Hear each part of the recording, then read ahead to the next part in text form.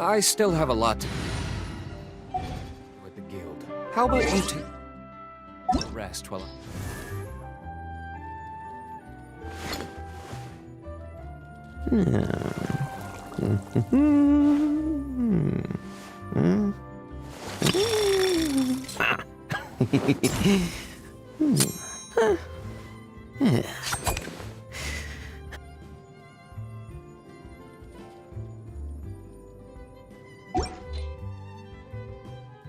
go back.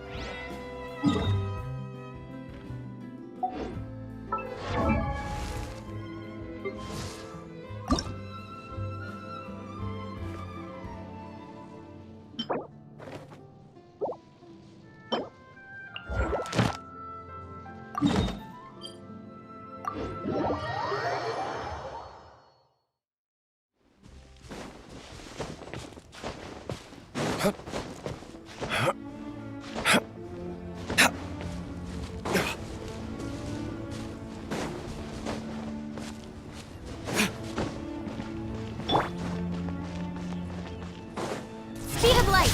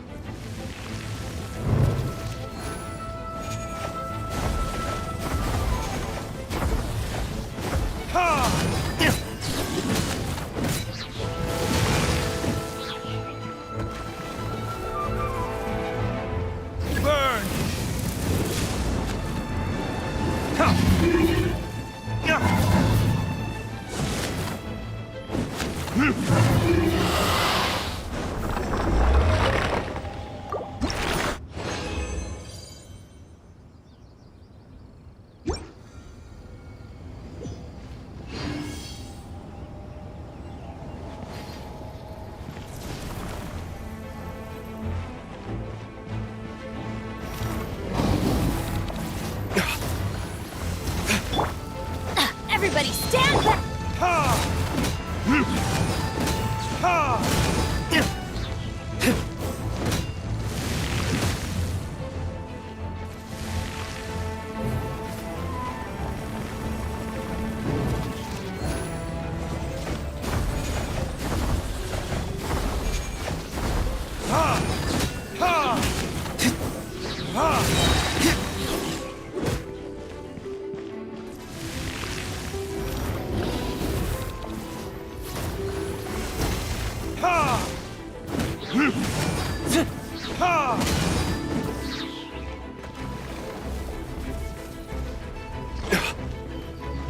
Verdict is...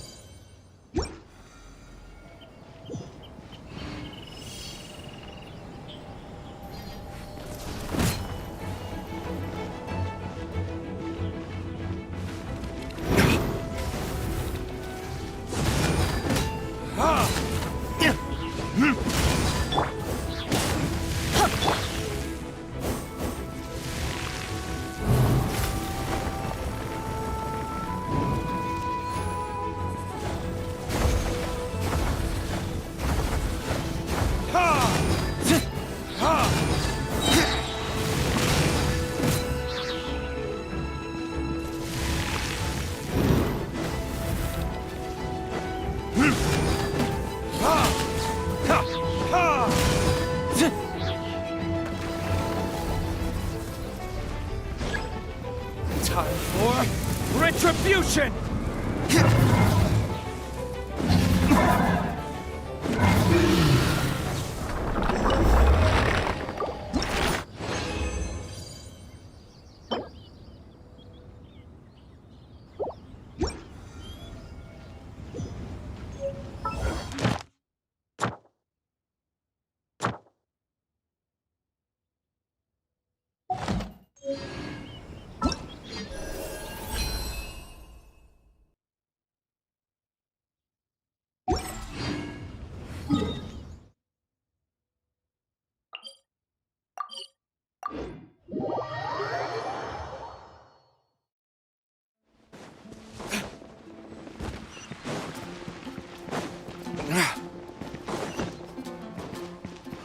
Ad Astra.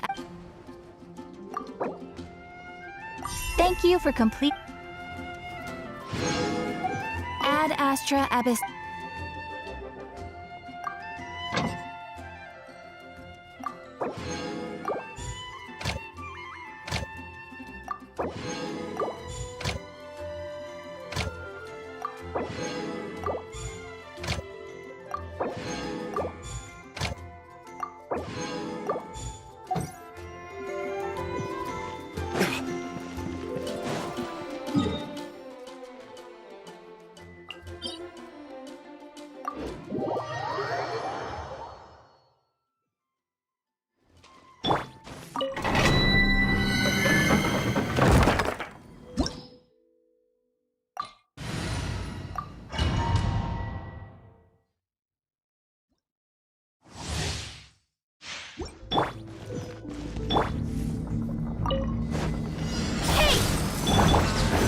Delves into death.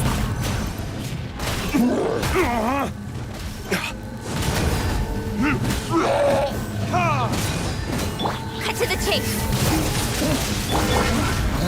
Decided by destiny.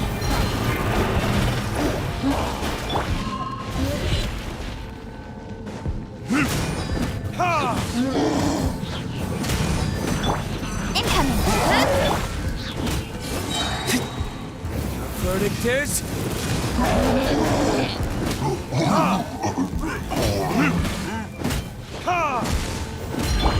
Let me scry.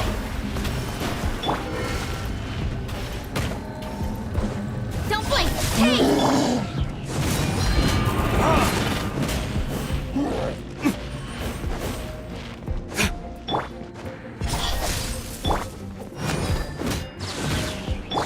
Shadows of fate.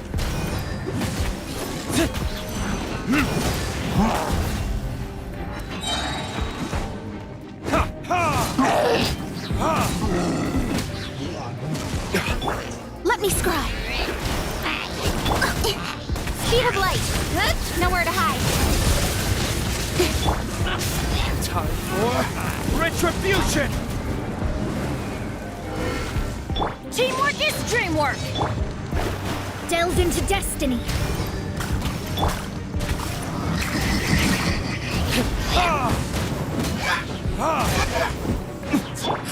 One step back, two forward, written in the stars.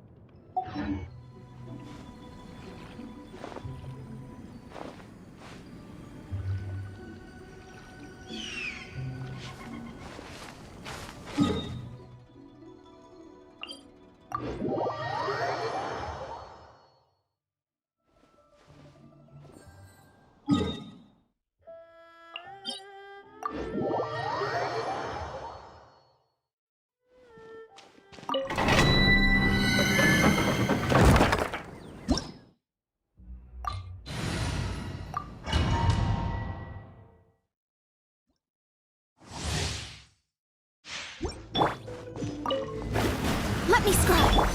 Speed of light.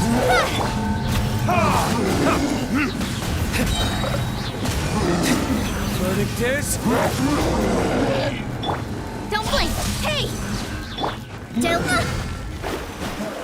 Shadows of fate. With sword from shadow.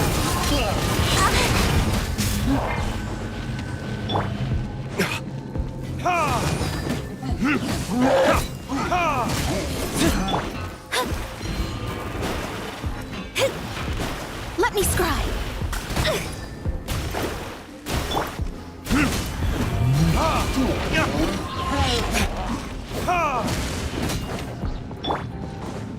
Everybody stand back! Delve into destiny.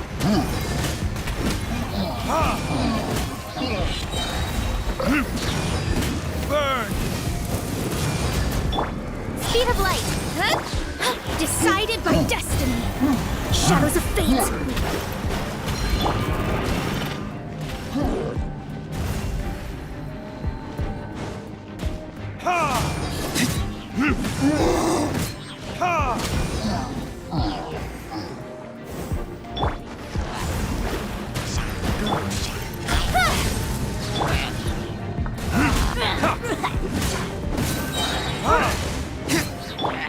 Nowhere to hide. Delve into destiny.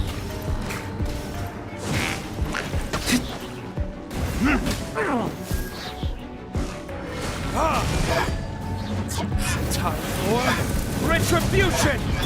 Shadows of fate. Incoming. Every teamwork is true.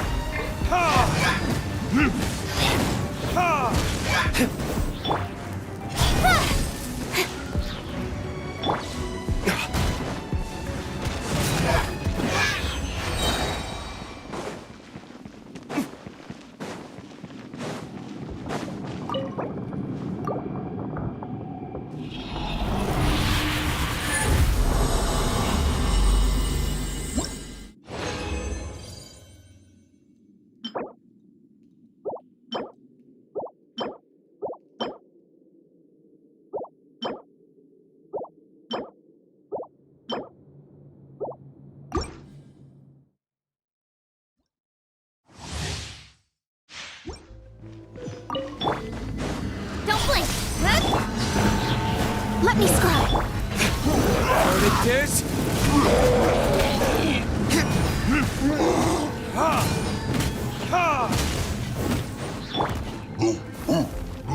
Shadows of fate.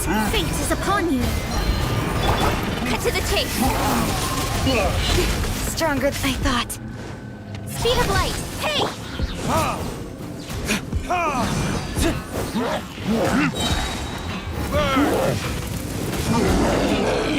Everybody stand back! Don't blink!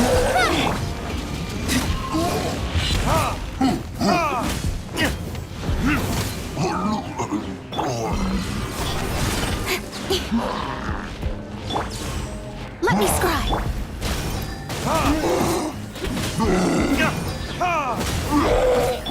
Incoming! Hey! With sword from shadow!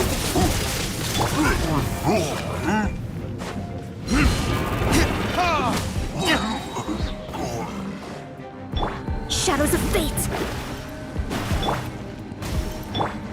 Speed of light!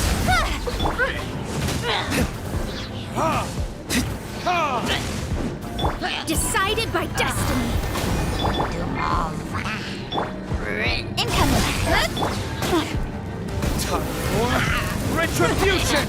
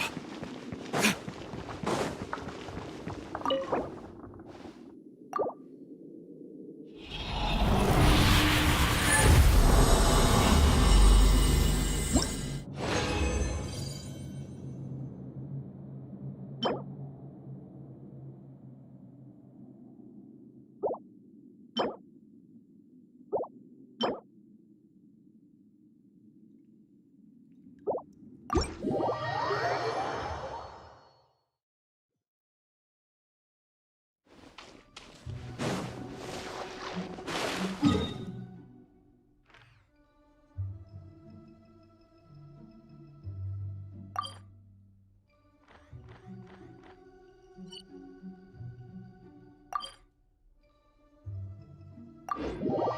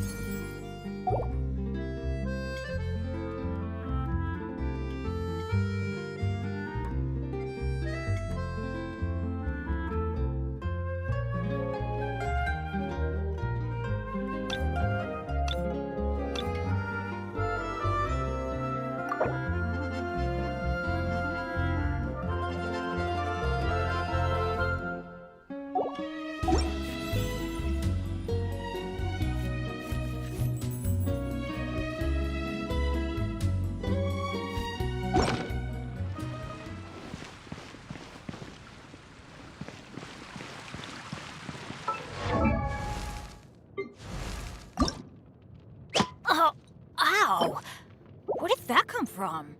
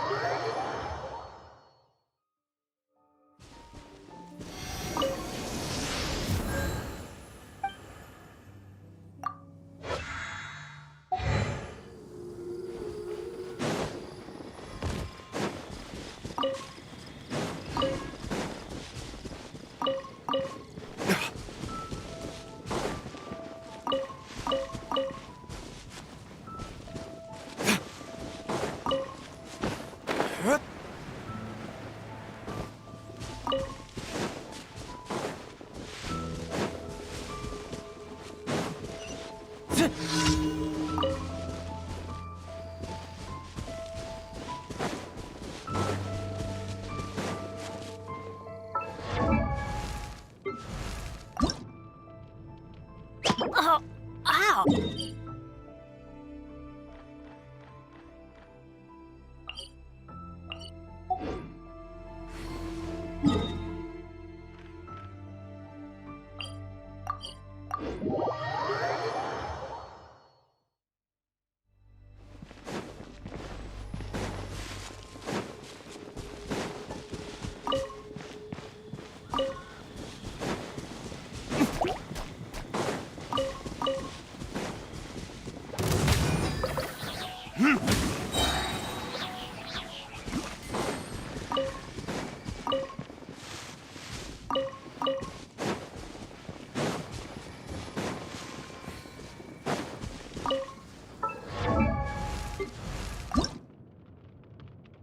Oh, ow! Where did that come from?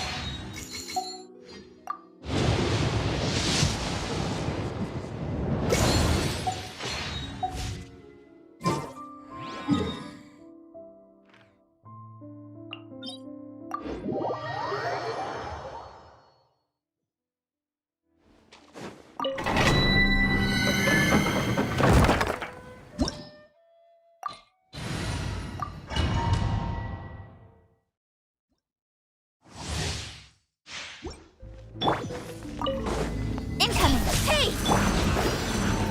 Shadows of fate!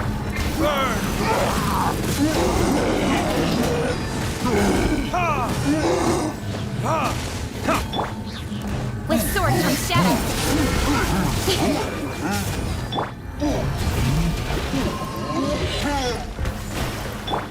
Don't blink!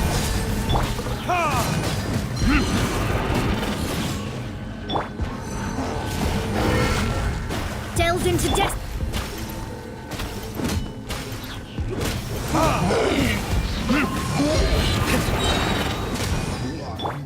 Speed of light! Huh? Shadows of fate!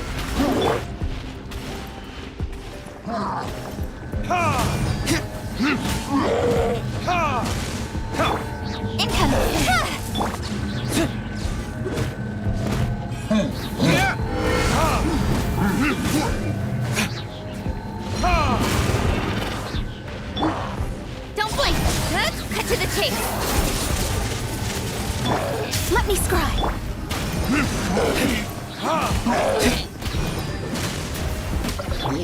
Incoming! Hey!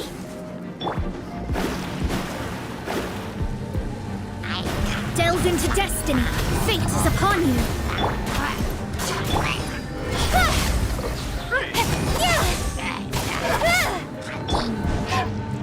Time for retribution!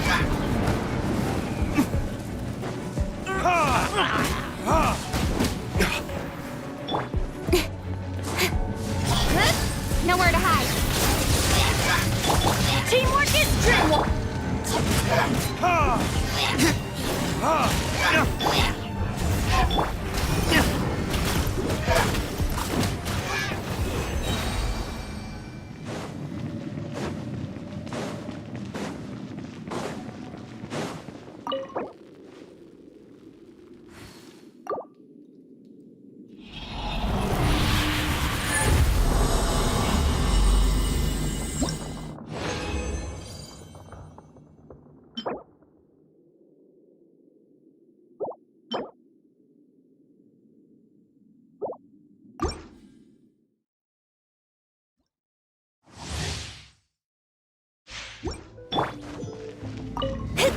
Shadows of fate.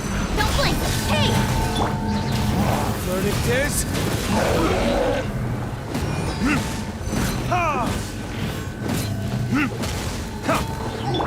Incoming. Delve into destiny.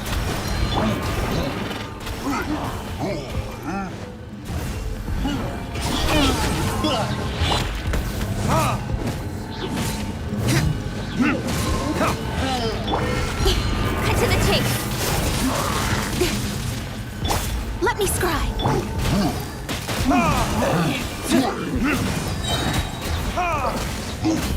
Time for retribution! Speed of light.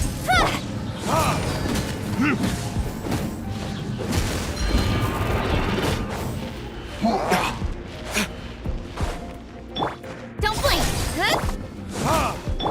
Shadows of fate.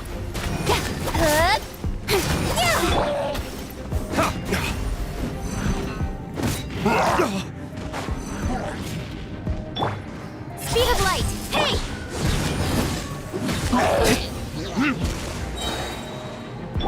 Delve into destiny. Written in the stars. Incoming. Verdict is... Nowhere to hide. Speed of light. Hey!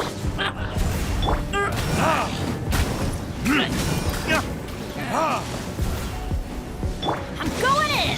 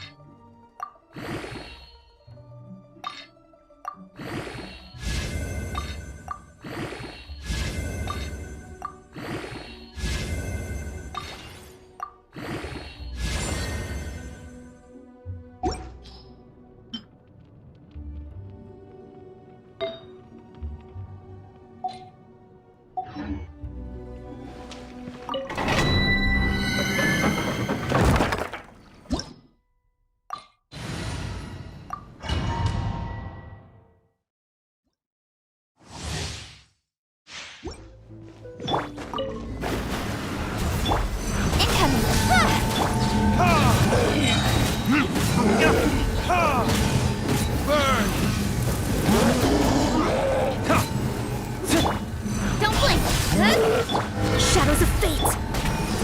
Speed of light! Hey! Cut to the chase! Incoming!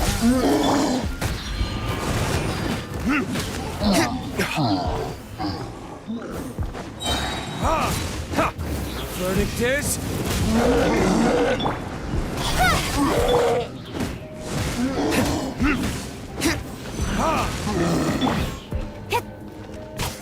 Speed of light!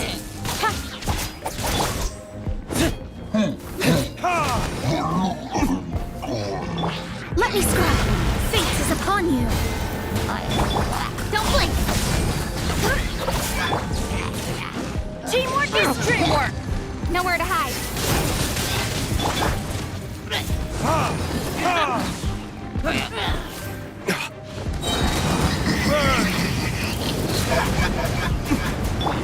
Shadows of fate!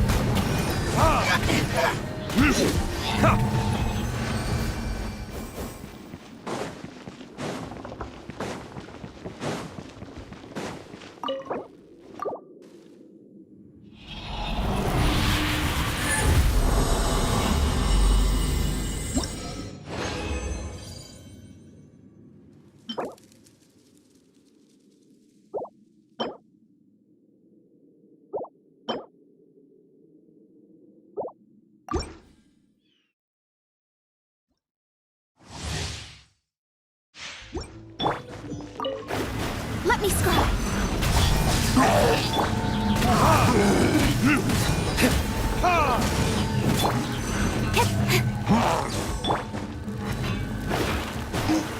Delved into death! Incoming! Hey!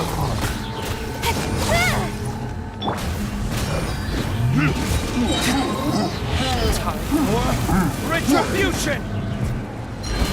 With sword comes shadow!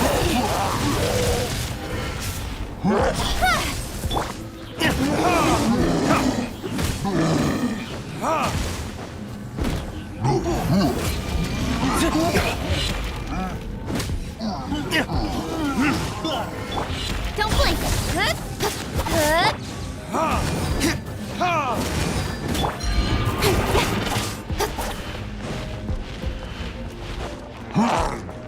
Speed of light! Hey!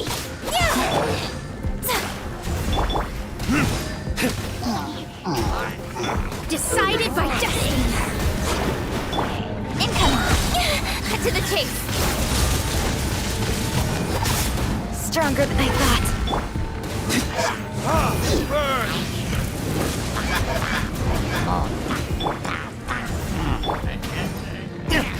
I'm going in!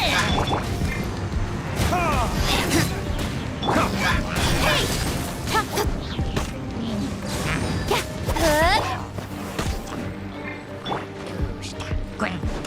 Don't blink!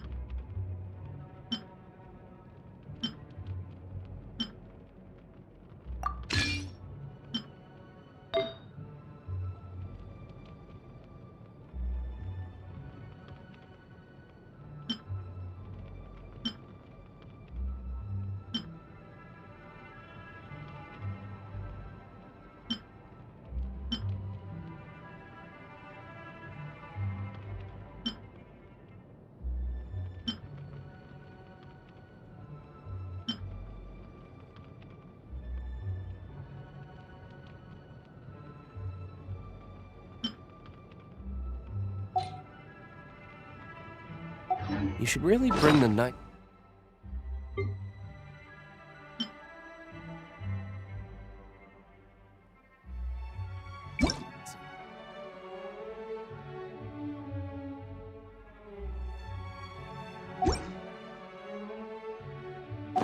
Livonius with you next time.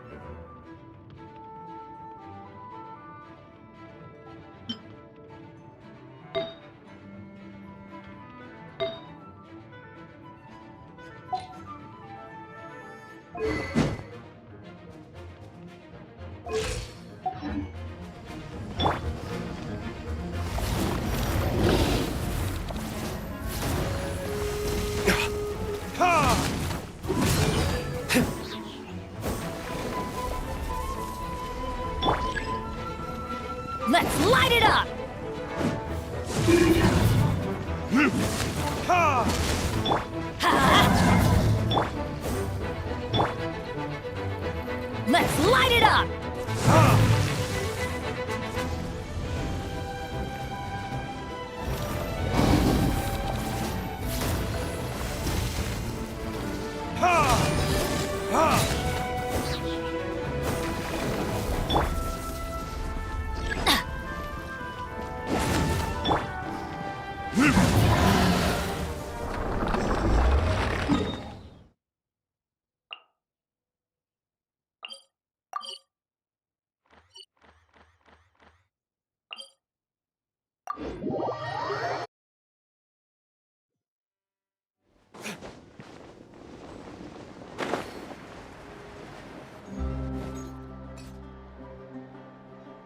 Well, if it isn't my dear partners.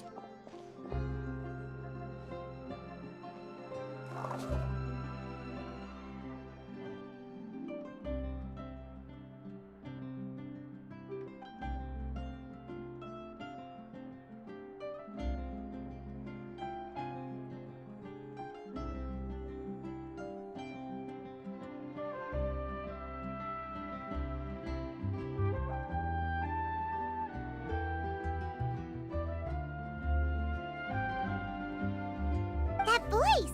It's Navia! I didn't expect to run into you guys here today. Are you headed somewhere? How about you, Navia? Are you still busy rebuilding Poisson? We've wrapped up most of the rebuilding, but there are still a few things left to take care of.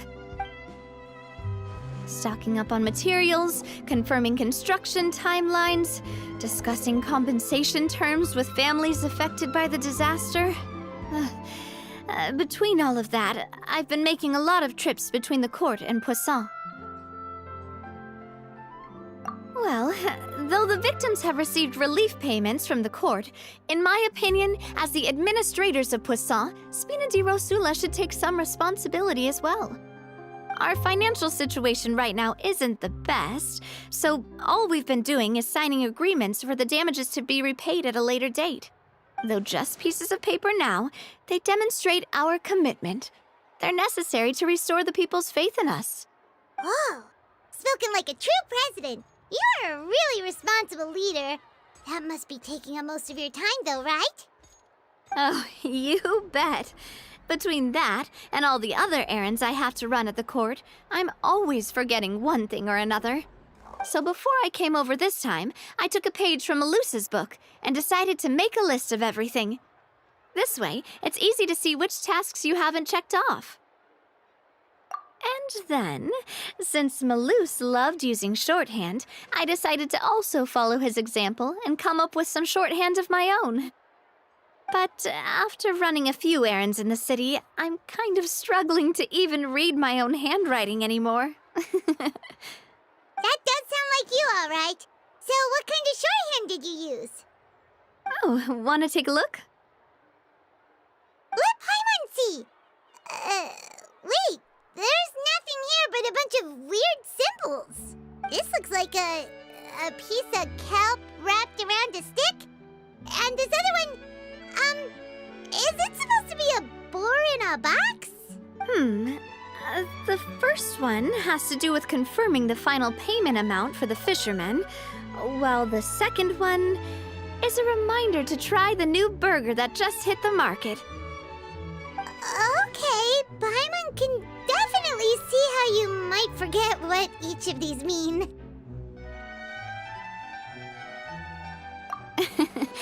Thank you for your advice. These are the kinds of things you only really figure out once you've tried them out yourself. I thought that as long as I understood my shorthand when I came up with it, I'd be sure to remember the symbols when I looked at them later. Unfortunately, I've definitely proven myself wrong. Well, now you know for next time. Anyway, I should have already taken care of most of the things on the list. There are still a few symbols that I can't decipher, but I don't think they're anything too super important. Worst comes to worst, I'll just make another trip. Ah, so you're going to head back now? Yep, that's the plan. Oh, actually, since we talked about the reconstruction earlier, want to come with me and check out the town for yourself? you said you don't have any plans, right? So we can just catch a boat and head over. It won't take long at all. It's a bit sudden, but Paimon doesn't see why not. What do you think, Traveler? Then let's go. We'll take a boat over. Oh, you mean the Aquabus, right? Like the Clementine line? Oh, sorry. I meant our own boat. The Aquabus doesn't have a station near Poisson, so we'll use one of the Spina's boats. All right, follow me. I'll take you there.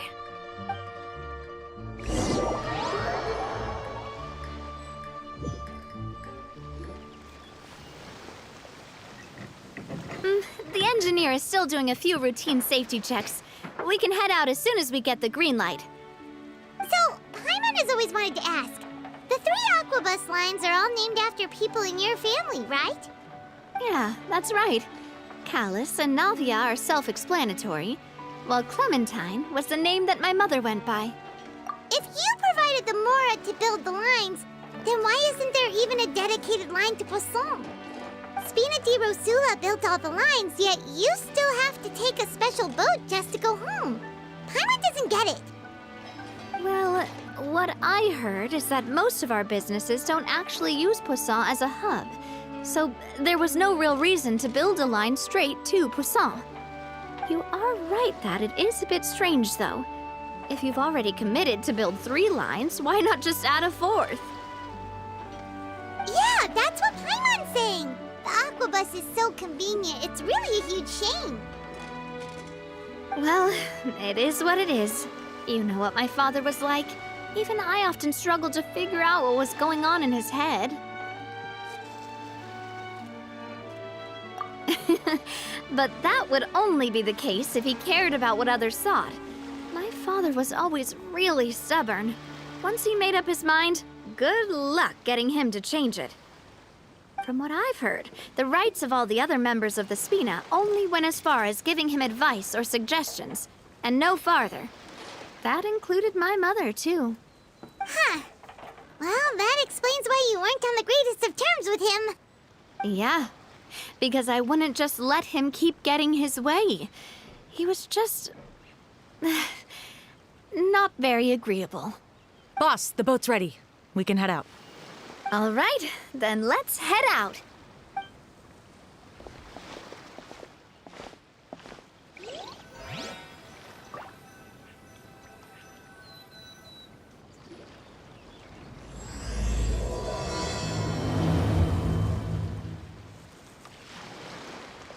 It'll be a while before we get to Poisson. Let's keep talking. Navia, what was your mother like as a person? Oh, Paimon, sorry. She totally forgot that you mentioned before that she passed away during childbirth, so you probably don't remember her at all. That's all right. I've heard many stories about her from the rest of the Spina. They've always said that they were sure we would have gotten along famously. While my papa was stiff like a board, my mother was supposedly super cheerful and funny. Their complementary personalities allowed them to make up for each other's flaws. My father would run the businesses and expand our reach, while my mother would keep the peace and make sure that everyone was happy. Their work made sure that the Spina could grow and thrive. Sounds like they were not just a well-matched couple, but fantastic business partners as well. Yeah, but those are just stories and anecdotes after all. It's hard for me to piece together a more complete or intimate picture of her. But sometimes I'd still look at the Clementine line and wonder, would the Spina and Poisson still be what they are today had my mother survived? Silver once said that a name is a kind of inscription, a way to etch a memory into the world. When given a name, a cold, inanimate object can gain a completely new meaning. So I will always associate the line with her in my heart. Over the past few weeks, I've also begun to appreciate how water can take in and hold our most intense feelings and memories, as well as how one may reflect on their past by watching the sea. I've lost many beloved people and memories to the sea. Even though I cannot stop for them and must continue to keep moving. the fact won't change that they existed in my life and gave me the reason and motivation to move forward. Always. But no matter what, we can't change the past. But I tell myself that I need to keep looking towards the future. Everyone, even my parents, have already overcome so many obstacles. Besides, I'm the president of Spina di Rosula. I've got to keep my chin up.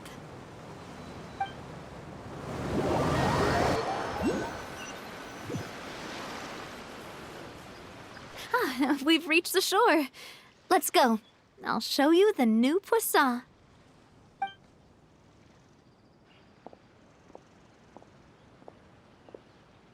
Navia, do you think she's doing all right?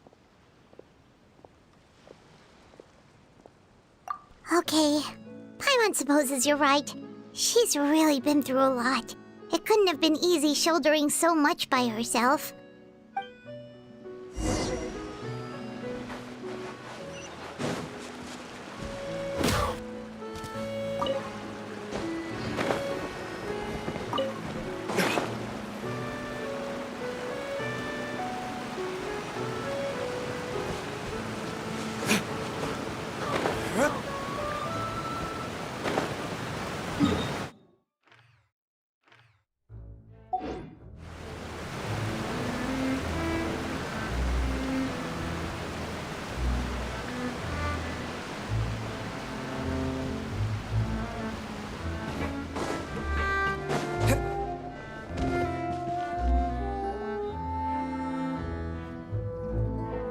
Boss, you're back!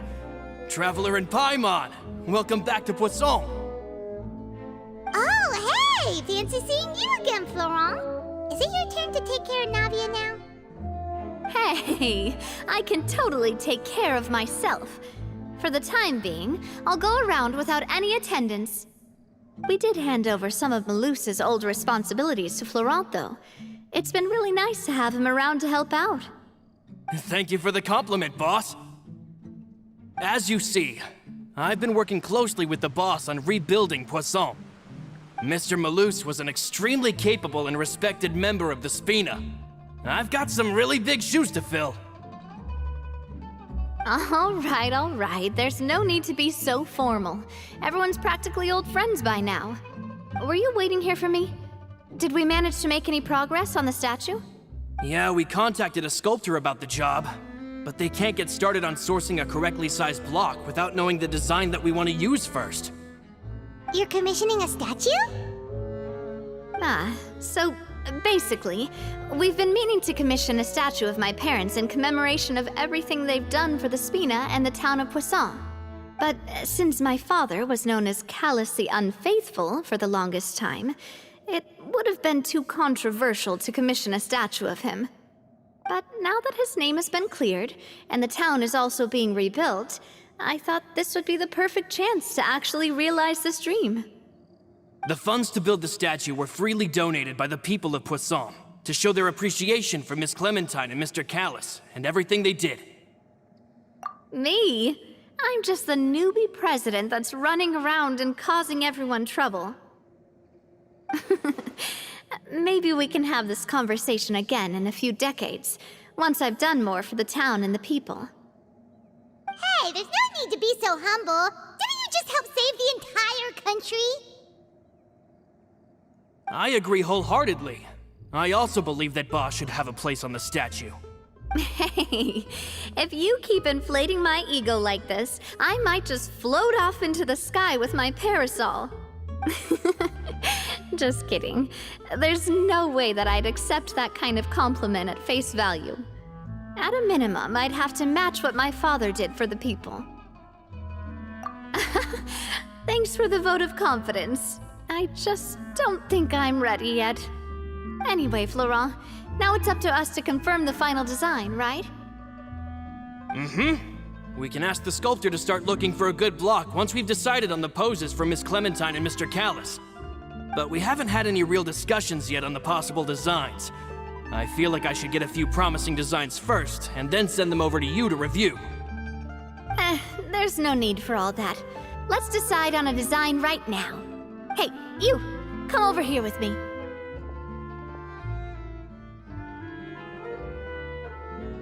Modeling a few poses, of course.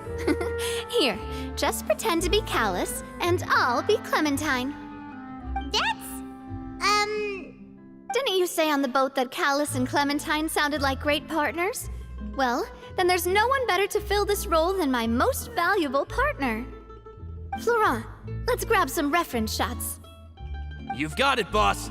I'll go get the camera. Well, what do you think? Got any ideas? Well, I've actually discussed it a bit with Florent before, but I could never come up with any fresh or original ideas. It's probably because my idea of them is already kind of set in stone.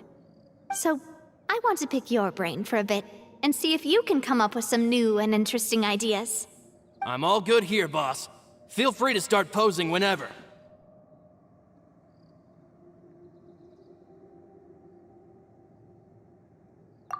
Imposing, huh? Oh, I've got it. Let's try this. This pose! It makes me recall Spina di Rosula's glorious golden age. But isn't Clementine's pose a bit too bold and heroic? Was she really that kind of person? If we were to stick with this pose, maybe people would wonder if she was actually the real boss behind the scenes. Well, tabloids did indeed speculate as much back in the day, but the Spina pulled a few strings and made both the report and the journalist disappear. Oh, Paimon was just kidding! Please don't make Paimon disappear. What Florent meant was that we asked the journalist to choose a new alias. You're right, though, that this may not accurately represent the image of her in our hearts. Let's try to come up with something else. Ah, by that, do you mean as if we were standing on a boat and looking out at the sea? Sure, let's give that a try. Whoa, you really remind Paimon of a captain and their first mate. Look over there, my dear Clementine. As you can see, every tree on that island is dripping with mora fruit. But there's something off with the composition. This pose makes Mr. Callus look too tall next to the lady. Oh, I see what you mean. Then let's swap.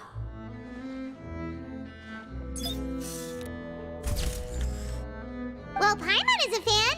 A statue like this would look fantastic on a boat. Wait, but we can't do that. Very few people would see the statue if we were to put it on a boat. This statue is meant to be placed in the town. But then, since we're putting it in the town, the whole point of the pose would be lost. Oh, okay. We'll try to think of something else.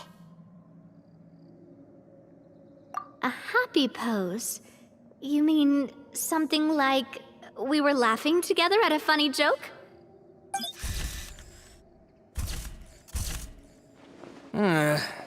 Would all that be able to come through with just a picture? Would we even be able to tell what they are supposed to be laughing about? Yeah, and that'd probably be a massive pain to sculpt as well. Could one of you try striking a pose like you're talking while the other one laughs?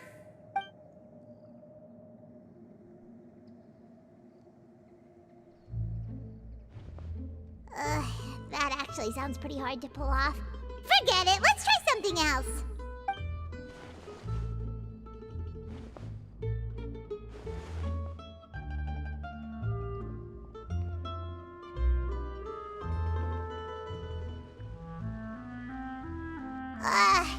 We tried a bunch of different ideas, but none of them felt right.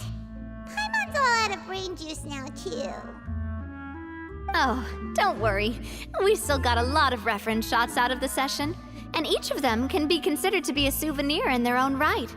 Let's just keep the ideas we tried as backups. Man, if I knew I was going to do a photo shoot with the Traveler, I would have prepared a lot of outfits and props ahead of time. Oh, outfits! Oh, that's the errand I forgot back in the city. Do either of you still remember that girl? The girl I went to see with you two. Her name is Adele. Oh, Paimon remembers her. She was the one that we met while investigating Mr. Callus's case, right? Yes, that's exactly who I'm talking about. So, after the case, she was finally willing to talk to me, and she told me that she wanted to join the Spina too. I said that it's fine, but young children are not allowed to join the Spina. She will just have to wait a few years, and then we'll welcome her with open arms. Since she's still a child, though, she thought I was just trying to let her down gently. But how could I get her to believe that I meant what I said? In the end, I came up with an idea. I'd have a Spina uniform made and give it to her as a gift. But I got so busy and distracted in the city that I forgot to pick the uniform up. So I did forget something important after all. Don't worry, boss. I can send someone to pick it up right away. On the matter of the statue, we should still come up with a few more ideas for the design. I'll have to trouble you to source some for me. We could have just done that from the start. Yeah, you're right. They'll have some value as souvenirs at least.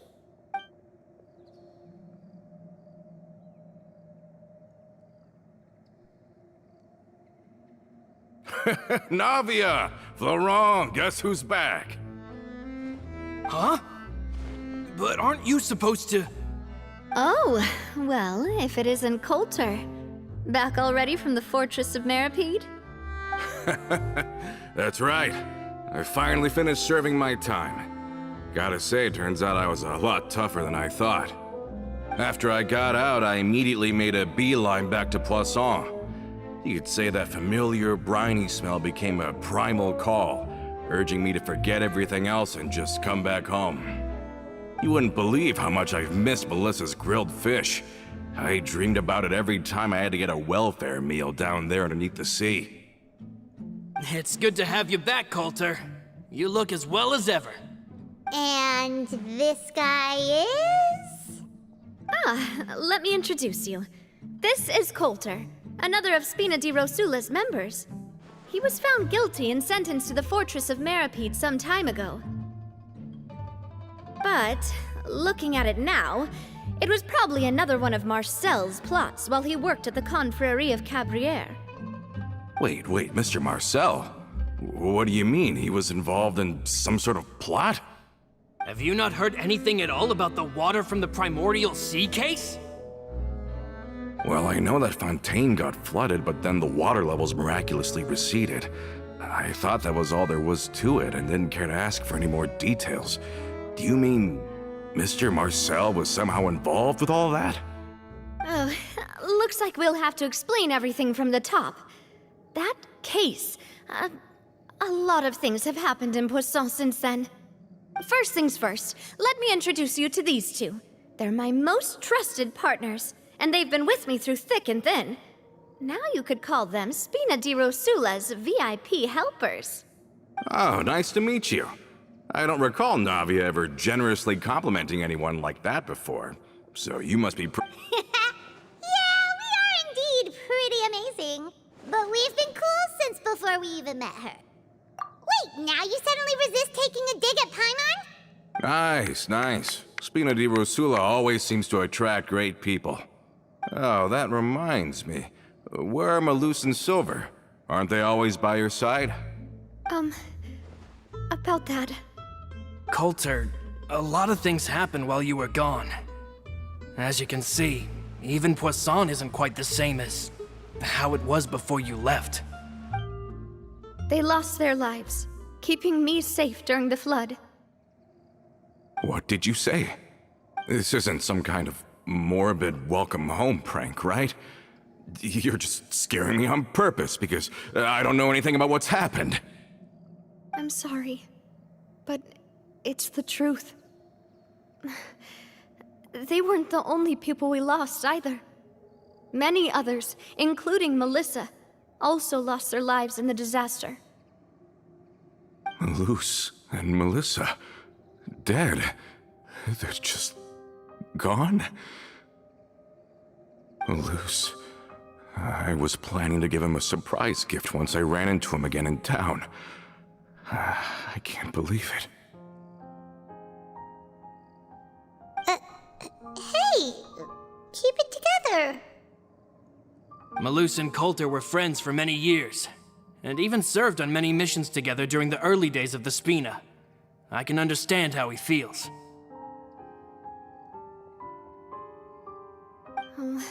Let's sit down somewhere, so I can tell you everything that has happened while you were gone. Fair warning, there was a lot. Okay.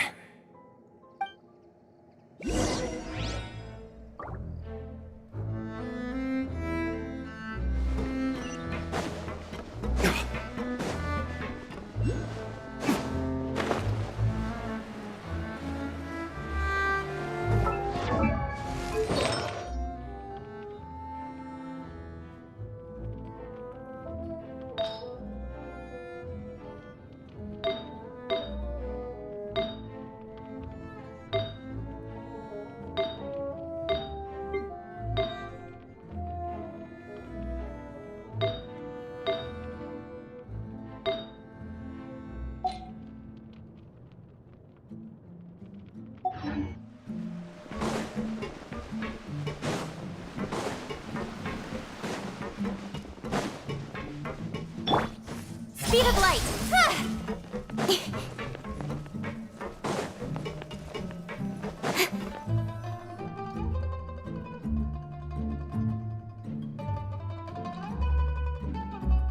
All of this, it's unbelievable.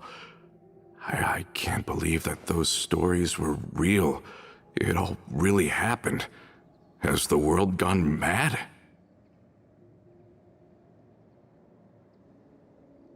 I think you and I both feel the same way about the profound tragedy of Malus's loss.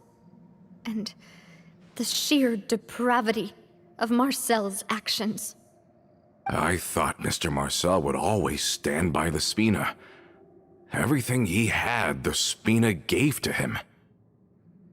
It's unconscionable to have received all that, and yet still plot to kidnap and dissolve you for his insane research.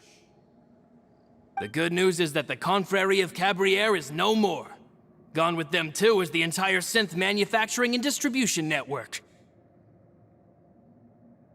We finally closed the curtain on that long struggle. Are you sure? But if Marcel wanted to rebel against us, he probably sent word in secret to Romeu. Romu? Not a name I've heard before either. Florent should remember him.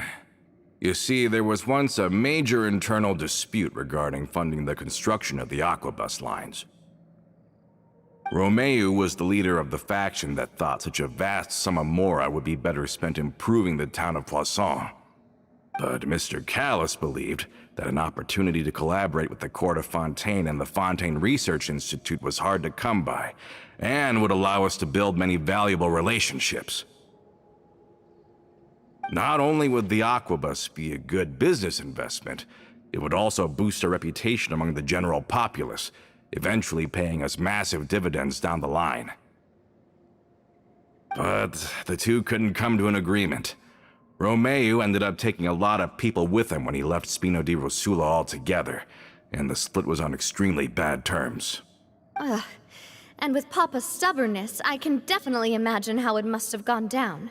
And of course, when he was suffering the slings and arrows of outrageous injustice, those relationships that he spent a fortune to build didn't help in the least. Yeah, you could say it was the price he paid for sticking to his beliefs. Oh, that's a good point.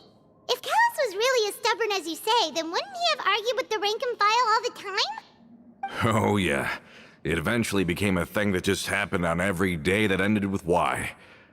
But Navia, boss, you might not know this, but he wasn't always like that. He used to be a lot better with taking counsel. With him listening to our advice, and Ms. Clementine also frequently on our side, it was pretty smooth sailing for a good many years. But on the matter of the Aquabus, even Ms. Clementine completely stood by Mr. Callus's side. I never knew. But from my perspective, Romeo's position had a lot going for it. Couldn't they have sat down and talked it out? I think the Aquabus was just the straw that broke the camel's back. On that topic, they eventually came to a rather radical conclusion. They believed that Miss Clementine lost her ability to serve as an impartial mediator when she became pregnant with Callus's child.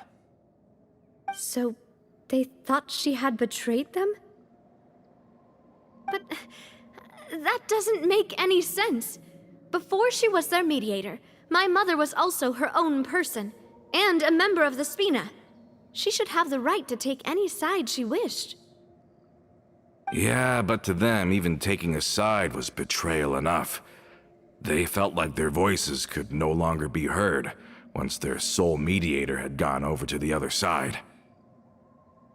Of course, Ms. Clementine then passed away, and Mr. Callus began to regard the completion of the Aquabus project as her final wish. With that, the last hope of reconciliation was gone. So that's what happened.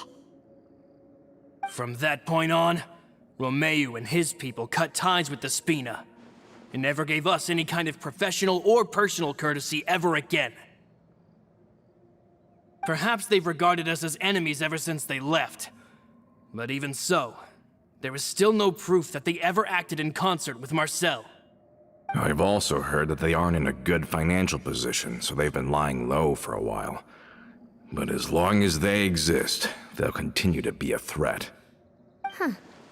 I think Coulter's got a point. Both Marcel and Romeo had my father in their sights for a very long time. Even though Marcel's faction has been dissolved, we still don't know anything about Romeo's whereabouts. If they're still trying to get revenge on us, with how distracted and vulnerable we are, now would be the best time. Good thinking, boss.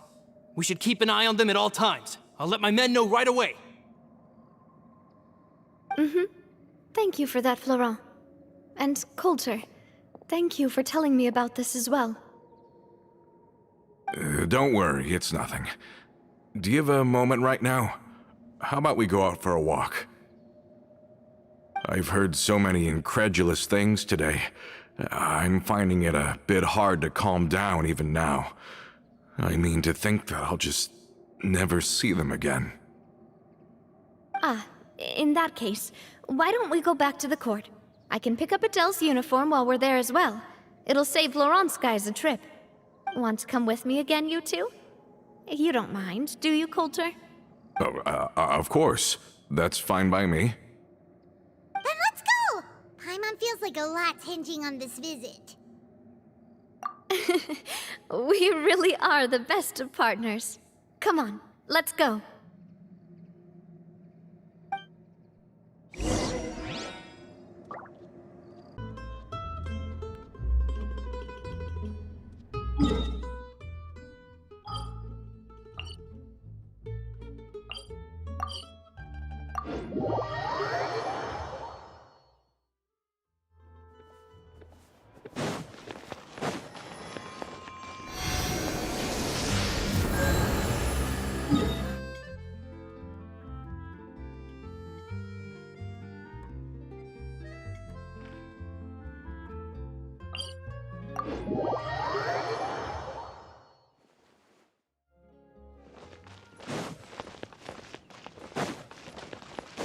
Incoming! Hey!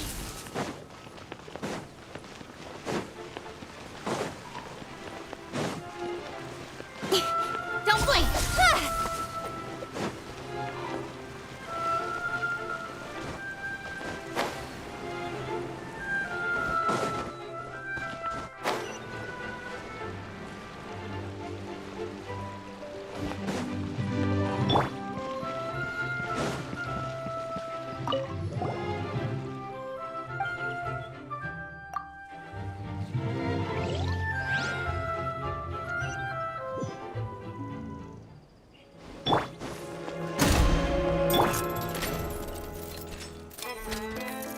shadows of fate.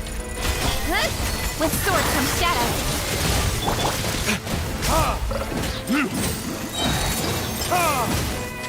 Verdict is... Speed of light. Ha! Huh?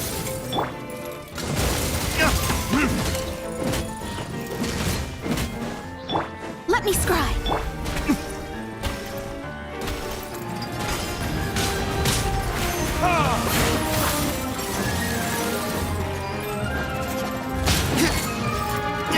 Everybody stand back! Hey!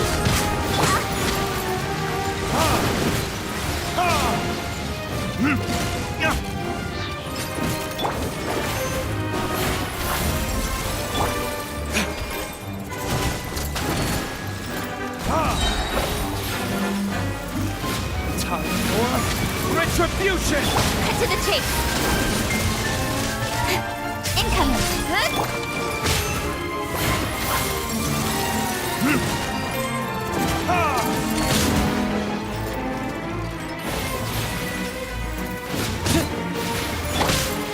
Don't blink. Hey! Fate is upon you.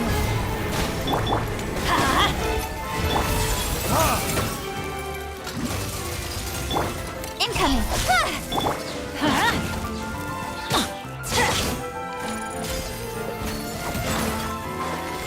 Let's light it up.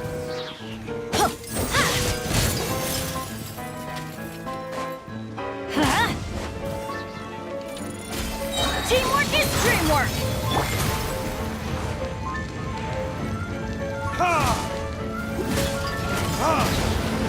Verdict is...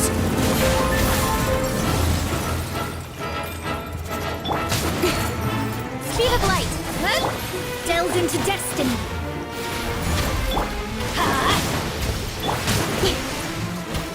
Incoming.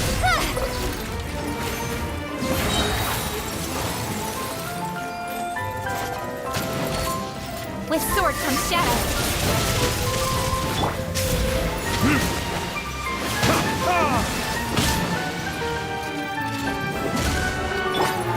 Speed of light. Huh?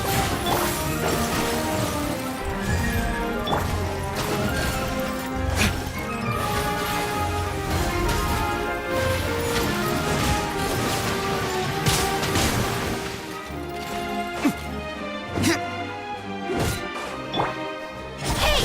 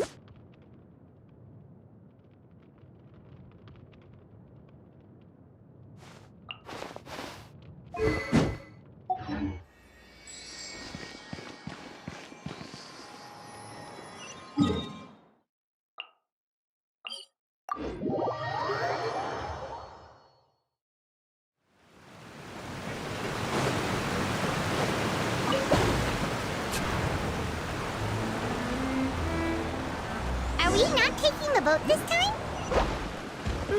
It's nice to walk from time to time, isn't it? Think of it as something like a hiking trip. Once we're there, we can stay a few days before we return. Sounds good.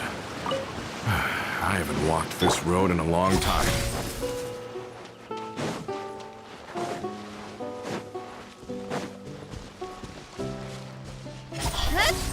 Don't blink!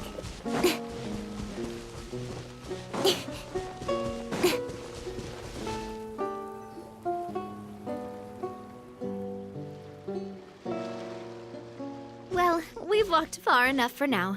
Let's take a break. Since we're out for a walk, we shouldn't stress too much about the destination. I've grown old, so I'm not as fit as before. It's a good thing that at least my work down in the fortress was quite the workout. Well, Paimon thinks you're doing great. We didn't have to slow down for you at all.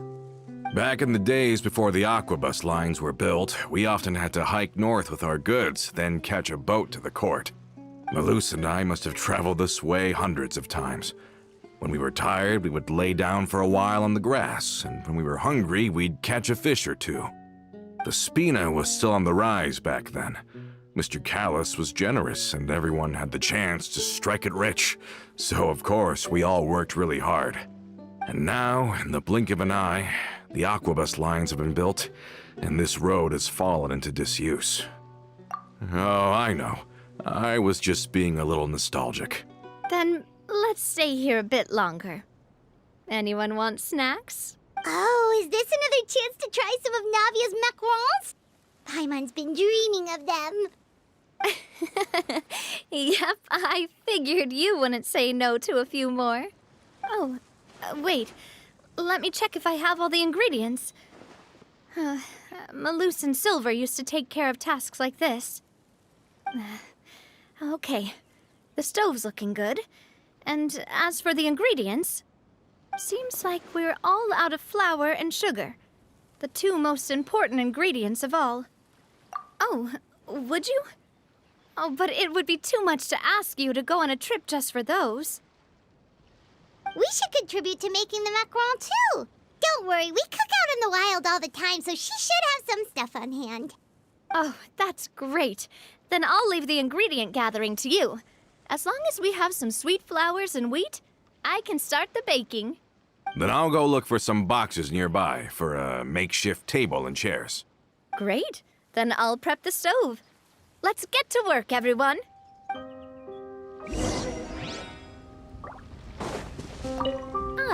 How did it go?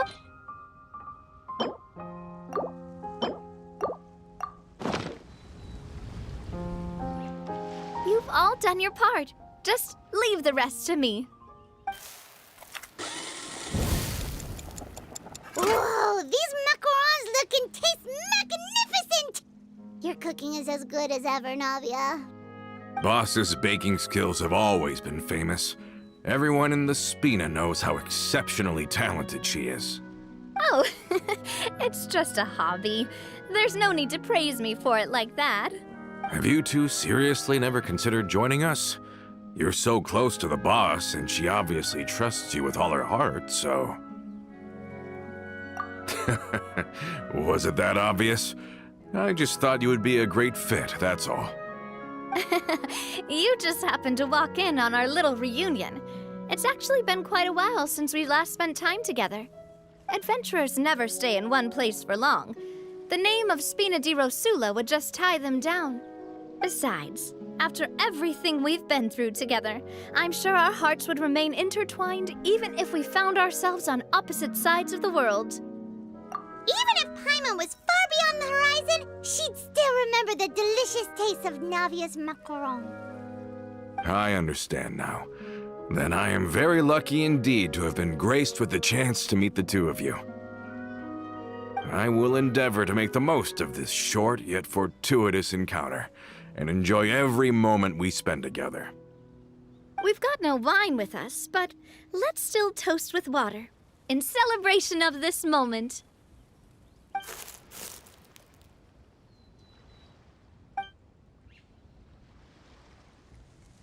Cheers! Hey, what are you doing? Quick, join in on the toast! May your travels go smoothly, may the Spina continue to grow, and may our friendship last until the end of time. All set? Let's move out then. I asked some old acquaintances in town to make Adele's uniform, so we should be able to pick it up right away.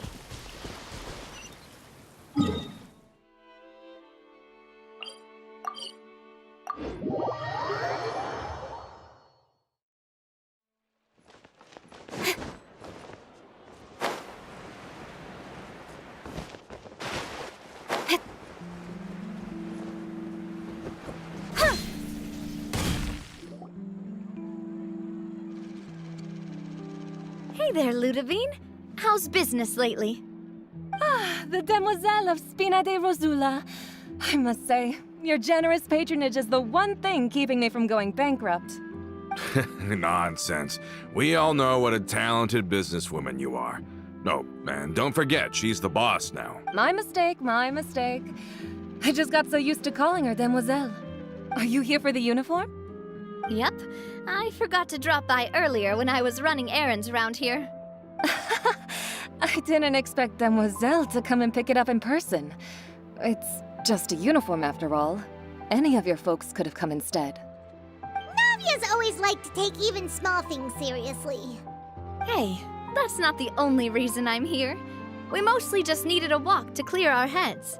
There are few things more uplifting than taking the first step on a new journey. Boss has got a point. Going on a trip with friends is always better than staying cooped up at home. Very well. Please, wait here while I retrieve the uniform for you.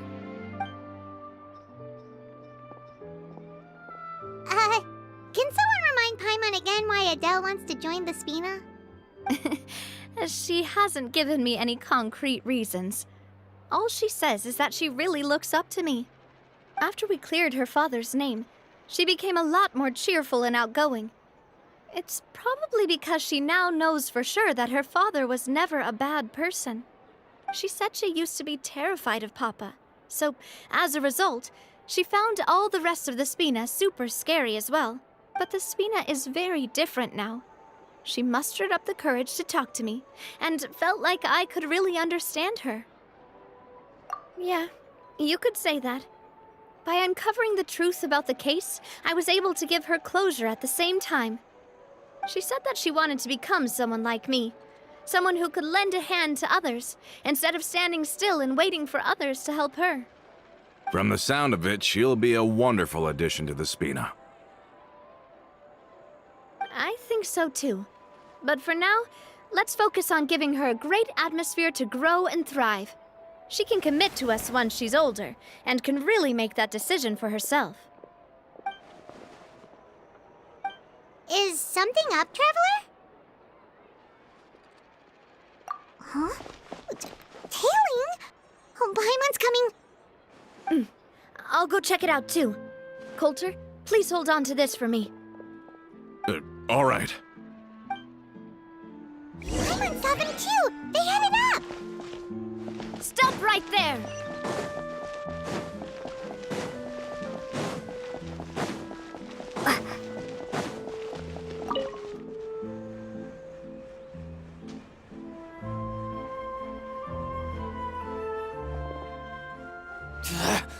We knew you were going to be difficult!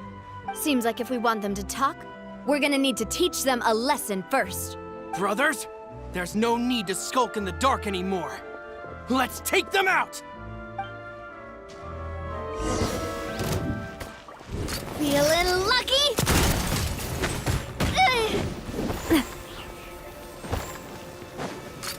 Hey there!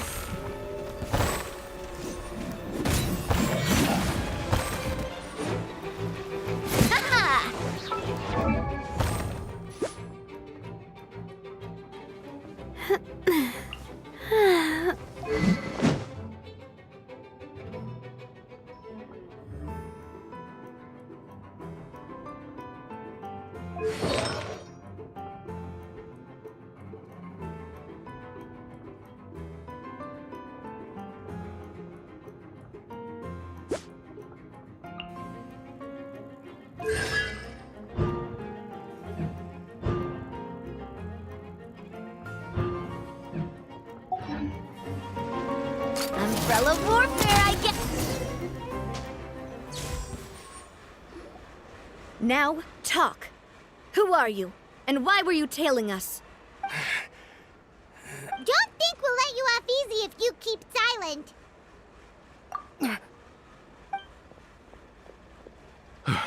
How did it go, boss?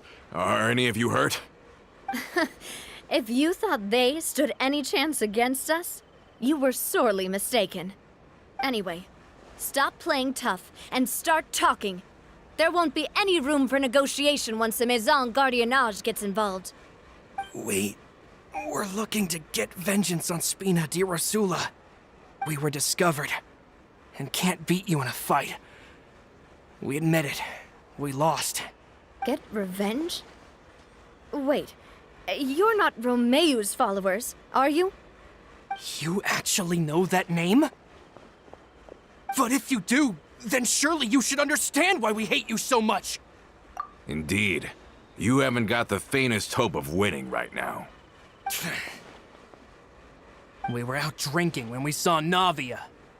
We got so angry we decided to follow you guys and look for an opportunity to really mess up your day. Too bad you guys messed up ours first. Huh? You're pretty sharp, but so what? We didn't do anything.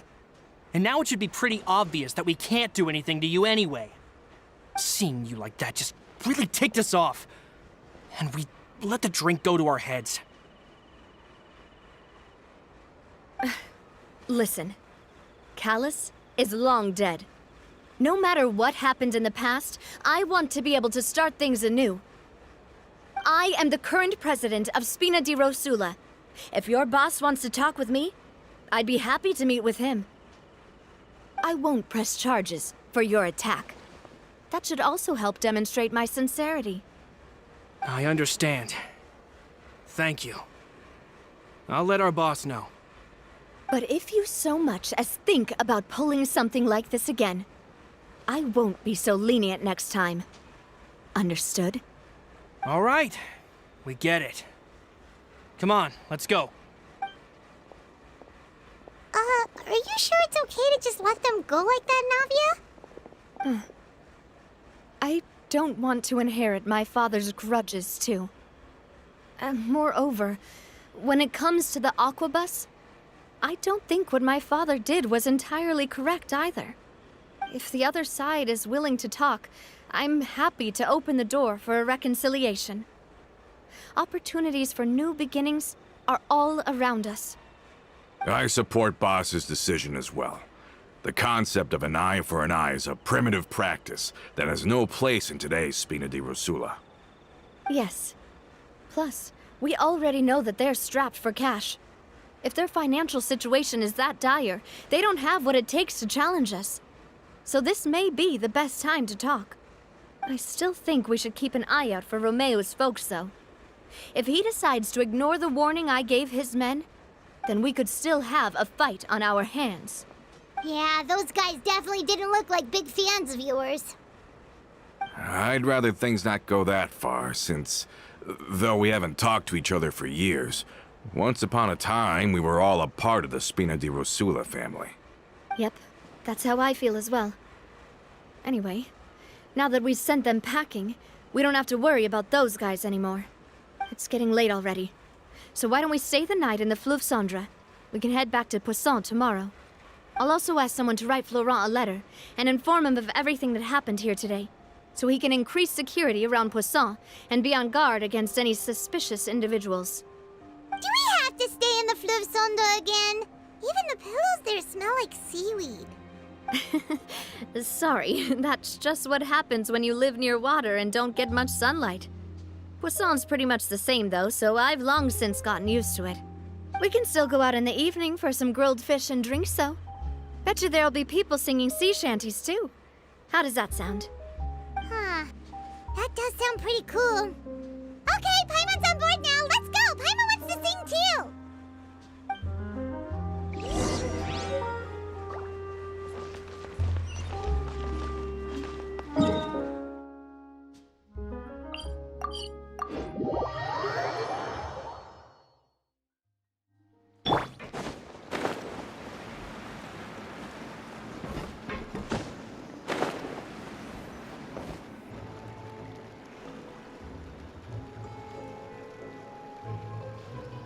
Coming back here really does feel like this place is starting to grow on Paimon. If you think about it, it would be kind of weird if the Spina's base at the court was some super luxurious building like the Palais Mermonia. Totally. Right on the money, Paimon. Although, of course, with the continued growth of the Spina, Papa wanted Poisson to eventually grow into a metropolis, not unlike the court. He was a very ambitious man, who rarely looked behind or beneath him. For better or worse, that always made him stand out from the crowd. And that's also why people hated him just as much as they loved him. All right. Why don't you go wait for me at the restaurant? I'll go do some prep and I'll get someone to tidy up your room while I'm at it. You can use the same room as last time. You still remember the room number, yeah? Yep. Kinda hard to forget when there are only so many rooms here after all. Oh, did I just hear someone taking a dig at Fleuve Cendre? I'll tell my guys to stuff your pillows full of actual seaweed right now. Oh, Paimon, sorry! Please have mercy, Navia. If you do that, then Paimon really won't be able to sleep at all. I was just kidding. Be on your way now.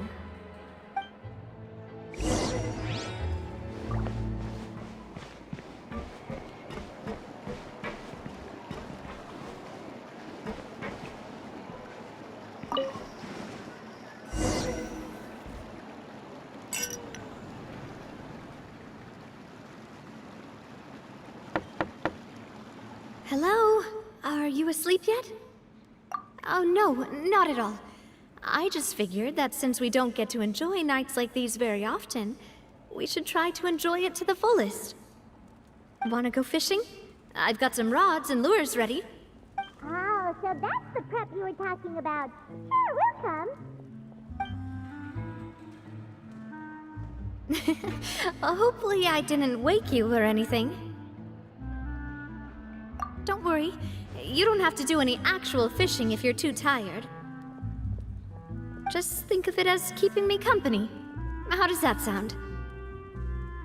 Okay, let's go. To the fishing spot.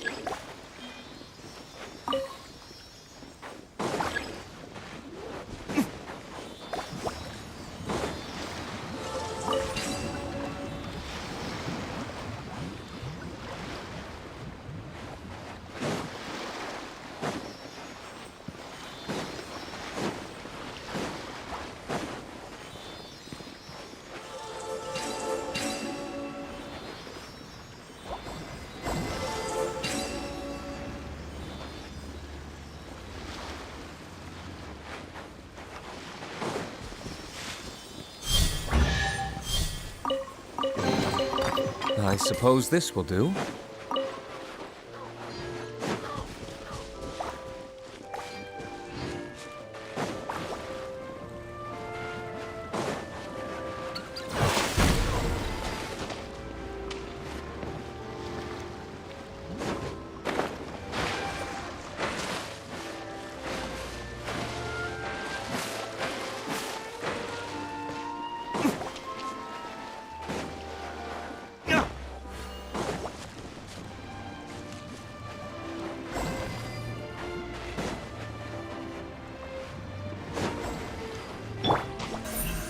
Speed of light! Hey!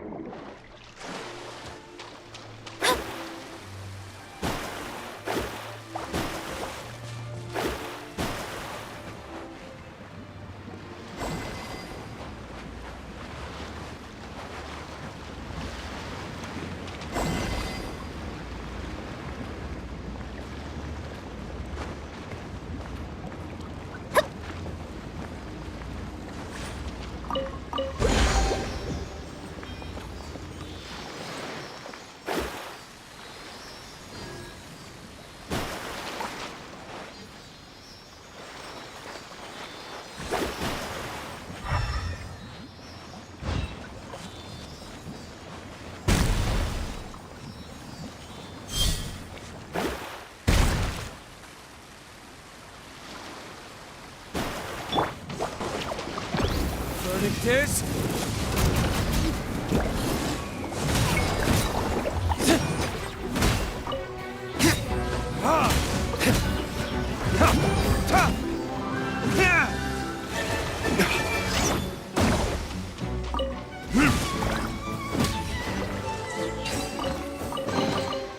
We'll need more where that came from.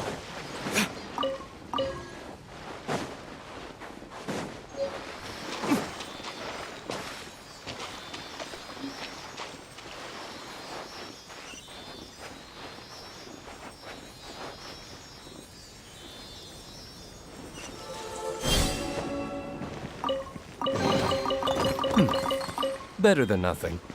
How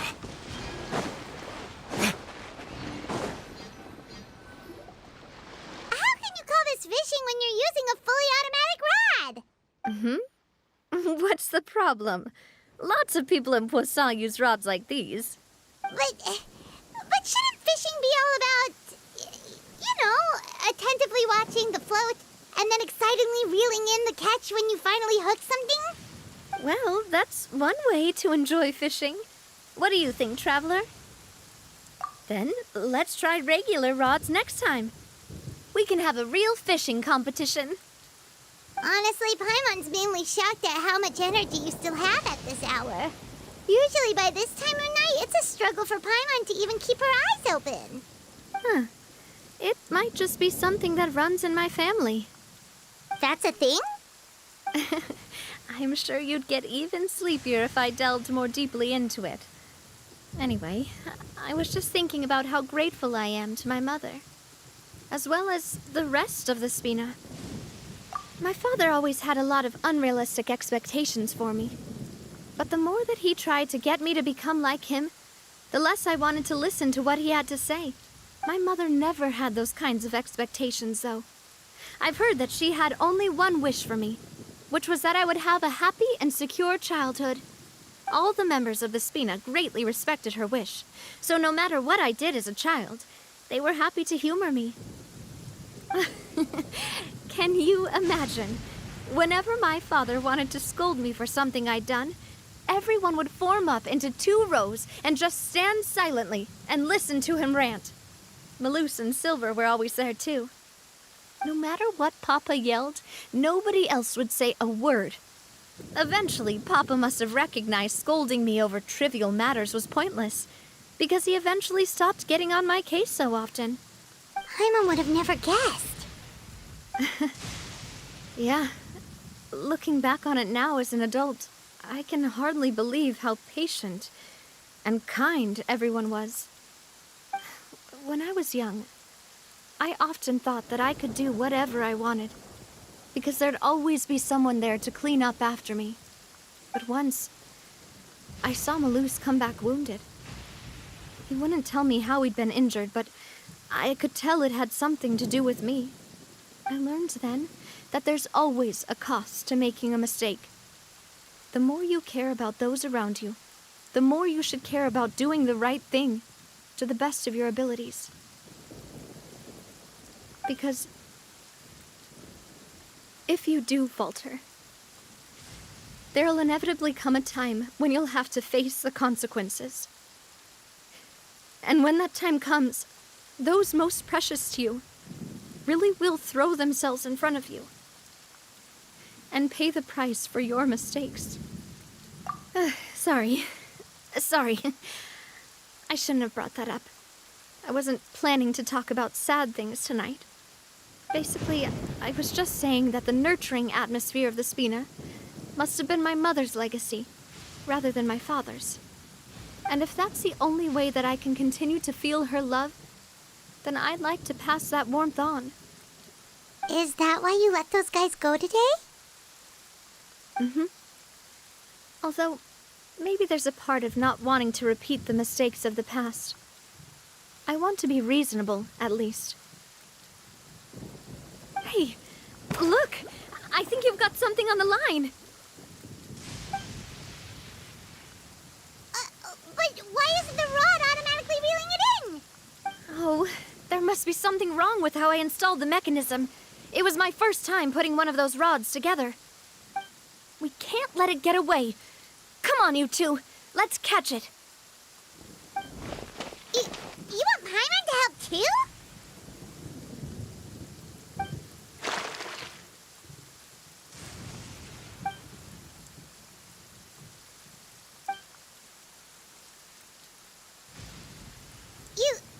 You didn't attach a hook to your line?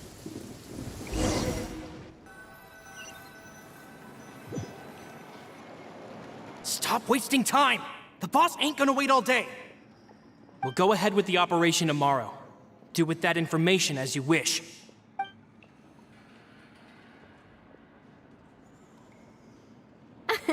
Well, your rod was missing a part too, so I guess that makes it fair. Well, if we're just talking about the number of missing parts, sure. Oh, never mind. Paimon really can't keep her eyes open anymore. All right, go to bed. I had a great time today. See you tomorrow.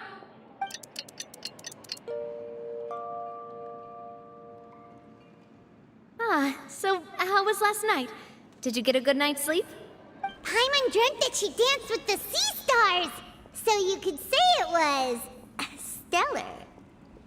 Get it? Huh. I didn't know you had such a great sense of humor. See? This guy gets it! Anyway, let's head out. I'll arrange for a boat to take us back to Poisson. I'm sure Adele will be happy to see you two again. Paimon hopes she'll really appreciate your gift. I hope so too.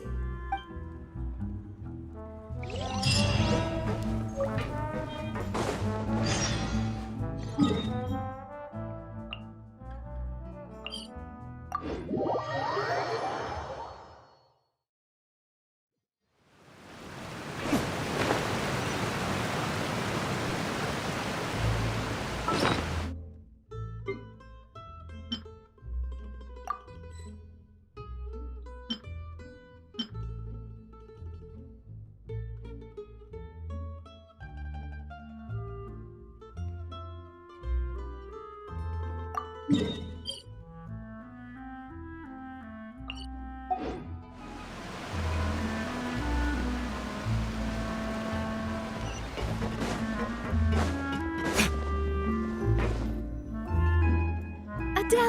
we're back! We brought you a gift from the court, too. Whoa! Thank you so much, boss! Don't call her boss, okay, Adele? Just Miss Navia would be fine. Oh, it's all right. I don't mind. Besides the gift, I've also got another surprise. Guess who's here? It's been a while! Oh, it's you two. It has been a while indeed. Thank you so much for your help on Jacques' case. I've heard that you also helped save all of Fontaine. You're truly just like the great heroes of legend. You're really amazing! And if Miss Navia's your friend, then she must be super amazing too! What's in this thing? Can I look? Of course. Go ahead. Oh, it's a Spina di Rosula uniform! Is it for me? But isn't it a bit big? Well, it's a gift for future you. When you first told me that you were interested in joining the Spina, I was overjoyed. But it's the Spina's responsibility to protect everyone as well. Being a member means becoming involved in all kinds of dangerous situations. And since you're still young, I don't want your mom to have to worry about your safety. So I turned you down then by telling you that you'll have to wait until you're older. But this uniform is a promise that you can join us once you're old enough to wear it. Oh, so that's it! Well, thank you so much, Miss Navia! I'll work hard and grow up as fast as I can! But you can't really grow up faster by working hard. You've got to be patient. Everyone, I'm really grateful that you remembered my daughter's wish and took it seriously. Thanks to the protection of the Spina, even though her father's no longer with us, we've still felt plenty of warmth and security. Oh, it's the least we could do. As long as you live in Poisson, even if you're not an official member, you're still part of the family. Boss! Huh? Is something up, Florent? I've got something urgent to report. Romeu and his folks have gathered outside Poisson and even shipped in a huge pile of explosives. What? Explosives? What do they want? It seems like they've been planning this for some time. We started investigating as soon as we received your letter, but Romeu and his folks must have gotten wind as well, because they abandoned their former posts before we could even check on them. We investigated their tracks and found out that they're after Poisson. They have smartened up since we caught them red-handed at the court? Seems like they've got no interest in sitting down and talking at all. We should have gone straight to the Maison Gardiennage. Sorry, I underestimated the situation. Well, too late now, I suppose. Florent, where are they keeping their explosives? On the hill to the east of Poisson, near the Clementine line. They want to blow up the Clementine line? Certainly sounds like it. Romeu and his followers hate the Spina and everything to do with Callus, and the Aquabus was the source of their contention. If they manage to blow up the Aquabus line, all that rubble will come crashing down the hill and straight into Poisson. Are they insane? There's tons of innocent people in Poisson! Yeah. If they've been planning this for ages, they're definitely not going to let this opportunity slip by. We have to issue an evacuation order to the townspeople and get them as far away from the entrance as possible. That should... Let's get everyone onto our ship. That should be the safest place. My dear partner, can I leave the Clementine line to you? If the explosives do go off, not only would the people of Poisson be in danger, any aquabuses using the line would plummet to the ground. Let's stop their insanity first, then settle the score with them. Leave it to us, Navia. Please stay safe, too.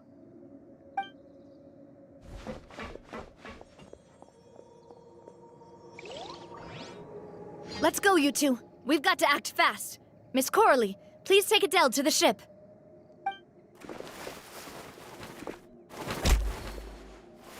Watch out, boss!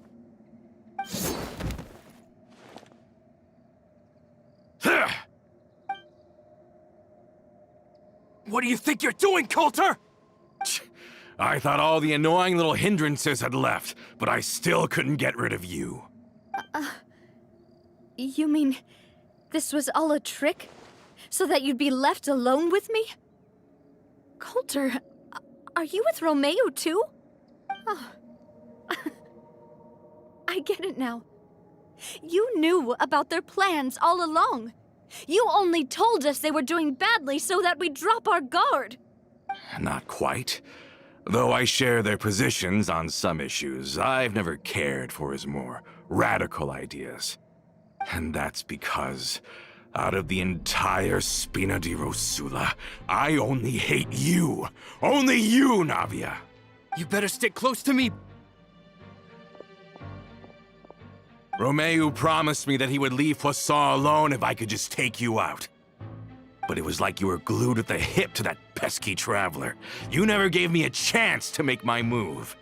Romeo has lost his patience. I didn't have to be here today, you know. But I swore that I'd kill you, even if it meant being buried with you in the rubble. Why?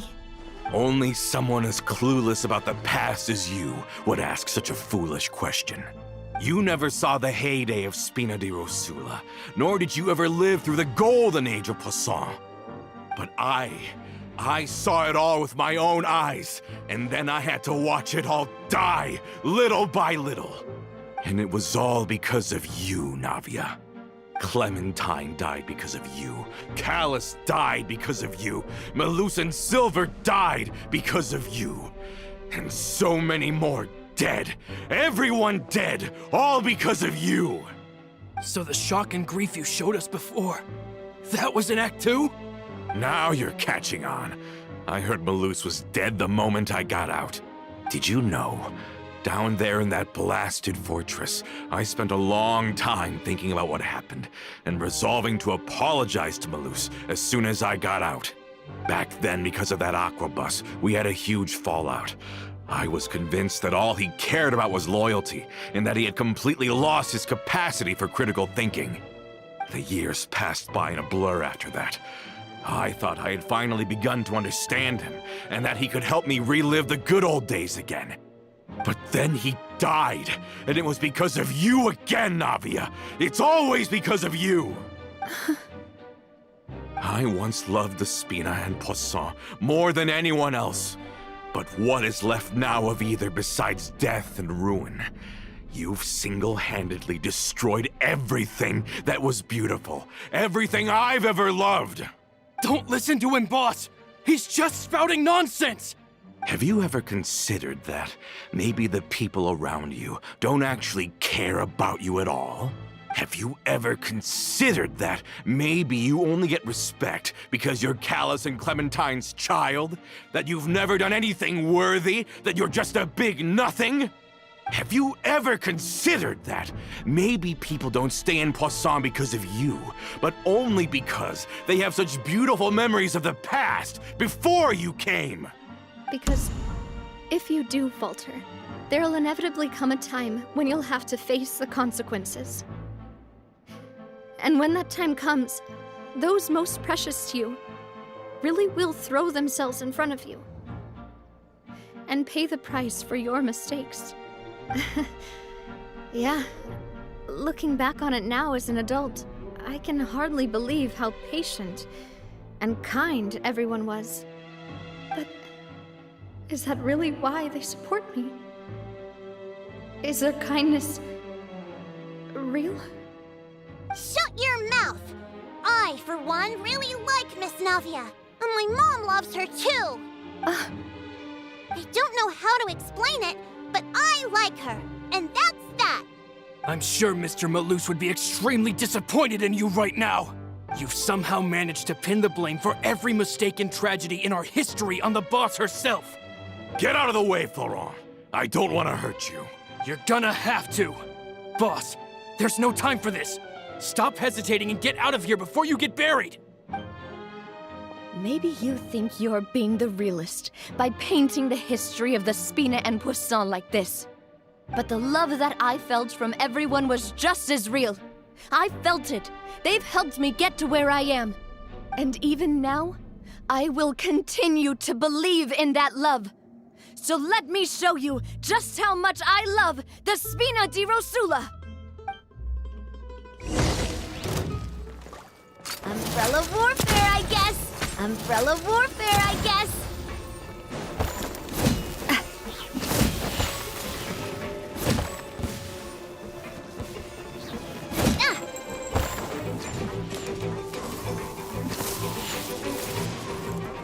Feeling lucky?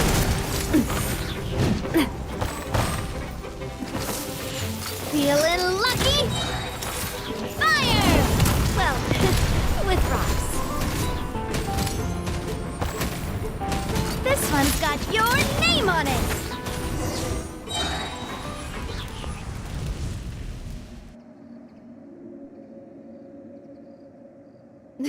Laurent, I'll leave the town to you. Summon the other members and help with the evacuation of the townspeople. If you find any of Coulter's accomplices, subdue them quickly, and don't give them the chance to harm any ordinary civilians.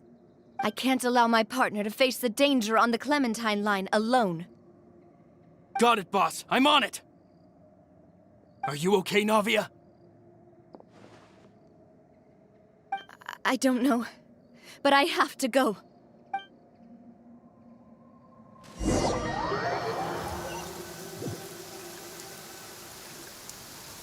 Let's hurry up there.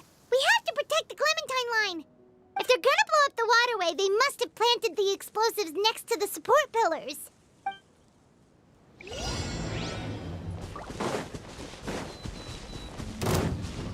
Cut to the chase!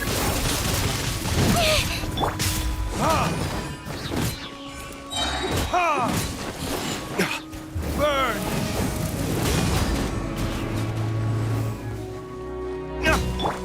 Incoming!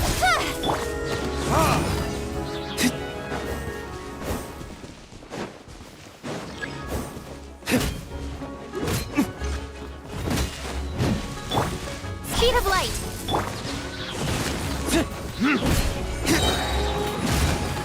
Time for retribution! They certainly brought a lot of muscle.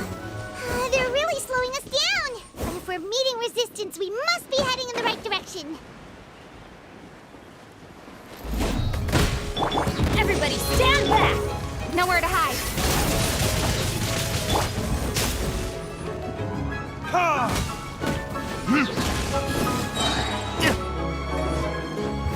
Verdict is...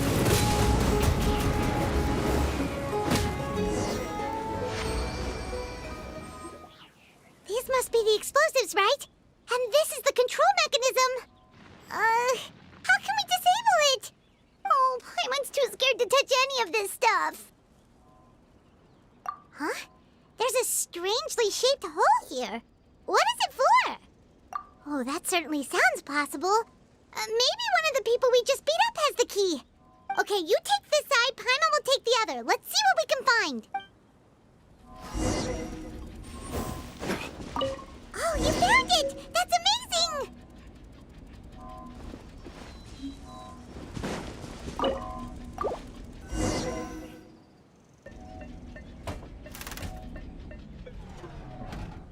That should do it, right? Navi and Florent should be able to relax now.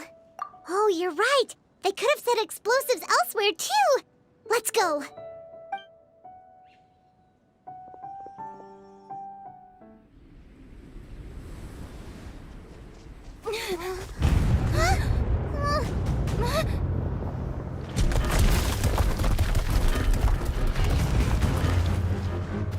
They're gonna bury Poisson!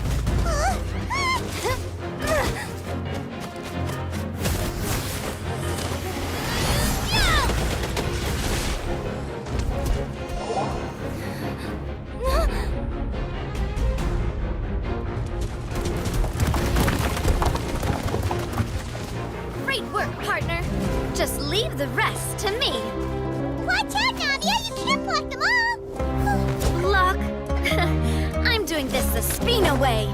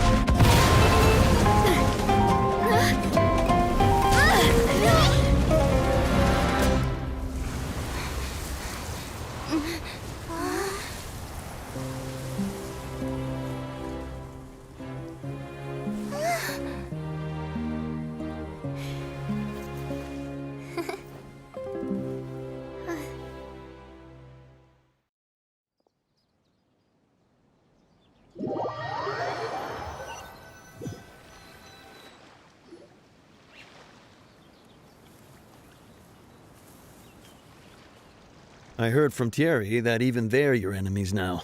They were once a part of Spina di Rosula. Do you plan to settle this privately with them?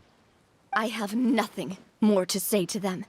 Regardless of whether their hatred and anger towards me or the Spina was justified, anyone who's willing to endanger innocent civilians is no longer sane enough to even be worth trying to talk to. Please prosecute them in accordance to the law. Spina di Rosula will not raise any objections. Sounds good. We're very appreciative of your help. Without it, the consequences would have been far worse. All right, this operation is a wrap. Take him away. We won, Navia! We saved everyone! And you were so cool! Yeah. Luckily, we were just in time. It's probably because I expended too much elemental energy at once. I'll be fine. Don't worry about me.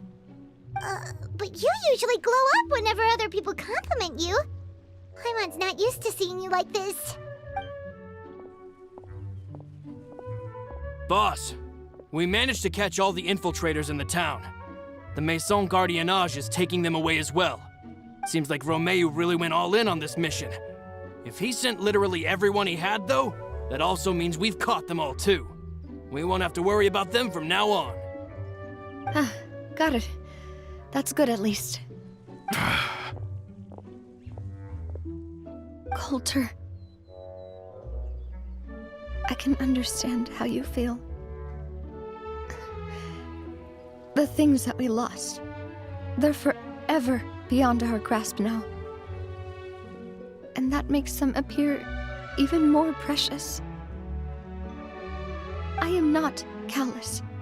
And I will also never become him. The Spina and the Poisson that you loved are both gone. But I will not change how I feel about our future. I still believe that this is a great opportunity to start anew. I will spend more of what the Spina earns on the betterment of Poisson. What's more, I'd also like to propose some changes to the Aquabus routes, so that one day, the people of Poisson will enjoy the boons it brings as well. I know what you're trying to say. Mr. Callus would never have said anything like that. There are too many things in life that are just beyond our control. In that, we are the same. Henceforth, you are no longer a member of Spina di Rosula, but once you're discharged from the fortress again, you're welcome to pay another visit to Poisson. Thank you, Navia.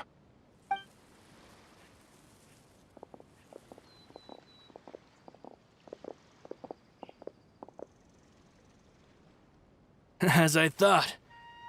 Boss really is a kind and gentle person. She is also, I must say, a truly unlucky person. Thank you for protecting the Clementine line. I was actually really scared, you know. I mean, even the Callus line won't be getting rebuilt anytime soon. If I'd lost the Clementine line too, I wouldn't know how to live with myself. A name is a way to etch a memory onto the world. Losing the line that bears her name, that I can see every day, would be like losing my mother all over again. Seeing it still standing there, tall and proud, it makes me really happy. What happened while we were gone? Honestly, you look more upset than tired or anything. Just give her some time.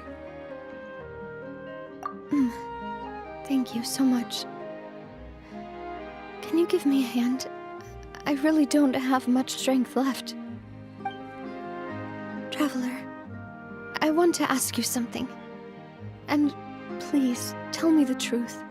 Do you really see me as your partner? Of course. That's good then. Hearing that, it brings me more relief than I can say.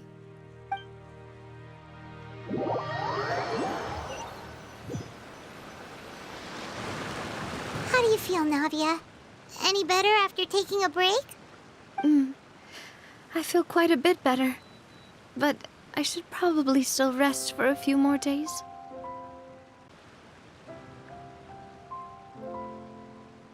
Sorry, partner. I said some weird things earlier. Feel free to just ignore me. I used to think that I'd never doubt myself. But you could say I've discovered that I'm not as strong as I thought I was. Coulter mentioned my parents, as well as Malus and Silver. It's all thanks to them that I've made it this far in life. Do you think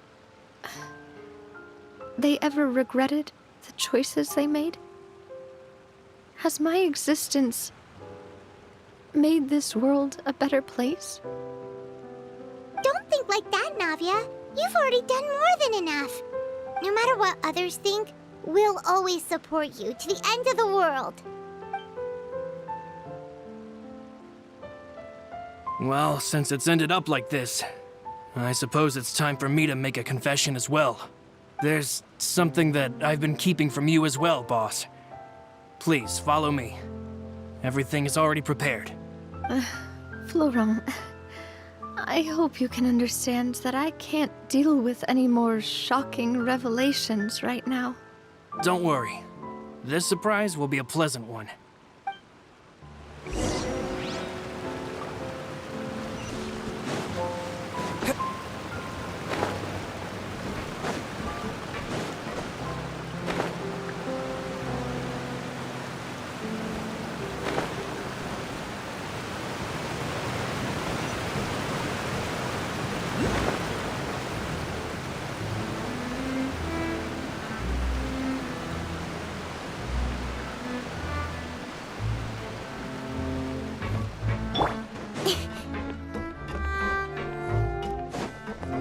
Don't blink! Hey!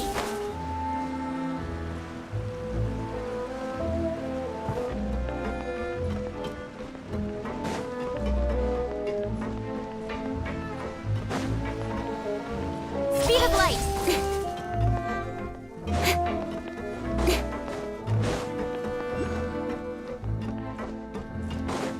Don't blink! Why is everyone gathered here? And what's this? This was supposed to be a gift to you from everyone in the town. We were originally planning to show it to you once it was finished, but special times call for special measures. I've never seen you look so defeated before, so I've decided to show you the designs before the final product was done. Do I really look that bad? Well, if you're ready, I'll unveil the present.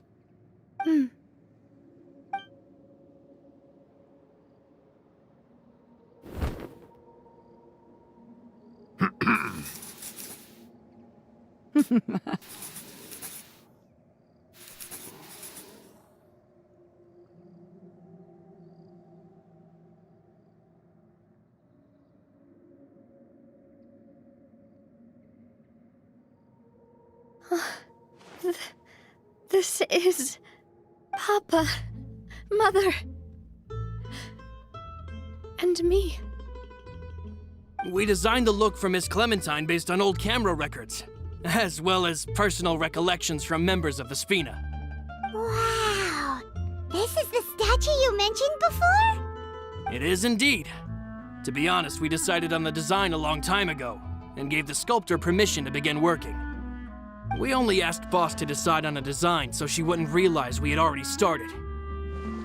How could we only have statues of Mr. Callus and Mrs. Clementine? Even though Boss is still young, we've all seen the work she's put in regarding the whole synth business and the rebuilding of Poisson. We wanted to commemorate her contributions with a statue as well. I don't know what Spina di Rosula was like in the past, but I know it's a great organization now. With Navia around, we're not worried about this place's future.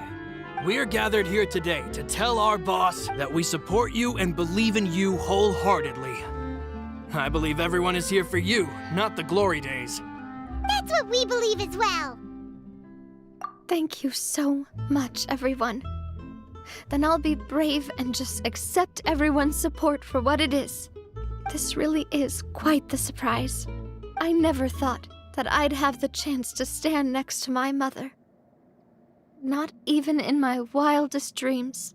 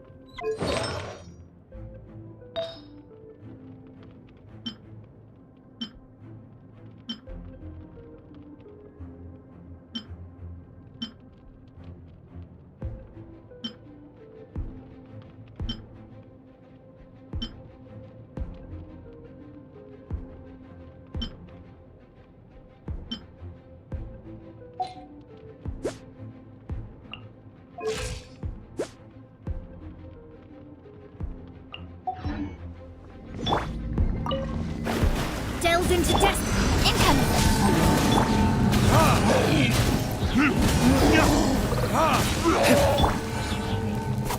Speed of light. Hey! Shadows of fate.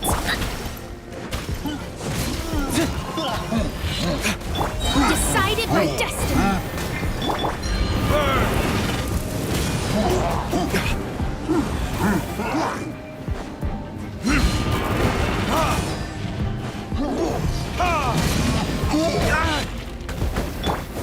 With sword comes shadow. Delves into destiny.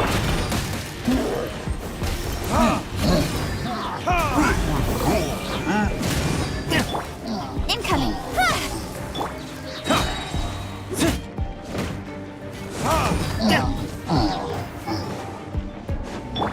Shadows of... Don't blink. I'm going in.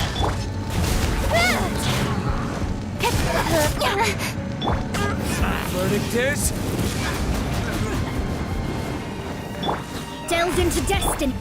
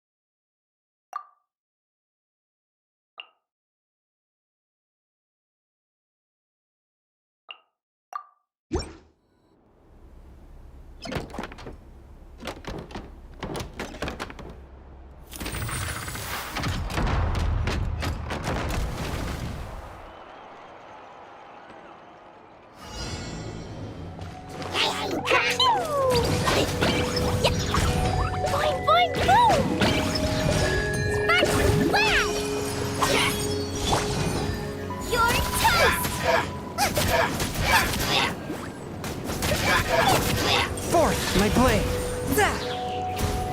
Submit for judgment. Jumpy, dumpy, dumpy. Leave it all to me, as a dutiful maid would.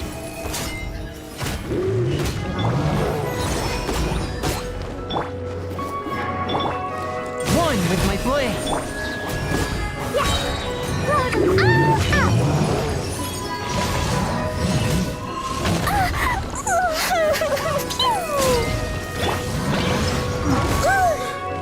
As a good knight should.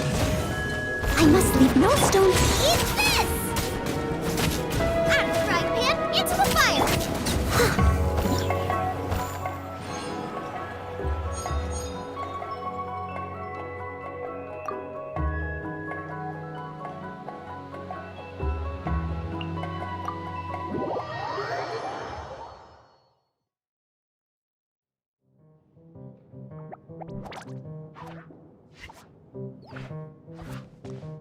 Oh no! Sorry! Guests, hello! I've been waiting here for the longest time and nobody came. I was only planning to rest my eyes for a bit, but the sofa was so comfy, I guess I dozed off. Let's talk! Sure can! Talking is one of the things I can do. Alright, so... yes! Introductions are in order, aren't they? Greetings, my dear guests.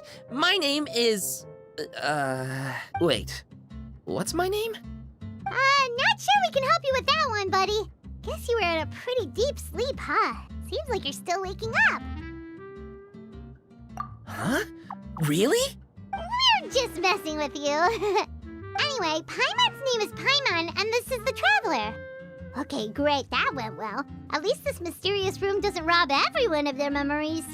I must apologize. I must have slept for so long that I can't remember what's real and what's a dream anymore. I did have a lot of dreams while I was asleep. Okay, concentrate. Alright, so if I'm not mistaken, the current me is a concierge in charge of attending to any guests that find themselves here. Yes, you may call me Wolfie.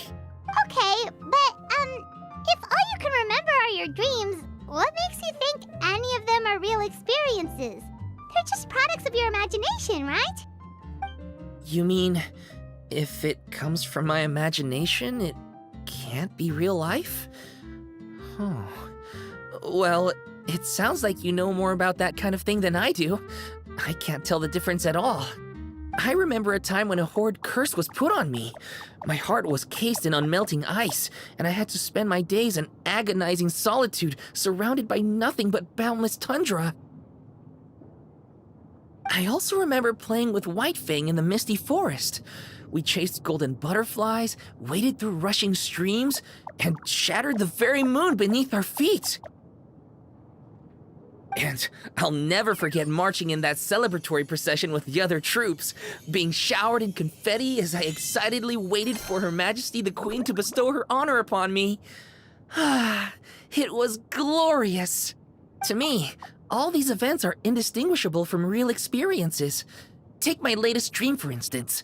I remember being in a garden of forking paths, and Madame Mage said to me, "From now on, you are a concierge. Be sure to treat your guests well." Then I found myself here. And like I said, I waited and waited and waited. And now, finally, 2 guests have arrived.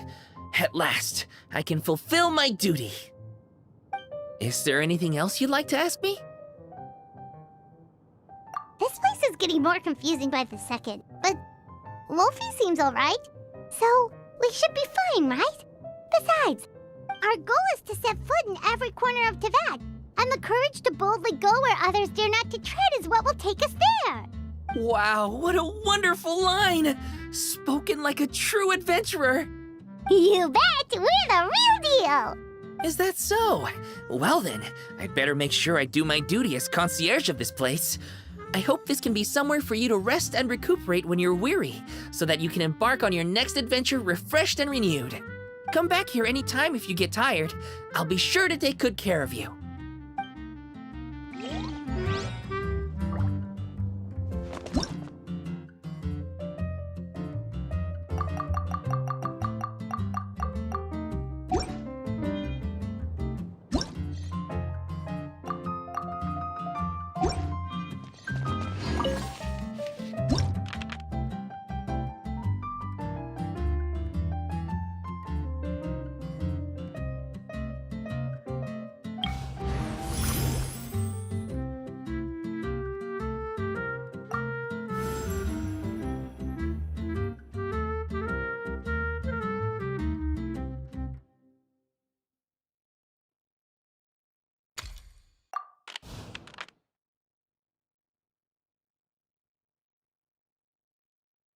The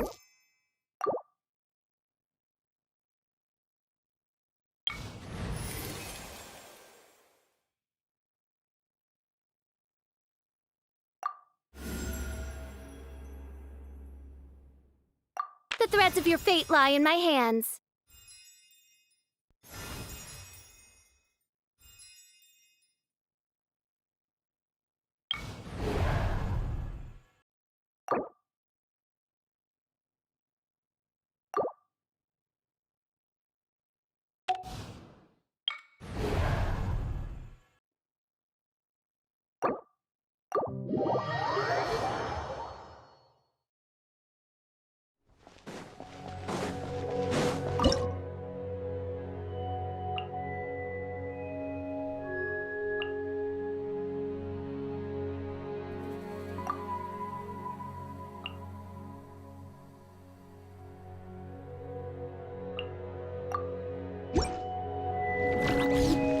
As you wish, mein Fräulein.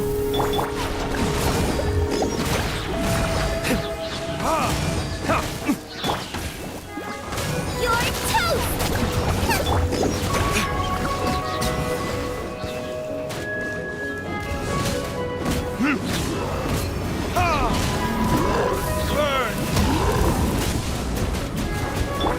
Spirit Blade! Attack!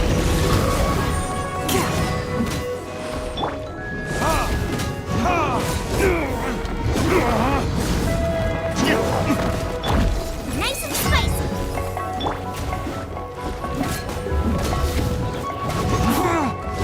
A touch of frost.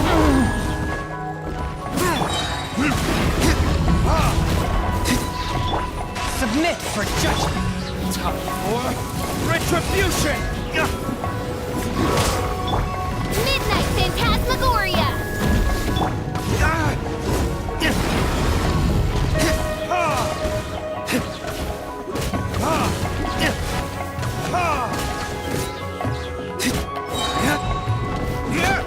Boba, get them!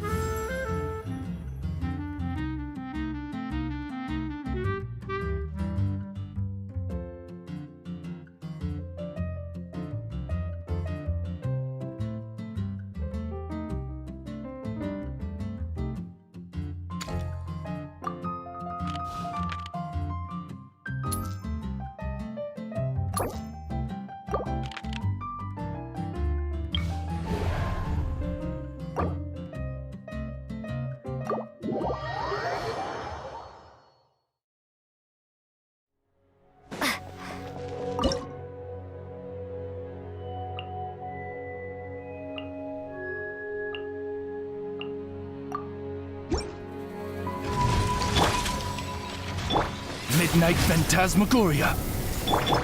Leave it all to me.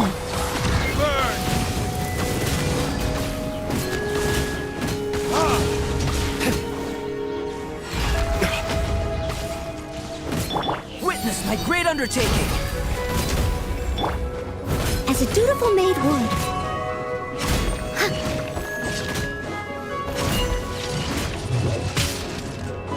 Steady as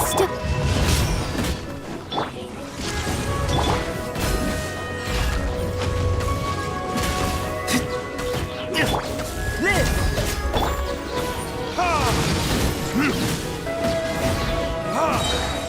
Time for retribution!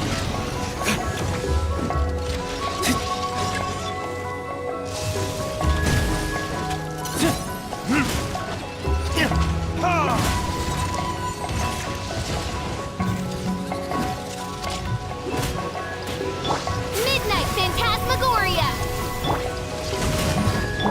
I must leave no...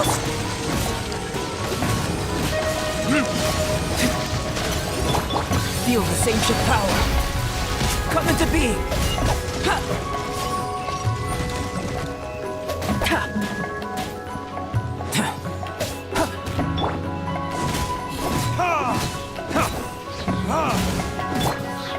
Time to clean up. Steady as stone. Verdict is...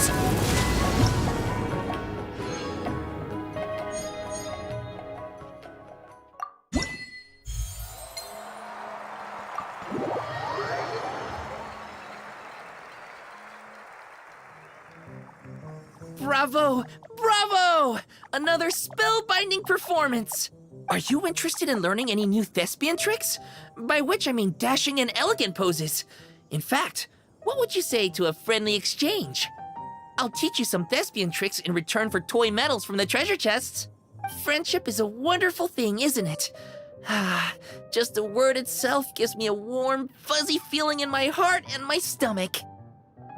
Oh, for the love of... Please don't tell Paimon you're thinking about emergency food again! We're talking about friendship here, okay? Paimon will never understand why that's where your head goes. Anyway, are you sure you're okay with just toy medals? What can they be worth if they're just toys? As long as you believe, even toy medals can be more valuable than gold. That is the magic of imagination. Madame Mage told me that. I can't say I entirely understand what she meant, but...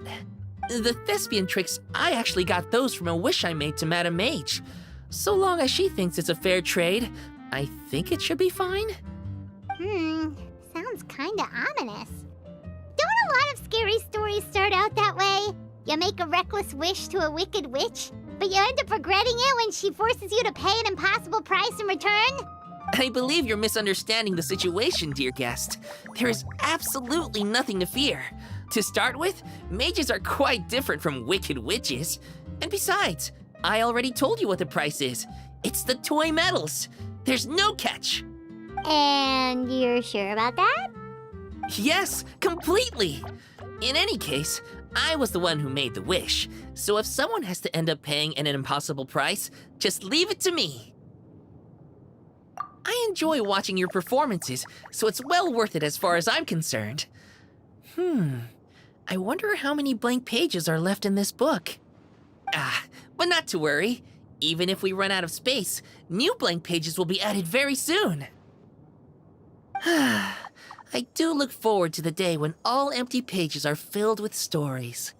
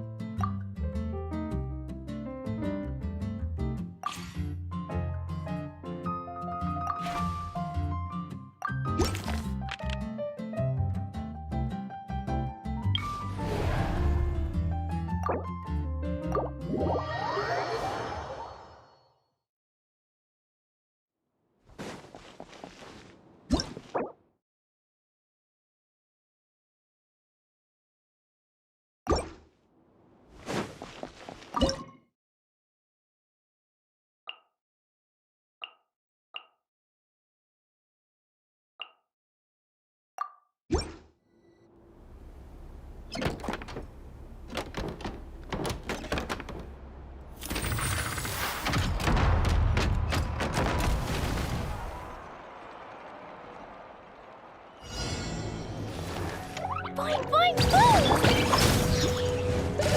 Eat this! Dumpty, dumpty, go! Leave it all to me. As a dutiful maid would.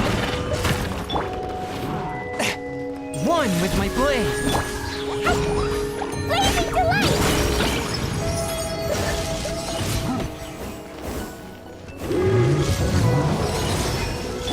From whence you came. Nice and spicy!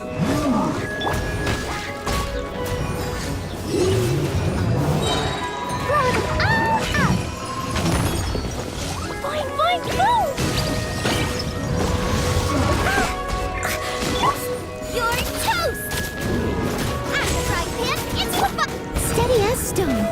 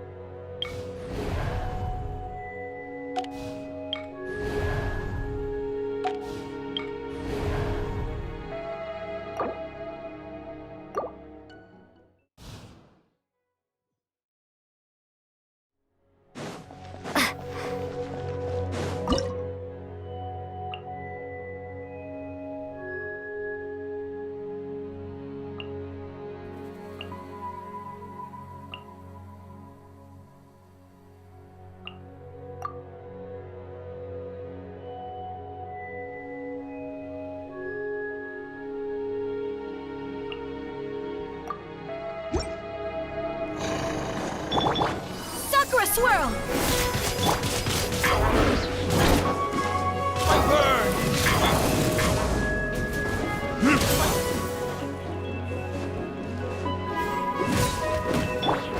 Take flight!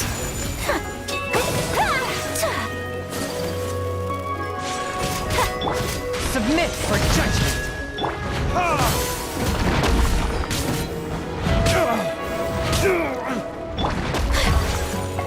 Whirling snow! Witness my great undertaking!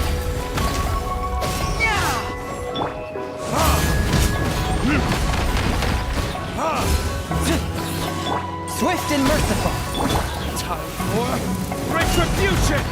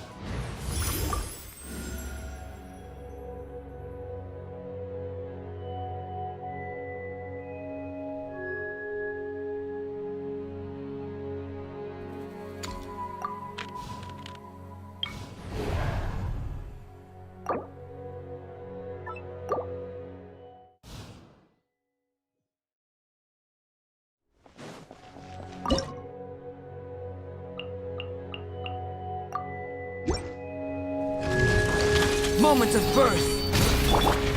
Embrace the ice! Burn!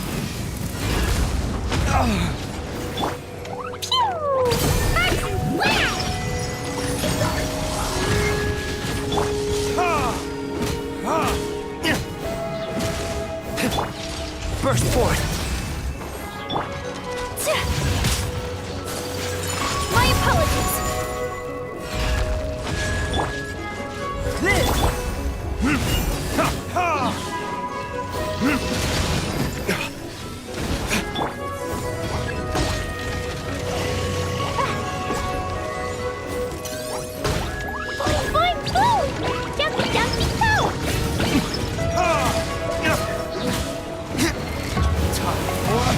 Retribution! Burst forth! Take flight!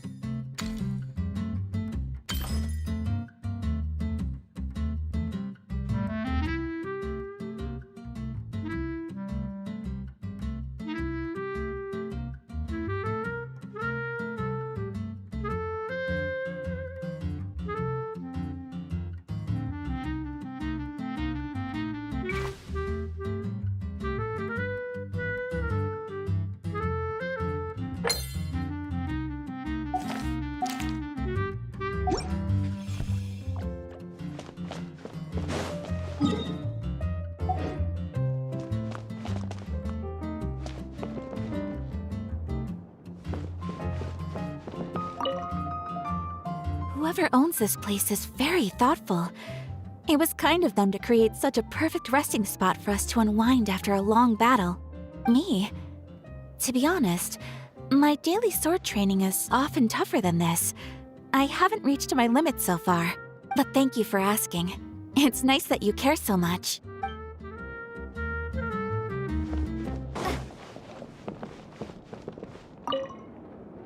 Sometimes a throwaway comment in a conversation outside of the battle can be the decisive factor in who wins and who loses. So even in the downtime between battles, I intend to stay alert and ready. Leave the intelligence gathering to me. You should rest.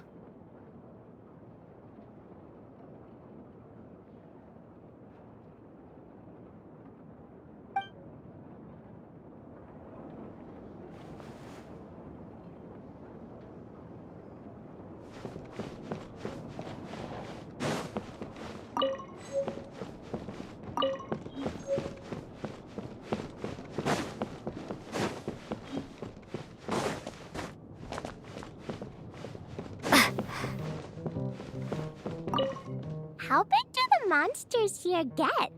Maybe even bigger than the highest tree in the Whispering Woods? Anyway, there's no need to worry. I made an even bigger bomb!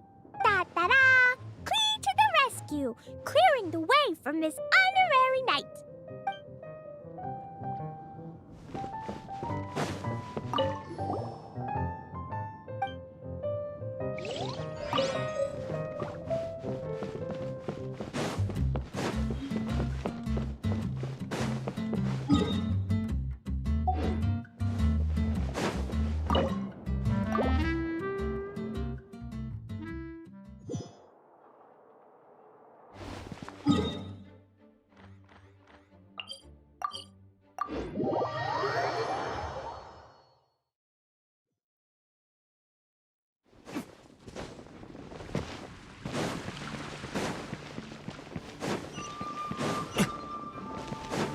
Ad Astra Ab...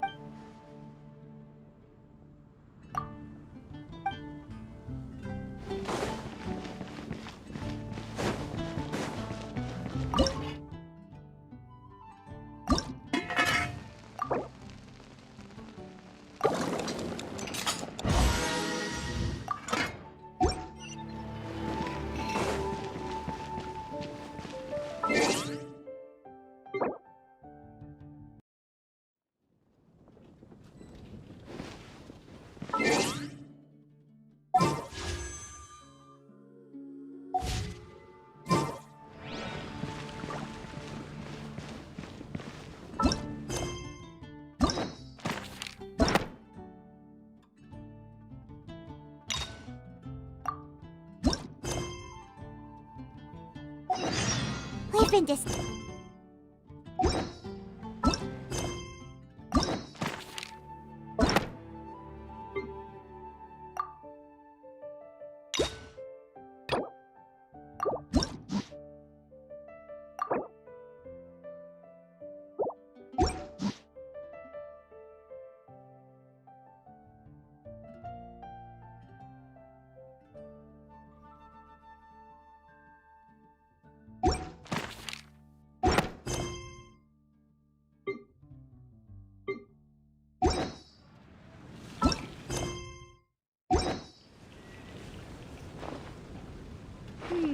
Let Paimon think.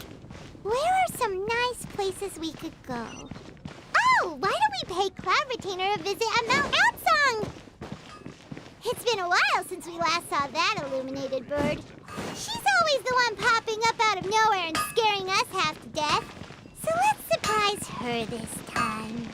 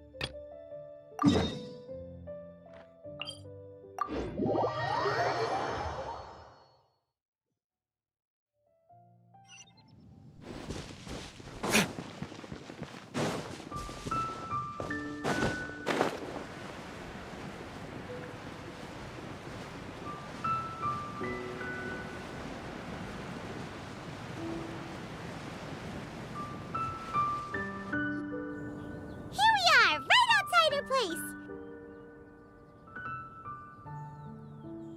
Do you still remember the first time we came here? We even brought offerings and everything. And when we told her that Rex Lapis had been assassinated, she immediately threatened to squash Liyue Harbor. Paimon thought she'd be impossible to get along with. But now that we've spent some more time together, she's really not like that at all. We probably don't need to bring any offerings now that we've gotten to know her pretty well, right? Still, Paimon's got some snacks around here somewhere, so if she really wants something, we can just use that. Huh? Traveler, did something catch your eye? Whoa, what a pretty lady. Is she also here to visit Cloud Retainer? Yeah, you're right. All it takes is one look and you can tell she's someone special. As expected of that bird lady, really. She must have a whole bunch of Adepti friends from all over the country. Okay, but if we're both friends of Cloud Retainer, then we're basically friends by association, right? Want to go up to her and say hello? Helping you make more connections is a part of Paimon's job as your reliable guide. Paimon's got this.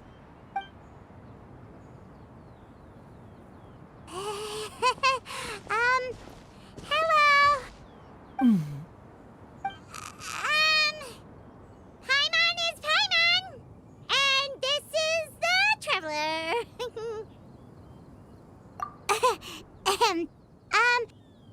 Paimon doesn't think we've met, but we're also friends of Cloud Retainer. May we have the pleasure of learning your name, Madam Adeptus? You two... What is this tomfoolery? Has this shift in form so clouded your eyes that you no longer recognize one anymore?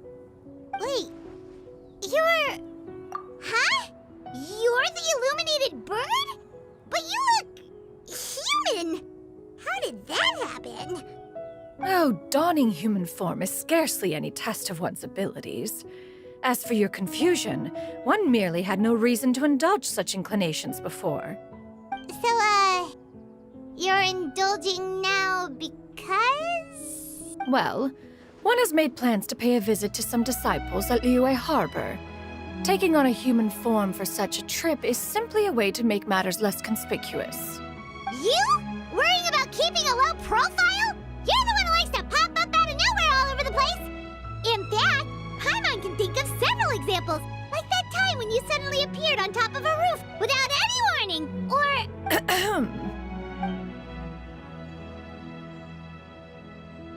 Hey, didn't we agree not to bring that up unless she asked?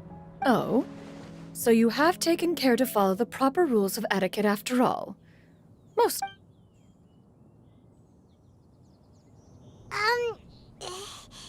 Well, this is all Paimon's got. You don't mind, right? One has never found oneself lacking in basic comforts. On the contrary, it is the gesture that one values above all else.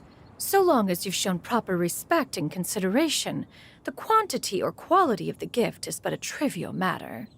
That kinda makes Paimon feel a little guilty for trying to keep them for herself.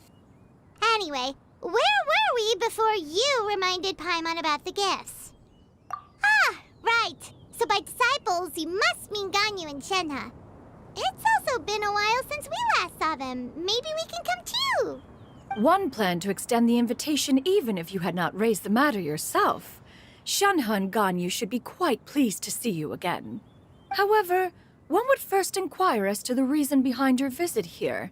You have cause to seek one's company? Yeah, we just found ourselves missing you and wanted to see how you were doing. We were hoping you'd tell us one of your stories. Who knew we'd run into your human form while we were at it? Is that so? If there are no urgent matters at hand, then let us make haste for Liyue Harbor. Ganyu is likely still working at Yue High Pavilion, so that shall be our first stop. Sounds great! Then let's all go to Liyue Harbor!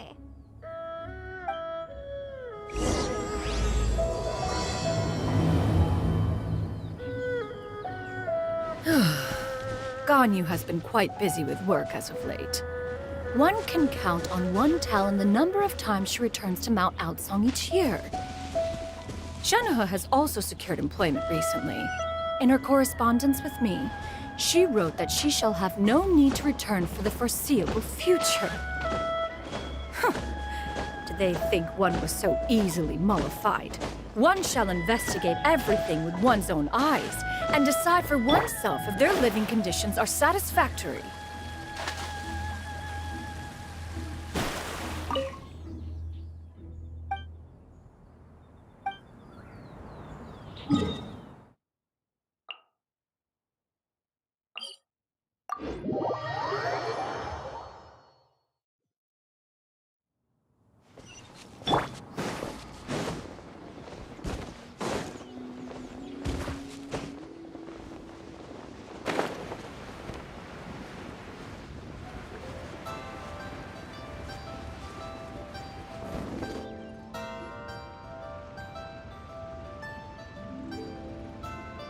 We're almost at Way High Pavilion!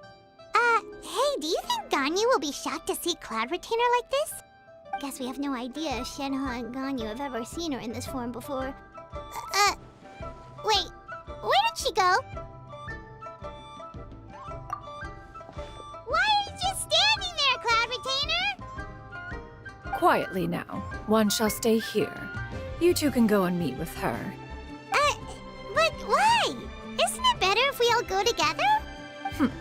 If one were to proudly proclaim one's presence, Ganyu would surely profess herself otherwise unoccupied and drop everything to attend to one's visit. One fears that would only result in her staying up all night to make up for lost time. One does not wish to trouble her. Conversing vicariously via you two shall suffice. Do remember to inquire as to her recent well-being. Again, do not mention one's presence here.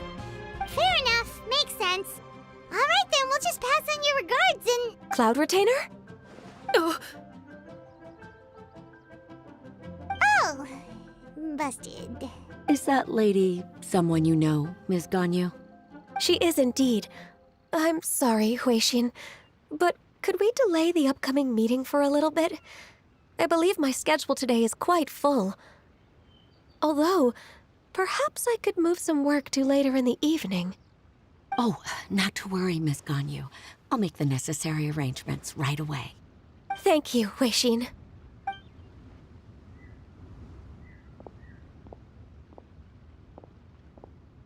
It's been a while, Ganyu. Greetings. What brings you here today? And Cloud Retainer, too. It's been quite some time since I last saw you in this form. You are quite mistaken. One is not acquainted with this Cloud Retainer of whom you speak. One is simply a mere mortal passerby. Huh? Seems she's not buying it. That was but a simple test. One did not expect you to be able to recognize one so easily, especially after so many years of only seeing one's other form.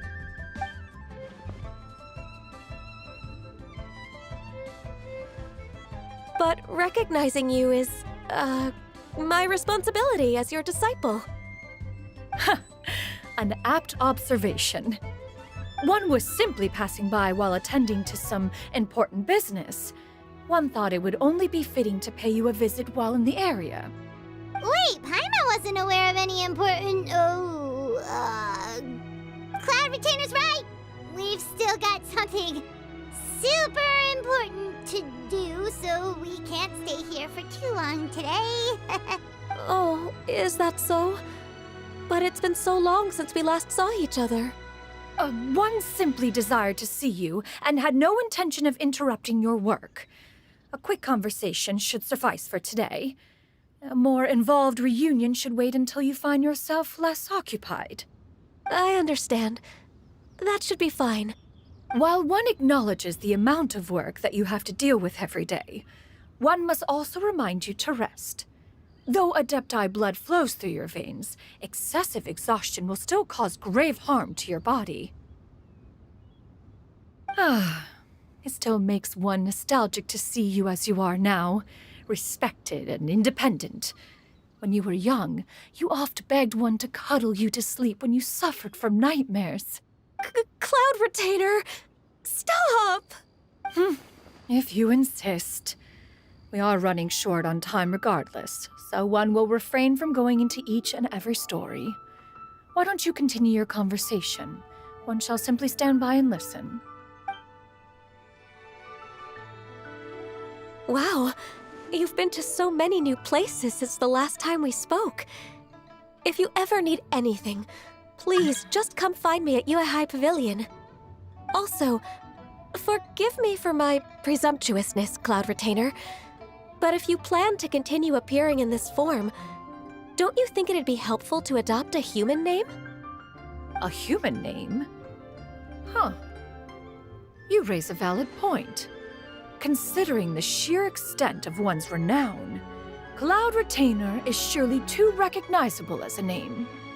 You really think so? Not that you're not famous or anything, but that famous?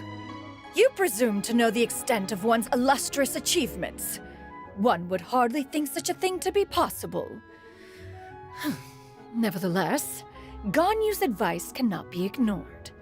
From this point on, when in public occasions, be sure to refer to one as Shenyun. Shenyun? I assume that's a reference to the full record of Pristine Pavilion. An Adeptus of years past would rise with the clouds and rest with the moon. They were enlightened and wise, free and unfettered. The writer referenced Master's name to describe her carefree and spontaneous nature. Oh, that sounds super cool! Paimon feels like only the most powerful of Adepti could rise with the clouds and rest with the moon. Actually, those lines were originally written to describe Cloud Retainer herself. Huh? Wait, so you're really that powerful? And what of it? Did you truly take one to be nothing more than a bird of bigger than average size? Not exactly. To be fair, Cloud Retainer rarely speaks of her past accomplishments. The tales of her past can only be found in ancient texts. It is said that once, a long, long time ago, there was a severe drought in Liyue. Left with no— Although I did not live through such tragedy, simply reading about it is enough to gain a visceral understanding of all the pain and desperation during that time. On top of the drought, a noxious gas also began to spread through the land. If not for Cloud Retainer's efforts, much of Liyue would be nothing more than a barren wasteland today. The books had this to say about what happened. Upon arrival, the Adeptus borrowed the wind to retain the clouds. Immediately, the clouds gathered together, and abundant rain burst forth from the heavens. Drought and plague were both driven away, and the people were saved. Wow, that's incredible! Mortal records add embellishments to dramatize past events. One did merely what one ought, and even if one had not interceded, the other Adepti would surely have stepped in to help. Even so, you stopped an entire drought! Can you really control the weather like the book said? Oh, Paimon suddenly has a lot more respect for you.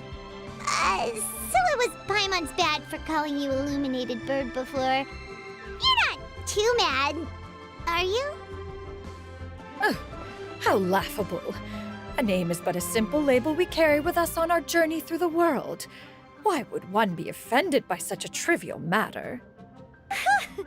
That's a relief. In that case, Paimon will continue to call you whatever feels right in the moment. Well, that is quite enough ancient history for now. Ganyu, have you had word from Shenhe? One has heard that she procured a job recently. Have you any thoughts on her workplace? And what, pray tell, of her monthly remuneration? Moreover, does she find herself overly inundated with work? Is she allowed time off during Lantern Rite? That is a lot of questions. There is no cause for concern, Cloud Retainer. I introduced Shenhe to her employer personally. Wanmin Restaurant's business has been booming recently. So, with Chef Mao being swamped with customers, and Xiangling still off and out in search of new recipes, I introduced Shenhe to staff the restaurant. I see. Most excellent indeed. One has had the pleasure of being introduced to that family. Xiangling is kind and astute, while her father is loyal and reliable. One has no cause to believe that they will make Shenhe's work difficult. Now, it is almost time to partake in the victuals of noon. One shall visit Wanmin Restaurant in person and see how Shenhe is doing. Huh? But didn't you just say that you had something important to do? Can that wait until after we've eaten? You may return to your work, Ganyu. One shall see to this matter on one's own. There will be many an occasion to dine together in the future. One is certain the opportunity shall present itself most readily. Of course, Cloud Retainer. Please take care. Traveler, Paimon, I'll see you some other time. See you around, Ganyu! Whew! Paimon was pretty quick on the uptake there, don't you think? As soon as you mentioned important business to attend to, Paimon realized that you were just looking to cut the conversation short and not take too much of Ganyu's time. Is Paimon right? No, in fact, it was not an excuse. One is indeed visiting Liyue Harbor for an important purpose. Wait, for real? The moment is not yet upon us. Still, the truth will be revealed to you in time. Huh. She really seems to be playing up the whole mysterious Adeptus thing right now. Is it because we just heard that cool story about her powers?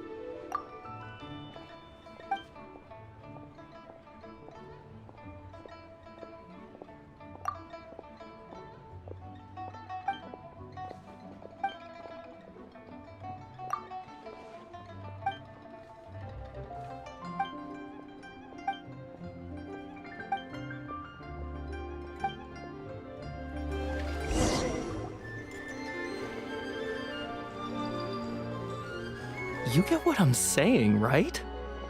Yeah, how can I not? Not even fine food is enough to distract from the presence of a fine lady, eh?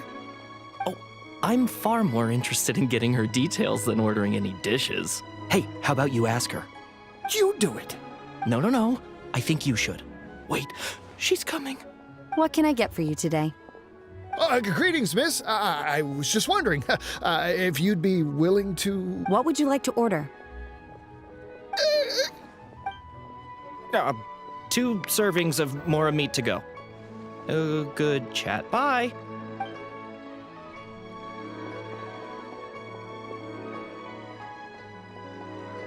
Shenhe! Welcome. It's been a while. May I take your order?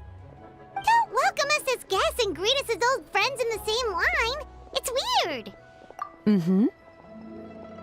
Oh, and this is? This is Miss Xinyun. Master? Huh? Huh. One does not recall ever revealing this form to you before. How were you able to ascertain one's true identity with such ease? I've trained and lived with Master for more than 10 years. I would recognize you no matter what form you take. You... Is something the matter, Master? Hardly. Hardly. One simply learned of your employment from your letter and came to check on your well-being. And check out the great food, too! Indeed. It's almost lunchtime. My apologies. I'm still on the clock and can't talk for very long. Well, if it isn't the Traveler and Paimon. Are you here for Shenhe? The lunch rush isn't in yet, Shenhe, so I've got things covered for now. Go ahead, sit down, and enjoy some time with your friends. I'll let you know if things pick up. Thank you, Chef Mao.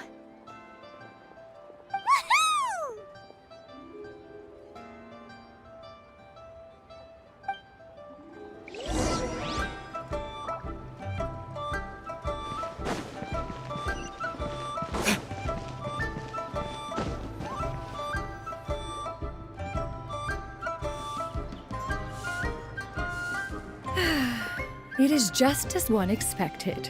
The owner of Wanmin Restaurant is indeed a most reasonable and accommodating human. Still, the work here entails dealing with quite a varied group of people.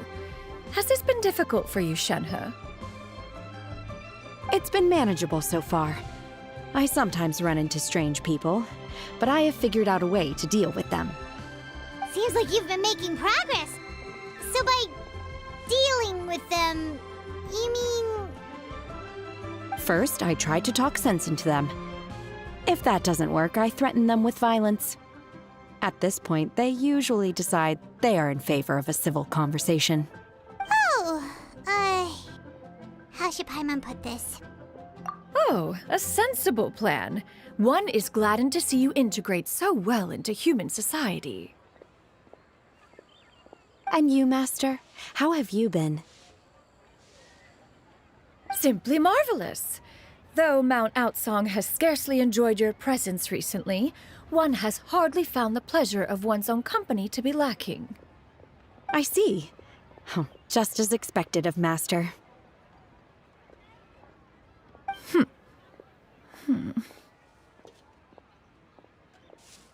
I have missed Master quite a bit too. Even though work has been busy lately, I've already had a conversation with Chef Mao about taking some time off soon to visit Master. Oh, you did? Do make note of such matters in your letters in the future. There's hardly a need to keep one in suspense. Whoa, her mood shot up just like that. By the way, Master, since you are in Liyue Harbor, have you had the chance to visit Ganyu? Indeed. She is similarly preoccupied with her work. There was time only to exchange a few simple pleasantries. Ganyu told us the story of Cloud Retainer's name. It was amazing. We never knew how powerful she was before. I see. In that case, allow me to also share a story about Master's past. Oh?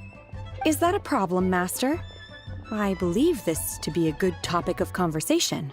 No, not a problem. One was simply caught off guard. But no matter, please, proceed. One is most curious to see how much of one's own conversational prowess you possess. Master once participated in a race against Mooncarver. After Mooncarver lost, he insisted that Master's ability to fly gave her a natural edge in such a contest. In response, Master agreed to forego flying in return for being able to use one of her devices in the race. Mooncarver accepted, only to find Master with a brand new device on the day of the contest. Huh, what kind of device was it? It was a mechanical vehicle made out of iron. What was it called again? Oh, an electro-powered bicycle? Oh, you refer to the bicyclical Thunder Flashmobile. One spent 49 days conceptualizing and crafting it. It need only be infused with adeptal energy, and it can cover thousands of miles in one day. Oh, it boggles the mind why Mooncarver ever supposed he might best me in a contest of locomotion. Though he sprinted with all his might, he could barely keep up. Alas, the one flaw of my mechanism lay in its weakness against mountainous terrain. One was thwarted mere seconds from victory when it was thrown off course and failed to make it across the final stretch. Truly a most unfortunate turn of events. Anyway, do go on, Shenhe. Master, that was the end of that story. Is that so? Huh. With you gone, one has seldom felt the desire to call upon those old fossils for another contest. What is a race without spectators, after all?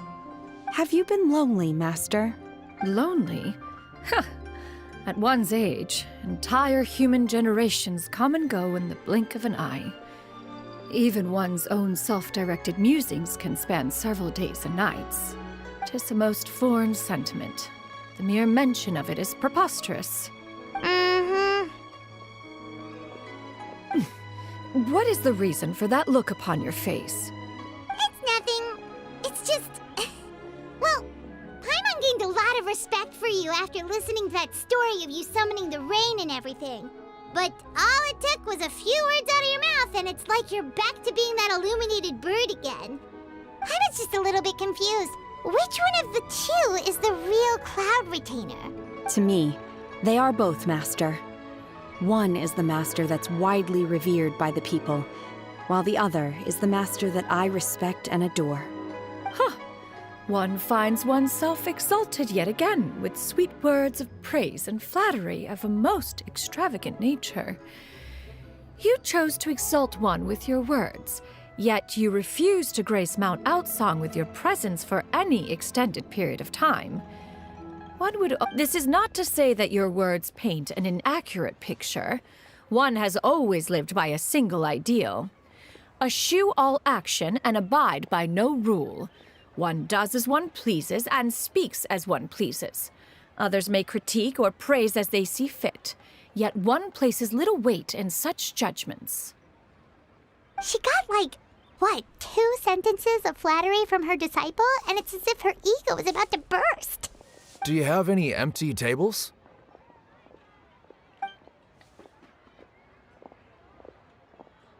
Hey there, could we get another fish stew?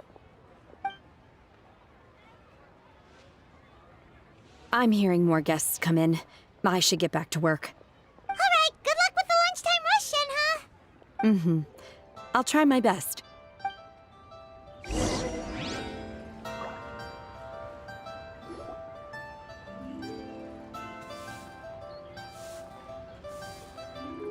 So much yummy food! Paimon's gonna feast!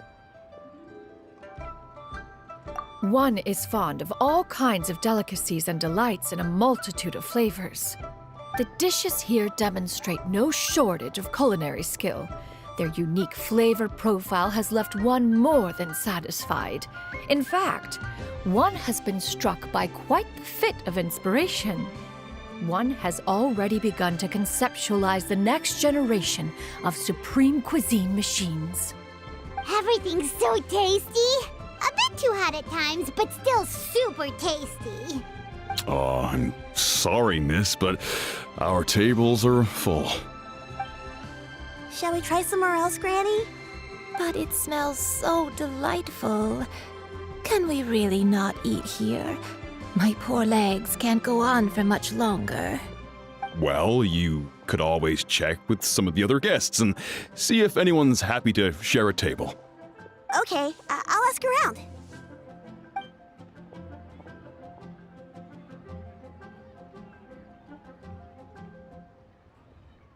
Excuse me. Would you mind letting us share a table with you? There are no empty tables left, so... Ah, well, Paimon doesn't mind. What about you guys? Great! Thanks so much. My name is Shuyu, and this is my granny, Yuendai. Granny? Yep. Is there something wrong with that? No, Paimon's just a bit surprised. She looks so young. Yeah, a lot of people compliment Granny on her youthful looks, but she's actually much older than she appears.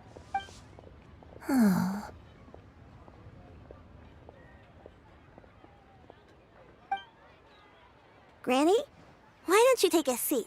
Come on, it's not polite to stare. Huh. Have we met before? No. 'Tis a fated meeting, then. Please, take a seat. What would you like to eat, Granny? I can order for you. I want braised earthworms. They always pop up out of the ground after a rainstorm. No, not this again. Granny, there's no braised earthworms on the menu. Braised earthworms? Well, that sounds weird. Do people actually eat that? Right, that's what Paimon was thinking too. Need any help? Help? Oh, do you mean with Granny? Thanks, that's nice of you to offer. Granny has pretty bad dementia, so her memory's getting worse all the time. She's always saying things that sound kinda confusing. Actually, her memory's been bad ever since I was little. But it's gotten so bad lately that I even have to remind her who I am every morning. They died young. It's just me and Granny now. Oh, but it's okay. Don't feel bad. Granny loves me a lot, and I love her a lot too. Sure, it's hard at times, but you just gotta make the best of the life you've got. Wow. You're really tough for your age, kid. You're too kind. And me? Oh, what about me? You're tough too, Granny. Plus, you're really gentle, and you're always there for me. Yes, and it's hardly as if I forget everything. I still remember the important things. Wait, what was that really important thing again? Ah, I remember now. It was a dream. I had a dream where everything was dark. Someone was standing in front of me. She told me to come and find her, and that once I'd found her, I would be free. Huh? That sounds super important. But how come you've never told me about it before? It was just a dream, so I forgot about it. But I'm in a good mood now, and somehow I remembered it again. You know, I believe I've had this dream a great many times. But just how many times have I had it? Now that... Wait, so you have a reoccurring dream where someone's talking to you? That sounds spooky. Oh, does that mean you're possessed? Unlikely. Her eyes are clear and her breathing remains calm and level. One sees no signs of possession. Are you sure? Who do you take me for? Is one not an adept? Am I not an expert? Huh, you're right. Paimon almost forgot you're the expert. In that case, do you still remember what the person in your dreams looked like, Granny? Not anymore. Although, I have a sense that she looked rather like me. But not as I am now. My younger self. A younger version of Granny? This is just getting weirder and weirder. What is going on here? As one said, fate must have brought us together. You may leave the situation to me. Are you sure? So, what are your names? Paimon's Paimon. Just Shenyun is fine. Thank you all so much for offering to help. But first, I'm sorry for asking, but, how do you want us to pay you back? Oh, we don't need any payment for this. Thank you so much. You're welcome. But Miss Shenyun, what exactly can we do to help out this Granny? All we have to go off is that dream. Where do we start? That is elementary. Since her dreams portray her younger self, then we shall retrace the steps of her youth. Once we have revisited those places, her memories will likely return. Sounds like a plan. So, Granny, do you remember which places you went to when you were young? Why, of course I do. The heavens above, the earth below, the wispy clouds, and the emerald mountain streams. Okay, taking that as a no. I might have an idea. Once, when I was really little, my dad told me that Granny used to be a martial artist heroine who saved loads of people from a disaster. If it's true, then maybe they wrote about it in the history books or something. A martial arts heroine? Oh, Shincho knows tons about Liyue's chivalric traditions. If anyone knows about the heroes of the past, it's him. Let's go find him at the Feiyun Commerce Guild. Are you leaving already? But I'm still hungry. I'll go order some food, Granny. If there's nothing on the menu you especially want, I'll just get a few different things. It seems we must part ways for now. The Traveler and Paimon are bound for the Feiyun Commerce Guild, while Yuendai and Shuyu shall remain here and partake of their lunch. As for myself, I have matters to discuss with Streetward Rambler. Streetward Rambler? Oh, you mean Madame Ping! Precisely. Let us meet at Yujing Terrace once you are ready.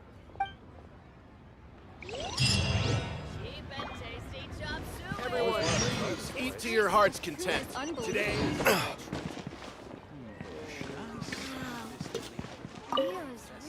This is one of our... I sure am glad to have Shen He now. There's no way I've been able to cope this year all by myself. This is one of our... I sure am...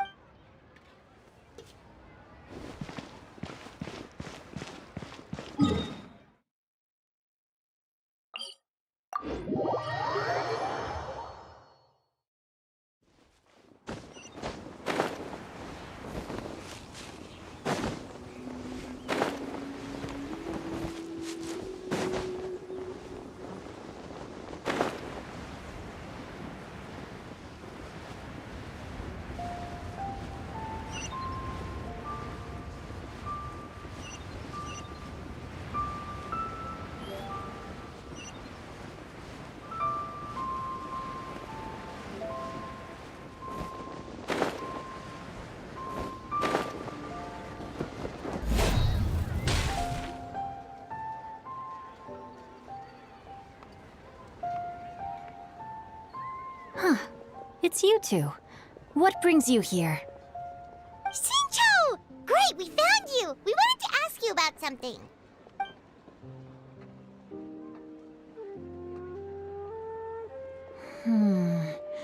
That's not a whole lot of information to go off of. I don't know if I can say for sure. I can't pinpoint her identity from your description alone. But considering her age, I am reminded of a nameless heroine who's been featured in various chivalric novels. Nameless heroine? That's right. The novels often speak of a great drought from 50 years ago. As the people suffered, a nameless heroine appeared and began to clear away evil spirits and bandit camps. The people idolized her, but never learned her name. All they knew was that she always acted alone. Later, though, she supposedly fell in love with a similarly noble-minded exorcist from Mount Tianheng. They were well matched in more ways than one, often fighting together as a fearsome duo of otherworldly strength. After the drought ended, the heroine and the exorcist left the public eye and began living a reclusive life in the mountains. All that remained were tales of her incredible accomplishments. The way this nameless heroine faded from fame into obscurity later in life is not too dissimilar from Miss Yuendai.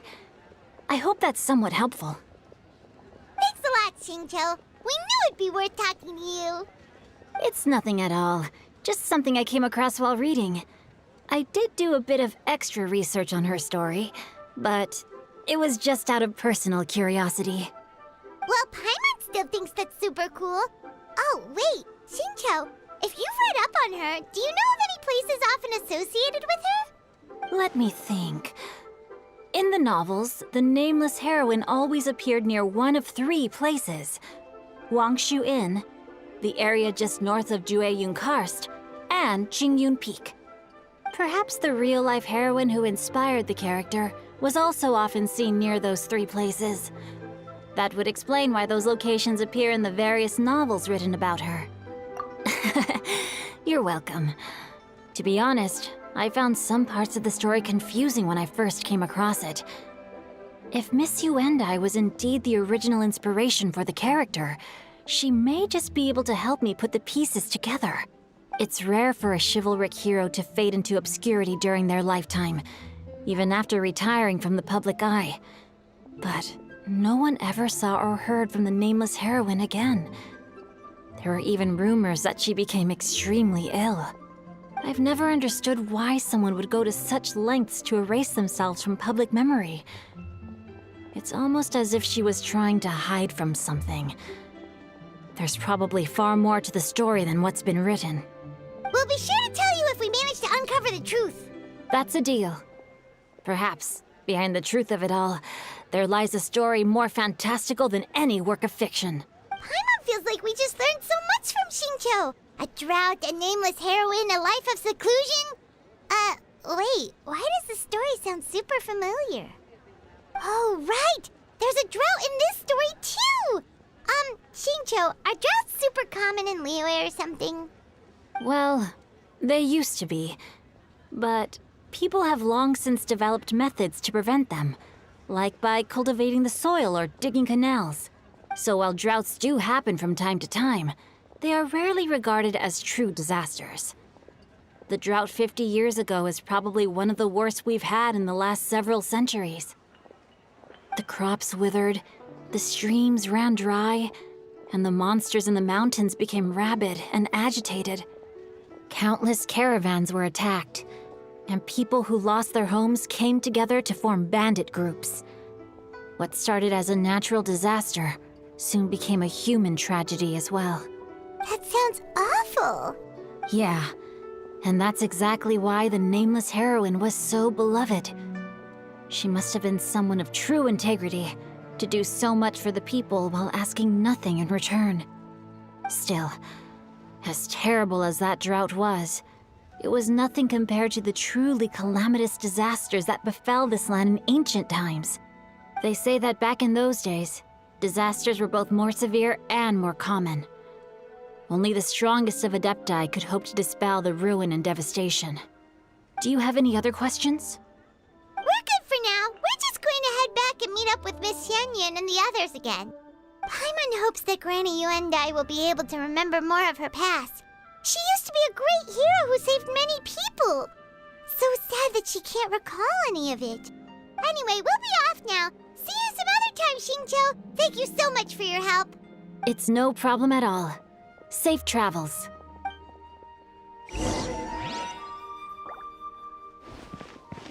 I can't wait to see my adorable daughter.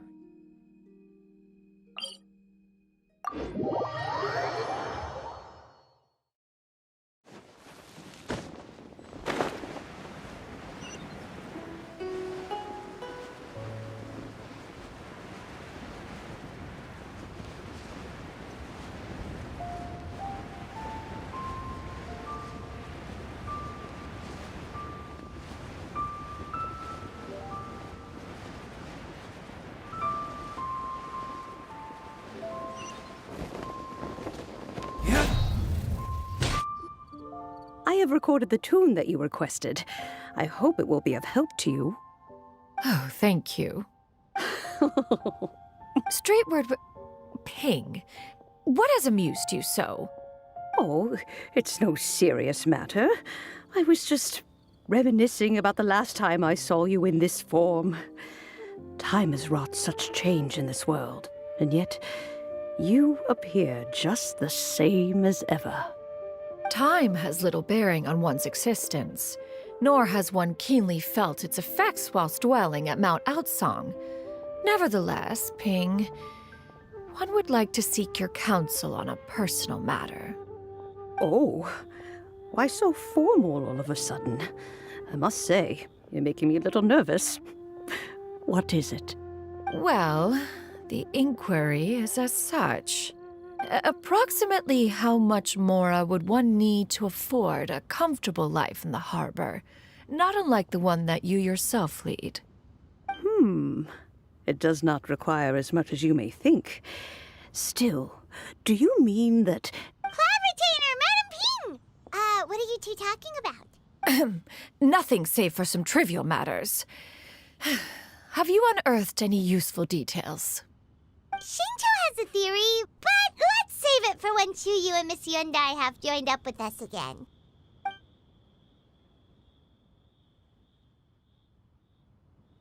Do not be troubled, young lady. Here, have some tea. Thank you so much. What do you think, Shuyu? Does it match up with what you know of your granny? According to the story, the nameless heroine eventually fell in love with an exorcist from Mount Tianheng. Maybe that's my grandpa. I don't have many memories of him, but there was this one time I found a box in her attic full of a bunch of weird sigils. I think so too. Granny might remember something once she's returned to a familiar place. What marvelous tea. I can taste the dew's sweetness in this cup. It's as if I was taking a stroll in the mountains, thoroughly one with nature and at peace. Is that so? Then please drink as much as you like. There's no need to hurry. At our age, it's always nice to slow down and take the time to appreciate pleasant conversation among friends. Thank you. Okay, since we have the time, can I ask you something? Sure thing. What would you like to know? I have a secret I want to tell you. Let's go talk over there.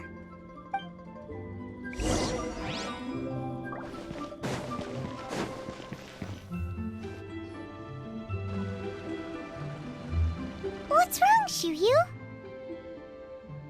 Well, I've been kind of meaning to ask ever since we started talking in the restaurant, but are you guys all adepti in disguise? Oh! About that. Well, you guys just seem super special. Plus, I think I might have heard Miss Shen Yun call herself an adeptus. Oh, must have been a slip of the tongue. Shen Yun, since you were the one who, misspoke, maybe you can explain to Shuyu here what you really meant by that. One is indeed an adeptus. Is that of some concern to you? Huh? I knew it. Well, one time when I was a little kid, I saw a pure white illuminated crane. I had this super high fever, and Granny wasn't around. I was feeling all icky and gross. But then this snowy white crane flew down from the sky. She put me on her back and flew me to her cool adeptus house and fed me some sort of magic potion. When I woke up, I was already back in my bed and my fever was gone. I really wanted to thank her, but I was too sleepy to stay awake, so I never got the chance. So, I just kind of wanted to ask if maybe any of you have ever met an adeptus like that? A pure white illuminated crane? The only two we've ever met are blue and white and black and brown. Have you ever met one that's pure white, Clovertina? Never has one met an adeptus with such features. One surmises such a description is but a hyperbolic embellishment that oft results from narrative accounts. That's weird. Was it really just a dream then? Well, even if it was just in my head, it doesn't matter that much anyway. All I really want is to help Granny recover her memories. I'm really grateful for all your help. Leave it to us! Now that we know the 3 locations, we just need to visit them one by one. Let's go to Wangshu Inn first. Okay, I'll go get Granny.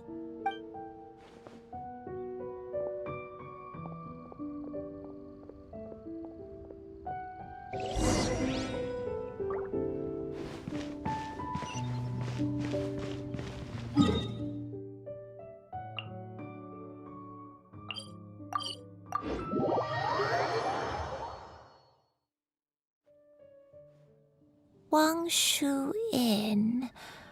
Wangshu Inn. Do you remember this place, Granny? Yes. The fish here is very delicious, and if you look out into the distance, you can always spot a bird that's been left behind by its flock. I believe I used to have a room here. It had a window. Yes, Yes, I spent a lot of time looking out that window. Which room was it again? Let me look. I'll come with.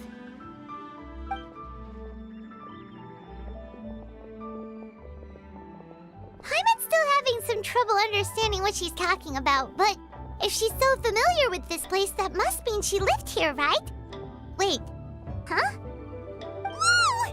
Shell! What are you doing here all of a sudden? You scared the living daylights out of Paimon! I sensed a non-human presence and decided to come take a look. If you're here, then there's likely no trouble afoot. I suppose there's no cause for concern. It's been a while, Cloud Retainer. I see you have returned to your previous form. I have indeed. I fought alongside her in this form on many occasions during the Archon War. Oh, wow! What was she like during the war? Oh, wait, let Paimon take a guess. Was it anything like this?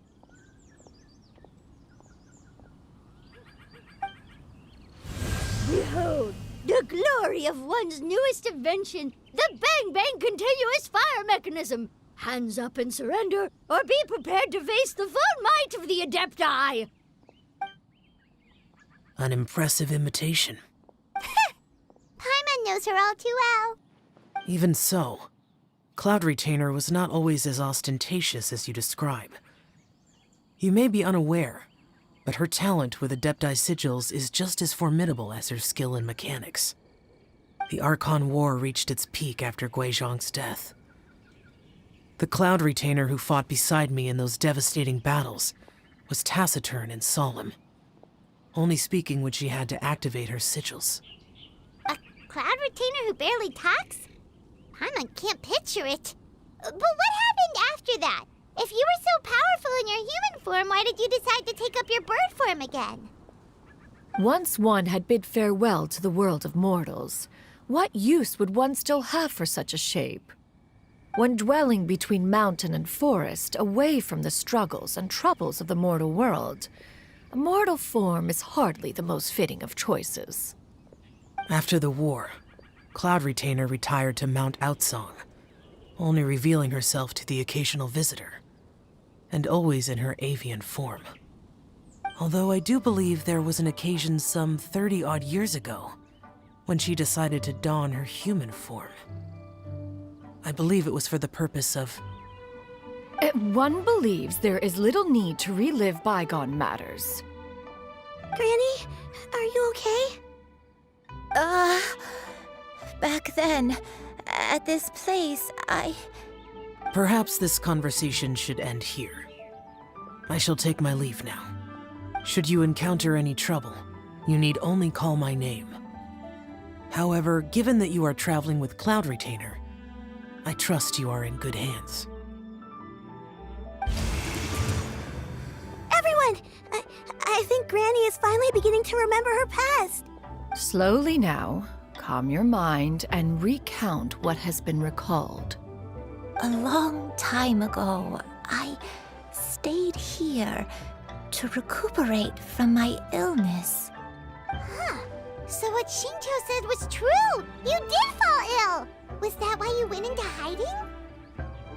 I don't remember. I'm very sorry, but I can't even remember the name of my illness. The only thing I can remember is that it took a great toll on me, and there was no cure for it. I was confined to my room in Wangshu Inn, where I spent many days unconscious. I'd come to every once in a while and stare at the migrating birds outside the window. It was a solemn sight. I remember crying, but I'm not even sure I knew why. One day, I met a traveling merchant. Upon hearing of my illness, he sold me a bottle of soul-revitalizing tea pills. He told me that the pills were concocted using Adepti blood and could be used to alleviate my symptoms. Sure enough, I made a full recovery. My illness remained dormant for several decades after that. Wait! But if your illness remained dormant for several decades, are you saying that what you're going through now is just a relapse of what happened all those years ago? And it was all thanks to the pills that you managed to keep the symptoms in check? Paimon's brain kinda hurts. Do you remember anything else? I'm sorry, I don't. Oh, if only I wasn't so useless. Hey, you're not useless. You've done so much for me. Watched me grow up. Raised me. How could you say that about yourself? Oh, fret not, dear child. Granny was just a bit frustrated. That's all. The recovery of a person's memories is a gradual process. Finding pieces of one's past is always superior to not finding anything at all. Let us make haste to the next location. Next location. Next location. Oh, why don't we go to the area north of Dwayunkars next? There isn't really a landmark there, so where should we start? Oh, Paimon's got it. Let's check out the houses in the area first. After all, if she was there for any length of time, then she would have stayed somewhere, right?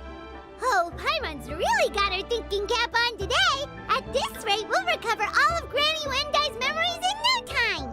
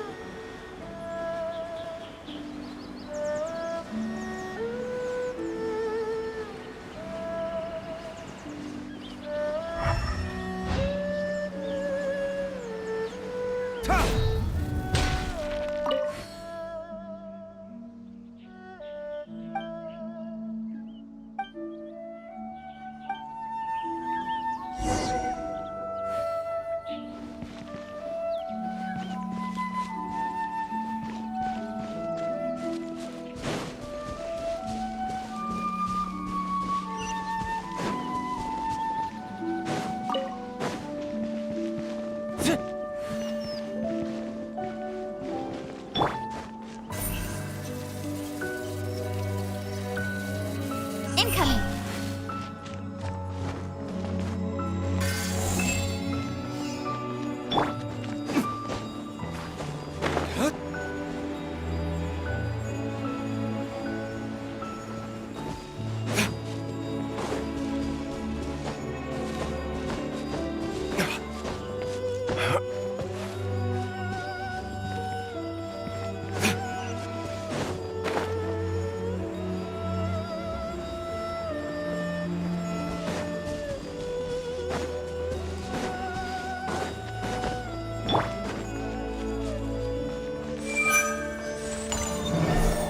Speed of light!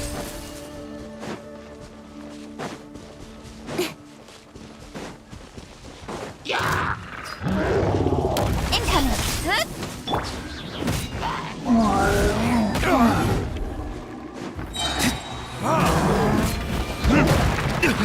You will pay for that. With sword comes shadow.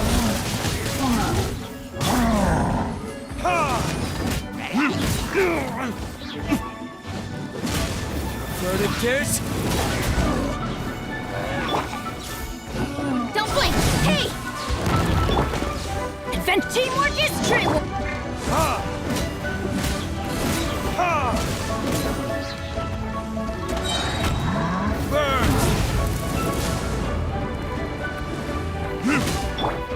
Speed of light!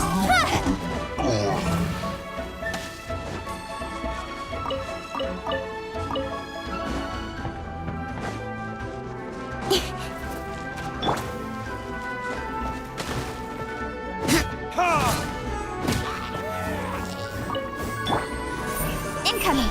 Hey!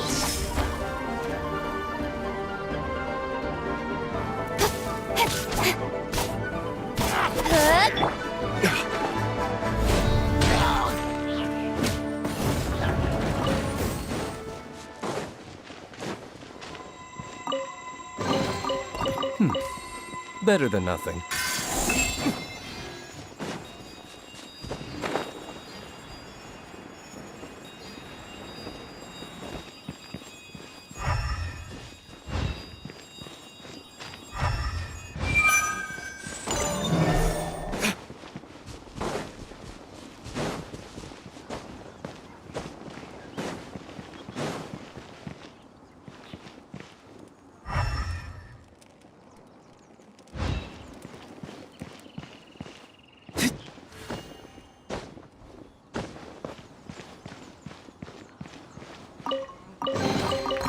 I suppose this will do.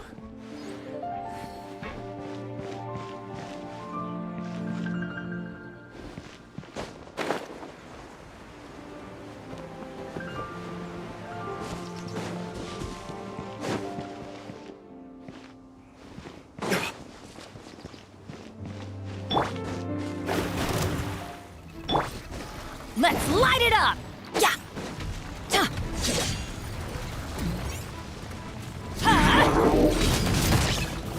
Off we go! Delve into destiny! Speed of light! Nowhere to hide!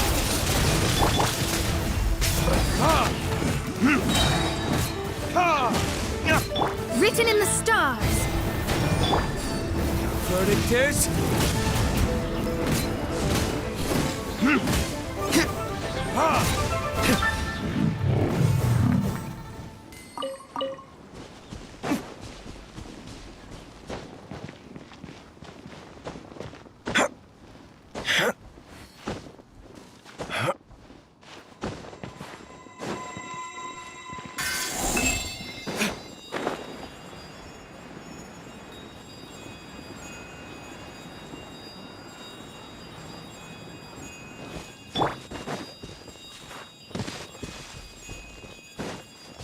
Incoming!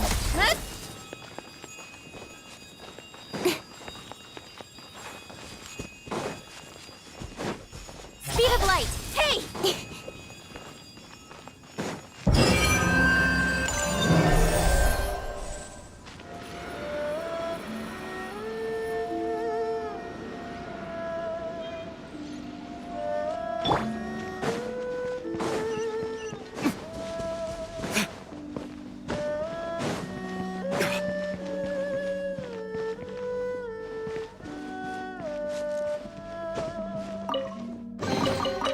I suppose this will do.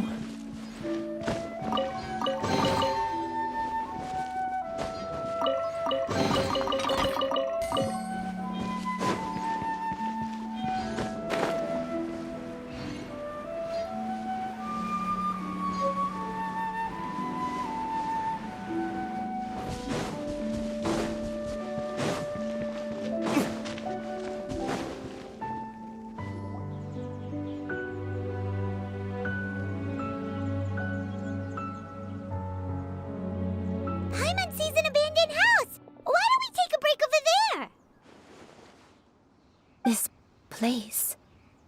It's...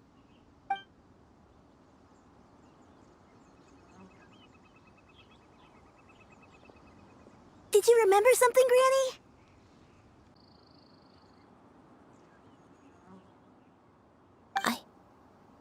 I remember. Shuyu. This is where your father was born. It was a moonless night. I had been injured, so your grandpa was supporting me. We fled together with some being in the fog behind us in hot pursuit. I had exhausted my strength when the labor pains came on, so we took refuge in this house. Your grandpa set up a barrier outside, but neither of us knew if it could hold the monsters back. I remember that night. I remember falling to my knees, reciting a prayer over and over. I alone am the source of this sin. Punish me as you wish for forsaking my oath, but spare my innocent child. Sin? Oath? Did you do something wrong? I don't know. I don't remember. I only remember praying in the darkness with all my strength until the sun finally rose again and the fog cleared out.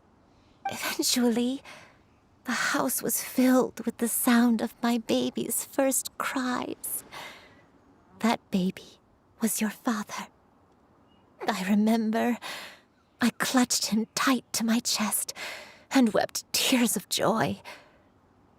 It was the first time I'd ever felt such happiness in my life. My dad? He was my pride and joy, and so are you, Shuyu. You're so much like him, and I love you both so much. But you're always going to be different from me. Why? Just what did I do? I don't care what you might have done, Granny. You'll always be the person I love more than anything. You're too sweet, Shuyu. I'm lucky to have you with me. If not for you, I would not have had the courage to come here, to try to remember what I had forgotten. All right, let's not stand around any longer. There's one place left, yes? Let's go take a look. If one recalls correctly, the next place should be Qingyun Peak. Yuandai, how fares your health? I may be a bit slow, but I'll do my best to keep up. I'm sorry to keep everyone waiting. Climb on. I shall carry you to the top. Oh, such lightness of weight. All those who grow old grow frail in the end, do they not? First, you lose your memory, then your health. Eventually, you end up losing everything. My only wish is to depart this world with a lucid mind, to free myself of this torment and the burden it places upon others. Fret not. You have my aid in this endeavor.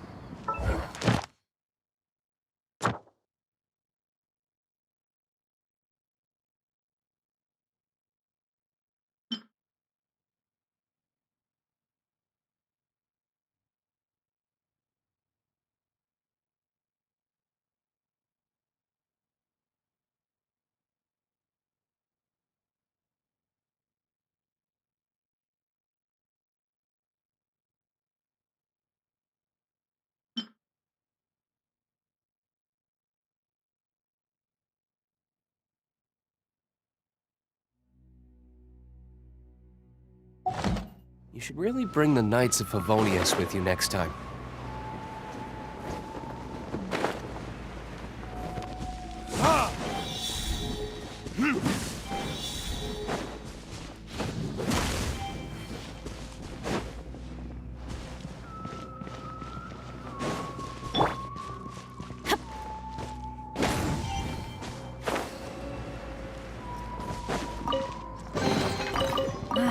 Even better than I imagined.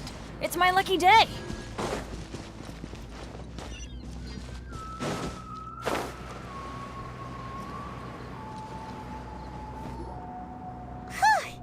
We're finally here. Does this place feel familiar to you, Granny One Day? Let me see. How strange. Have I lived here before? When we were at Wangshu Inn and the abandoned house earlier, though I couldn't remember everything, I still felt a sense of familiarity, I could easily picture myself in those places. But here, I don't have that feeling. Perhaps I did come here in the past, but it just didn't leave a strong impression on me. But did the stories get it wrong then? Yeah, that's true. But they're also the only thing we have to go off of. Paimon was hoping this place would jog Granny Uendai's memory just like the others. I'm sorry to disappoint you too. It's all right. We're not going to give up yet.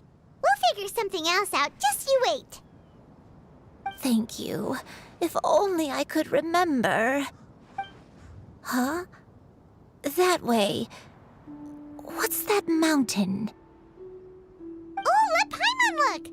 Huh? Isn't that Mount Outsong? Looks like we've come full circle. Mount Outsong. Mount Outsong.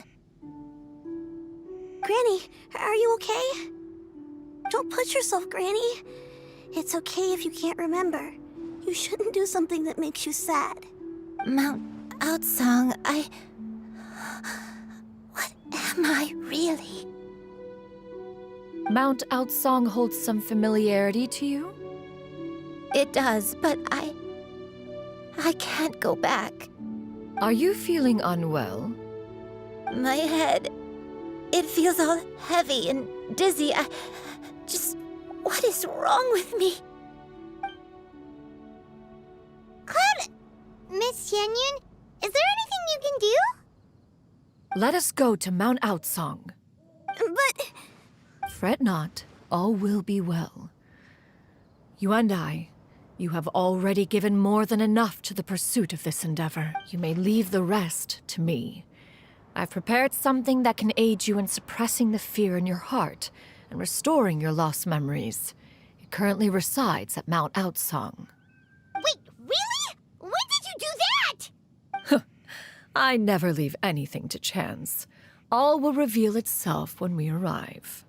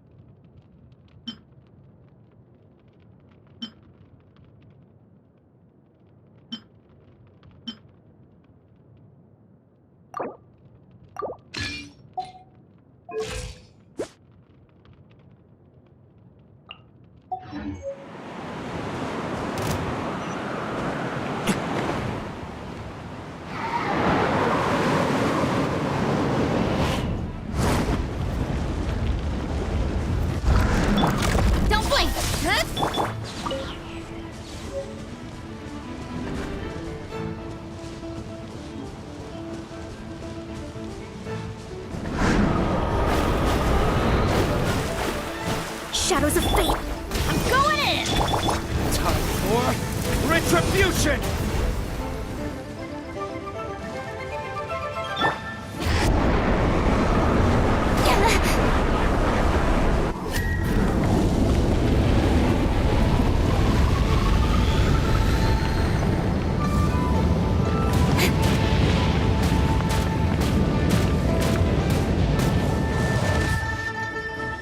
Incoming!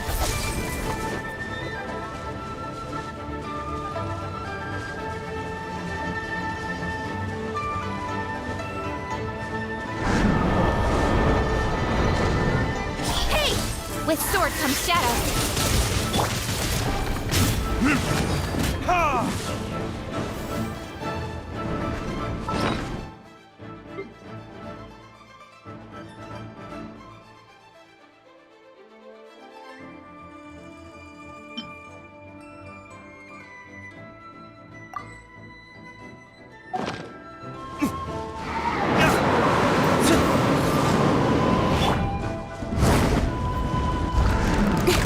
Speed of light!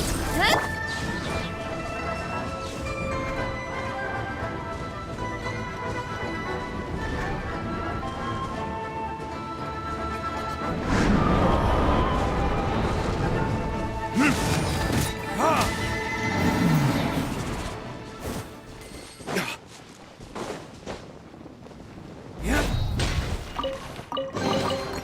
We'll need more where that came from.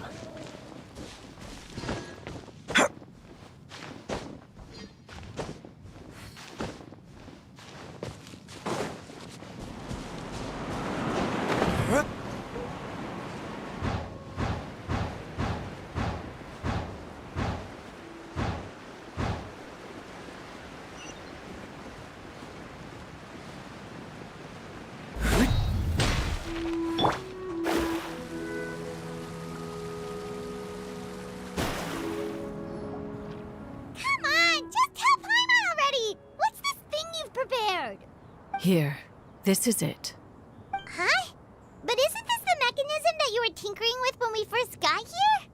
Oh, is it another invention of yours? Precisely. A recent one at that.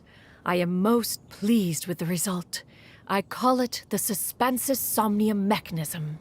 It periodically releases a soft breeze, which when paired with a gentle adeptal tune, can help the listener subconsciously relax and even enter a semi-hypnotic state. Soothing agitation and anxiety, relieving exhaustion and insomnia, its potential uses are numerous indeed. And of course, it can also aid in the recovery of lost memories. Whoa, what a cool gadget! But if you had it all along, why did you keep it to yourself until just now? We could have come to Mount Outsong right off the bat and saved time on a lot of floating. How preposterous. Had Yuendai not recalled much of her past through her own efforts, the device would have nothing to draw upon. We Adepti can only help those who first resolve to help themselves. Had she lacked such determination and strength of character, one would have little to offer in way of assistance. Paimon thinks she gets it now. Hey, what's that other thing? As previously mentioned, a gentle adeptal tune is required to take full advantage of the mechanism. One secured such a tune from Streetward Rambler. Only with her melodies can the mechanism reach its peak power. Whoa, Paimon can feel what you mean. Paimon's body feels light as a feather.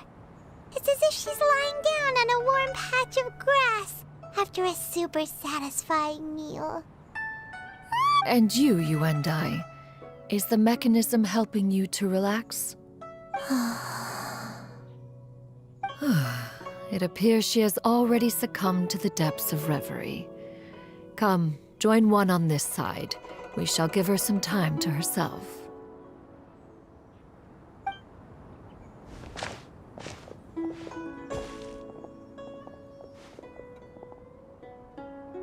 The drought is over.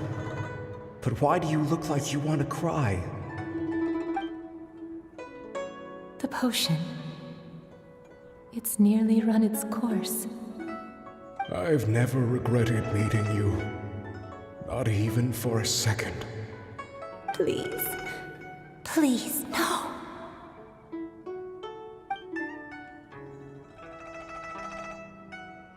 Have you forgotten? This is the world you left behind. One of gentle breeze and morning dew, perfectly straddled betwixt the realms of heaven and earth. This is your home. This is where you belong. You should have never left. The you of the past, the me from not that long ago. We should have never.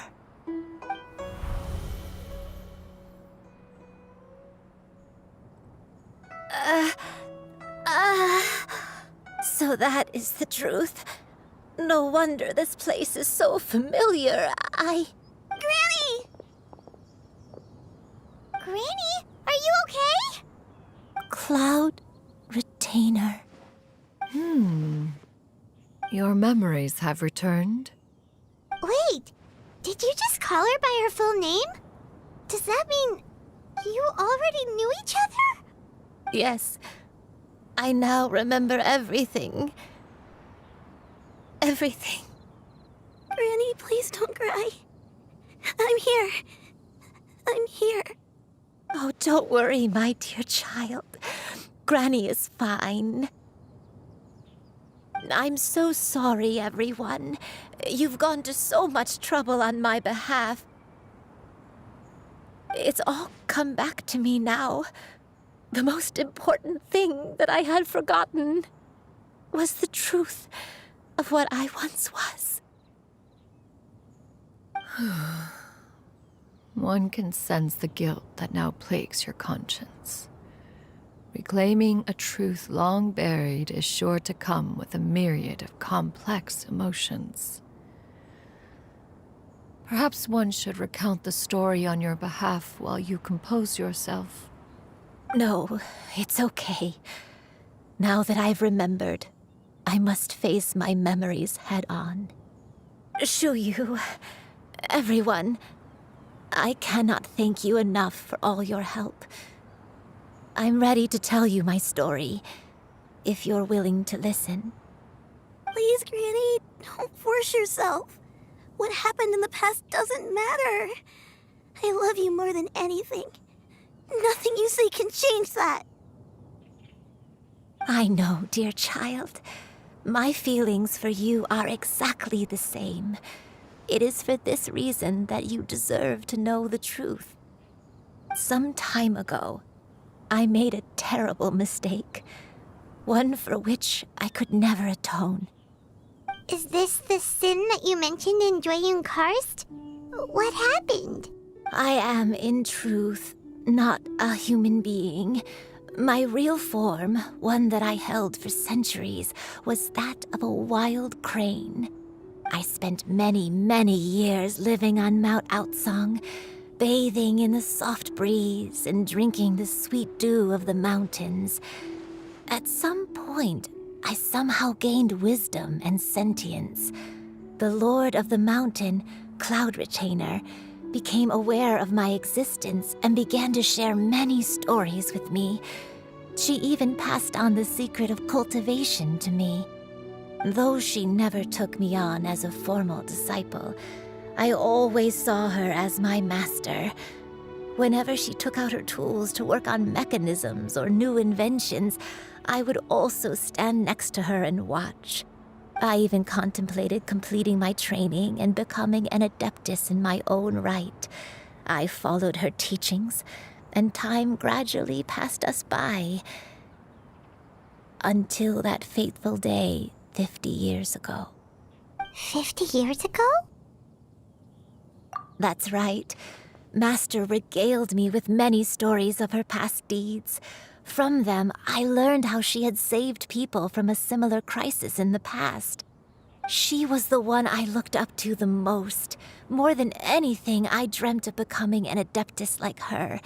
I wanted to travel the land like she had, relieving suffering wherever I went.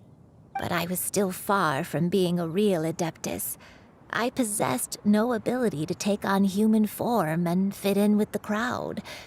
Once she learned of my desires, Master prepared a special dose of human mimicry potion for me.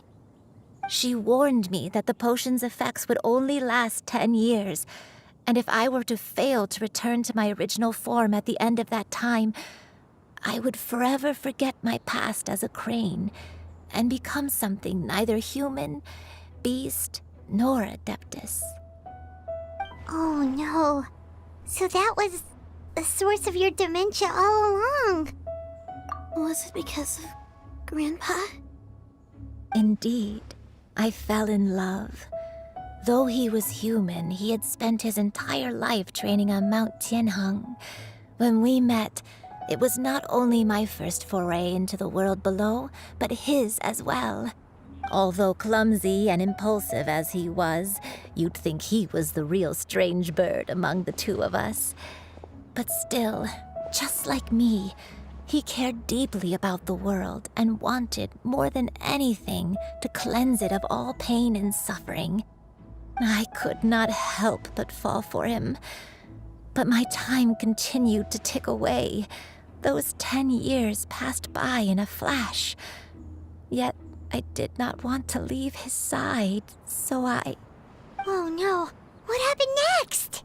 I committed an offense. I wanted to stay with him, even if it meant living a life full of pain and suffering, even if it meant that I would eventually turn into a monstrosity. I knew I had betrayed Master's hopes, but I was too ashamed to face her. So I wrote her a long letter instead and asked someone to leave it outside her abode. I was convinced that she would not support my decision, and I lacked the courage to speak to her face to face. In my shame, I fled and tried to hide from the world, such that no one would be able to find me again. But that was only the beginning of my troubles. I began to suffer from a strange illness. My memories became hazy and confused, and I could no longer keep myself awake. I understood that my pain was caused by my refusal to return to the life I was fated to lead. Along with my memories as a crane, I soon forgot the true cause of my suffering as well. I knew only that I had committed a sin. All I could do was pray for forgiveness, even if I had long forgotten what needed to be forgiven. Looking back, I was beyond lucky to have come across that traveling merchant at Wangshu Inn. It was such a fortunate coincidence that we were there at the same time. If it weren't for those soul-revitalizing tea pills, I probably would have... Granny! What's wrong?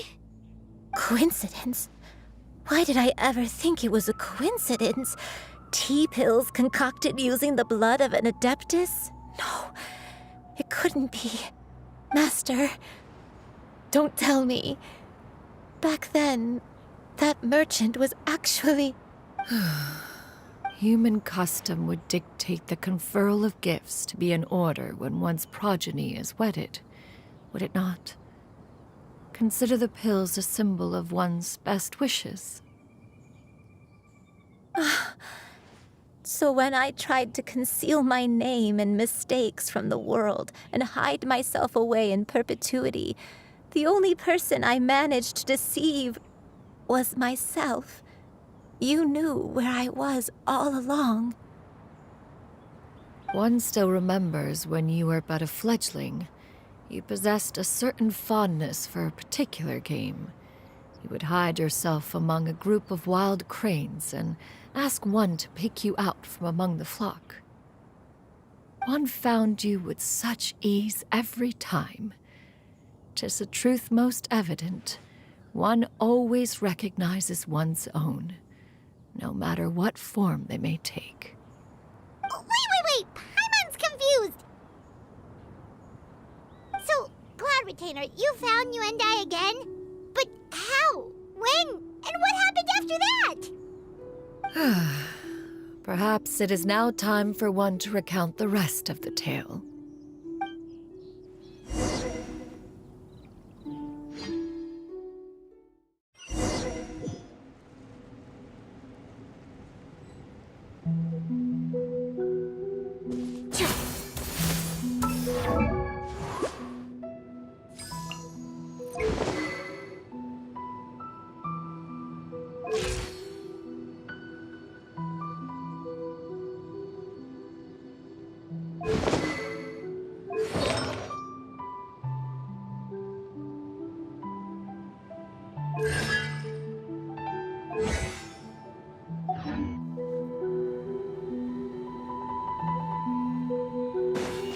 One was furious upon receiving your letter. Seized with anger, one set out to bring you to your senses.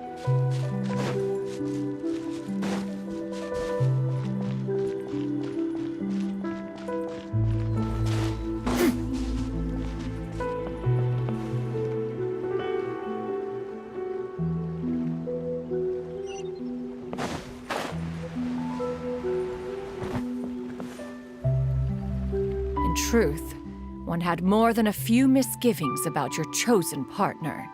As an exorcist, his talent was lacking. One could hardly say his skill with sigils was any better. But soon, one came to appreciate the devotion he bestowed upon you during your illness. He never uttered a complaint and rarely left your side. Unwilling to begrudge someone of such character, one decided to overlook his aforementioned deficiencies, glaring though they may have been. Wishing to grant you a life without regrets, one gathered many divine ingredients and used one's own blood to create a form of medicine. Though imperfect, it managed to suppress the more dire effects of your illness. As for how to deliver the medicine, after much contemplation, one eventually decided to perform the deed oneself. One took great care to alter one's features and select the appropriate attire. Only after meticulous scrutiny did one finally set out for Wangshu Inn. As one expected, you were most ignorant of one's true identity. You showed not even the slightest inkling of recognition. One was quite torn. Should one have celebrated the success of one's disguise, or mourn the loss of your acquaintance?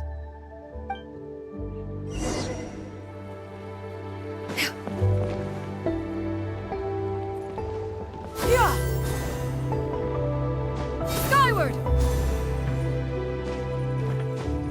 Yeah! Yeah!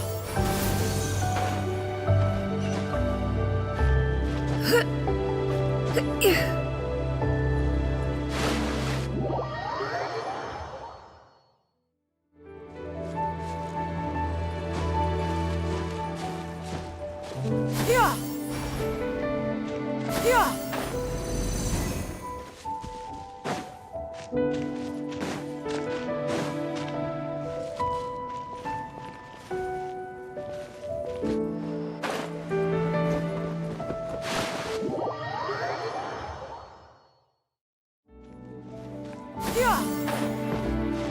Nevertheless, one would speak to you about another matter, if you are amenable, even considering your loss of memory. One was simply flabbergasted that you could so easily forget the consequences of consuming medicine infused with Adeptal blood. Its proclivity to attract monsters is hardly that complicated of a concept to remember. To think that you tried to travel while weak from sickness and heavy with child. Had one not intervened to clear the fog, all of you would have been lost during the night. Make way for the Adeptus!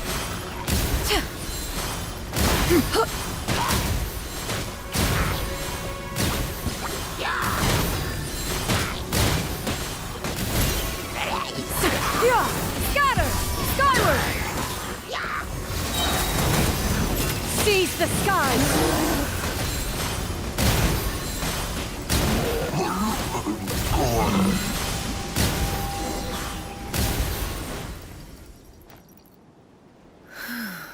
Those monsters would hardly have pursued you with such ferocity without sufficient incentive. They were likely incited by the presence of godly remains. Said godly remains, in turn, were likely drawn to the trace of one scent on your body.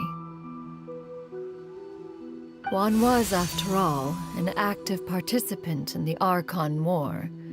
Some of the gods were likely shattered by contraptions of one's very making. In the end, one was relieved to see you endure through the night. At the break of dawn, one heard an infant's cry pierce through the air, and one saw you carefully cradle the child to your chest. Although certain mortal matters remain foreign to me, one could not help but be moved by your joy. To see you happy, that was more than enough.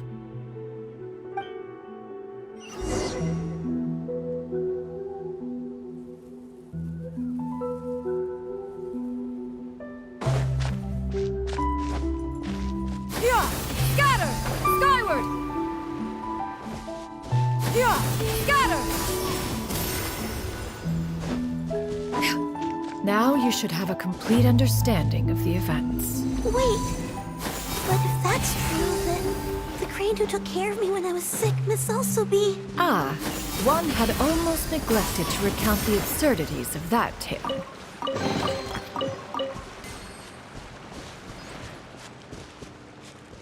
Yeah! Scatter! Skyward!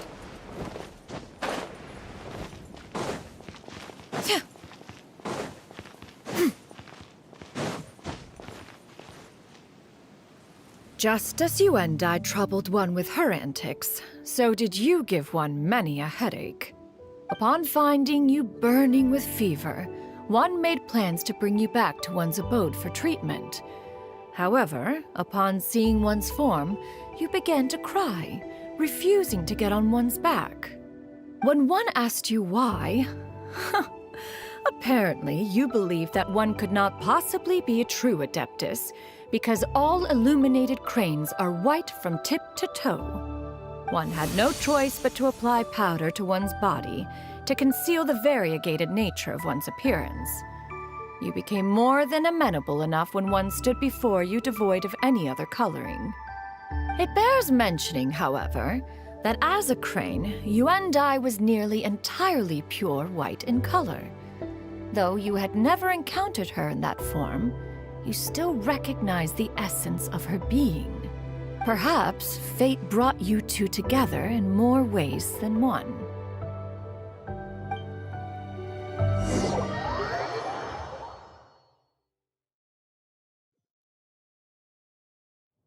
Now all has been revealed. One owes you an apology, you and I. One recognized you upon your very entrance into Wanmin Restaurant.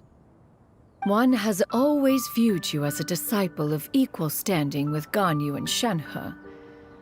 Indeed, one wished to bring your story to a satisfactory end with this visit to Liyue Harbor.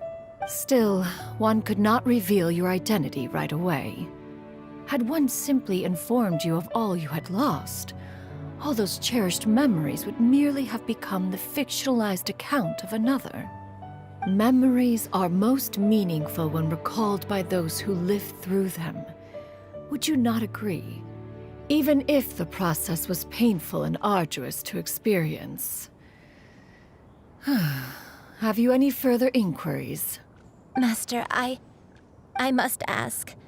If you found me all those years ago, why did you leave me be, even though you knew about my mistake?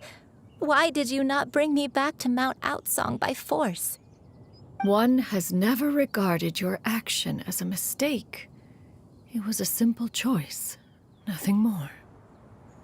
When it is time for one's progeny to leave the nest, it is the responsibility of an elder to let them fly free. Yet, when your wings grow weary and the night grows dark, just know that you always have a place to which to return. 'Tis a refuge referred to by many a name in mortal writing. Home, nest, haven. Whatever its denomination may be, its essence remains quite unchanged. One speaks, of course, of a place not unlike one's own abode. One's disciples are free to come and go as they wish, yet the door remains forever open to those who wish to return. One rather hopes you count yourself among them. Thank you. Thank you so much. You and I. One expects you too have sensed the rapid deterioration of your condition as of late, have you not? 40 years ago, you chose a path without a future.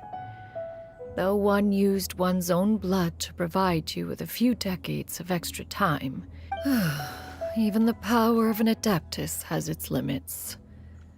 Had your condition continued to deteriorate, you would have forgotten your life as a human entirely.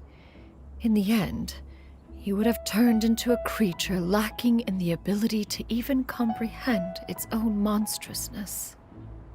Fortunately, you were able to avoid that scenario by reclaiming your memories. Though one sped the process along by providing some guidance, the result is entirely a reflection of your own effort. So, what's gonna happen to Granny? One will help her reclaim her original form as a wild crane. If it be fated, she may recover her sentience one day. She's gotta go back to being a regular crane, huh? Master, you've already done more than enough for me. I don't know how I could possibly repay your kindness. This is a better result than I could have ever hoped for. How much time do I have left?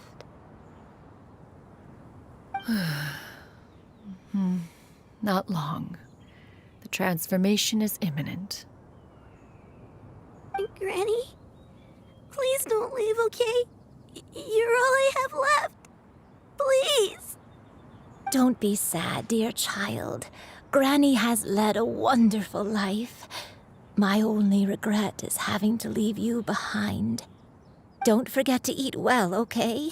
A growing young lady like yourself needs lots of good food to grow big and strong. Promise Granny you'll take good care of yourself when I'm gone. I promise, Granny. I'll do whatever you say. Good girl. Good girl. Don't worry. It's not goodbye forever. Granny's gonna become the most formidable crane in all of Mount Outsung. Granny will train day and night. I won't stop until I can turn into a human without having to rely on anything but my own power. When that day comes, we'll be able to live together again, you and I. How's that sound? Good. That's a good girl. Even though we won't see each other for a little while, as long as we both work hard, we're sure to meet again someday. I'll eat well, Granny. I promise. And I'll wait for you, no matter how long it takes. That's a good girl. Then Granny really has no more regrets. I'm so sorry, Master. Thank you for everything.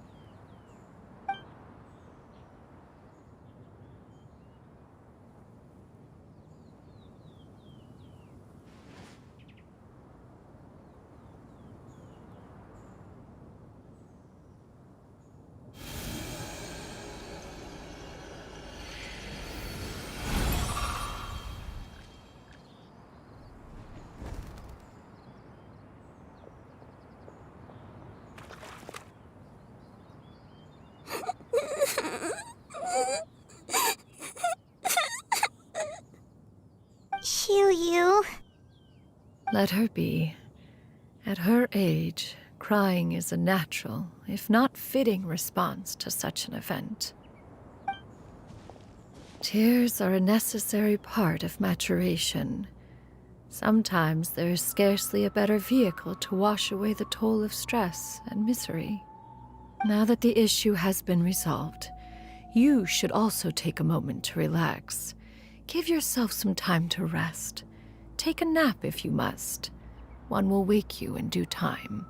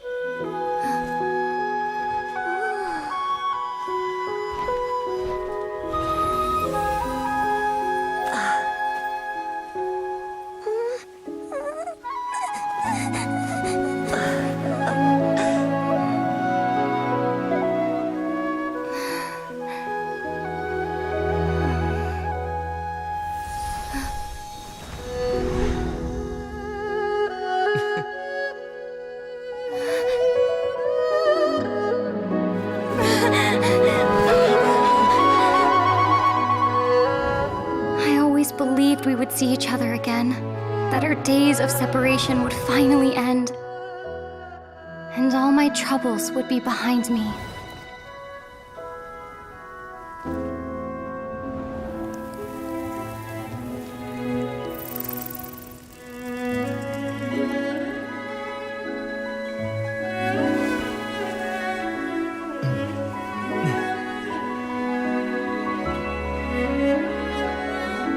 If only things could stay this way forever.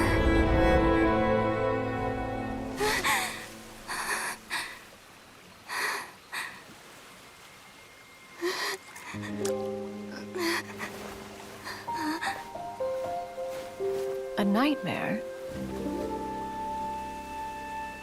Curious. If you're relaxed, shouldn't your dreams be pleasant? It was a good dream. It's just... You weren't ready to wake up.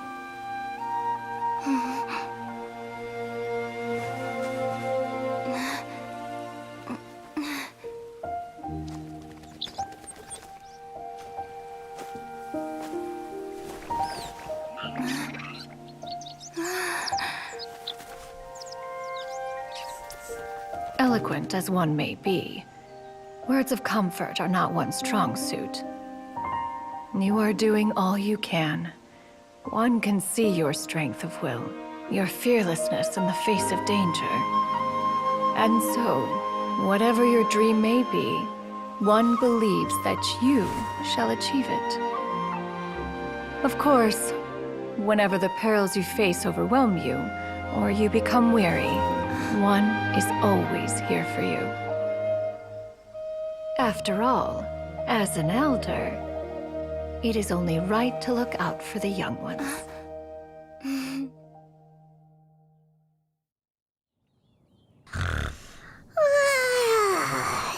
Grilled chicken drumsticks. Huh?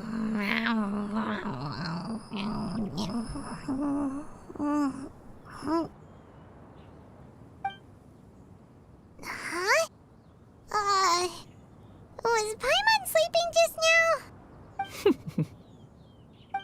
Oh, Paimon wasn't talking to you. Paimon had a dream about eating grilled chicken drumsticks, that's all. Madam Adeptus? Oh, Shuyu, you're awake. How do you feel? I feel a little better. Thanks. I know I'll see Granny again someday, so I don't feel so sad anymore. Madam Adeptus? Could I, ask you something? Would you take me in as a disciple? Oh, and have you reasons for this sudden interest? I know Granny thought what she did back then was wrong. She felt really bad about it. But without that mistake, I would have never been born. Even though Granny lost her memories, she never forgot to show me how much she loved me. So, I thought maybe one day...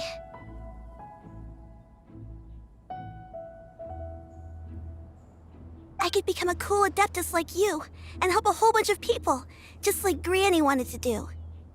Upon some reflection, one supposes you are no mere mortal. The fact that Yuendai's blood flows through your veins is proof enough of that. If this is what you desire, one shall make it so. Thank you so much, Madam Adeptus. No, I mean... Master. Chuyu, are you sure about this? Paimon's gonna let you in on a little secret. We've seen Cloud Retainer's 2 other disciples, and they pretty much eat nothing but bitter herbs like Genshin and violet grass. If you join them, you'll never enjoy Wanmin Restaurant's delicious cooking ever again.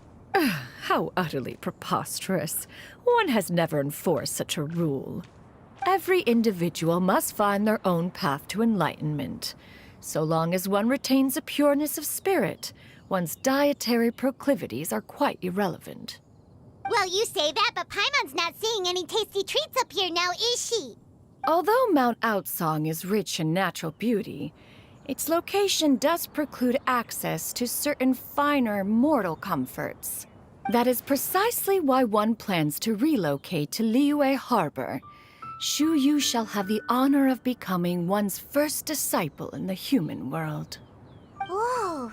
You're leaving Mount Outsang? One has never concerned oneself with the location of one's residence. From the very beginning, one has sought only solace and peace. Yet in the end, all of one's disciples ended up in Liyue Harbor. Ganyu, Shenhe, Yuandai. They all chose a life among the mortal world. One has reflected on this fact for many years now. One can only assume that it is due to some failing on one's part as an elder or master. A failing, perhaps, of recognizing what it was they truly wanted. One is most curious as to what aspect of Liyue Harbor could have enticed them to remain there. One could hardly offer an opinion on the matter, but perhaps some time in the harbor will prove instructive. Why are you all so silent? Paimon is, just a bit shocked, that's all. So, does this mean we can grab a meal together in Liyue Harbor sometime? One has precious little time to squander. However, if one finds oneself otherwise unoccupied, one would not be opposed to the idea. One will be assuming the identity of a human while residing in Liyue Harbor. You should take care to avoid disclosing one's true identity. Don't worry, we'll help you keep it a secret. So, when can we expect to start seeing you in the city? Perhaps in 2 days' time. One has some matters to see to before one's departure. Preparation is the key to success, after all. One plans to put up various items from one's collection for sale. The earnings should provide for a comfortable living in Liyue Harbor. One has already picked out a handsome property near Chuhu Rock. 'Tis no small purchase, but what is mortal life if not one expense after another? Seems like you've really thought of everything. Then how about we meet up in Liyue Harbor in 2 days? A sensible plan. See you then. Oh, also, why don't you take this suspensus somnium mechanism as a souvenir? Anytime you should feel ill at ease in the future, you may try quieting your mind and sitting in meditation as you listen to its melodies. It might help you find a new perspective. Awesome! Thanks, Cloud Retainer! Hey, didn't we promise Shincho that we'd tell him what we found out? Should we make a trip to the Feiyun Commerce Guild? It's totally up to you.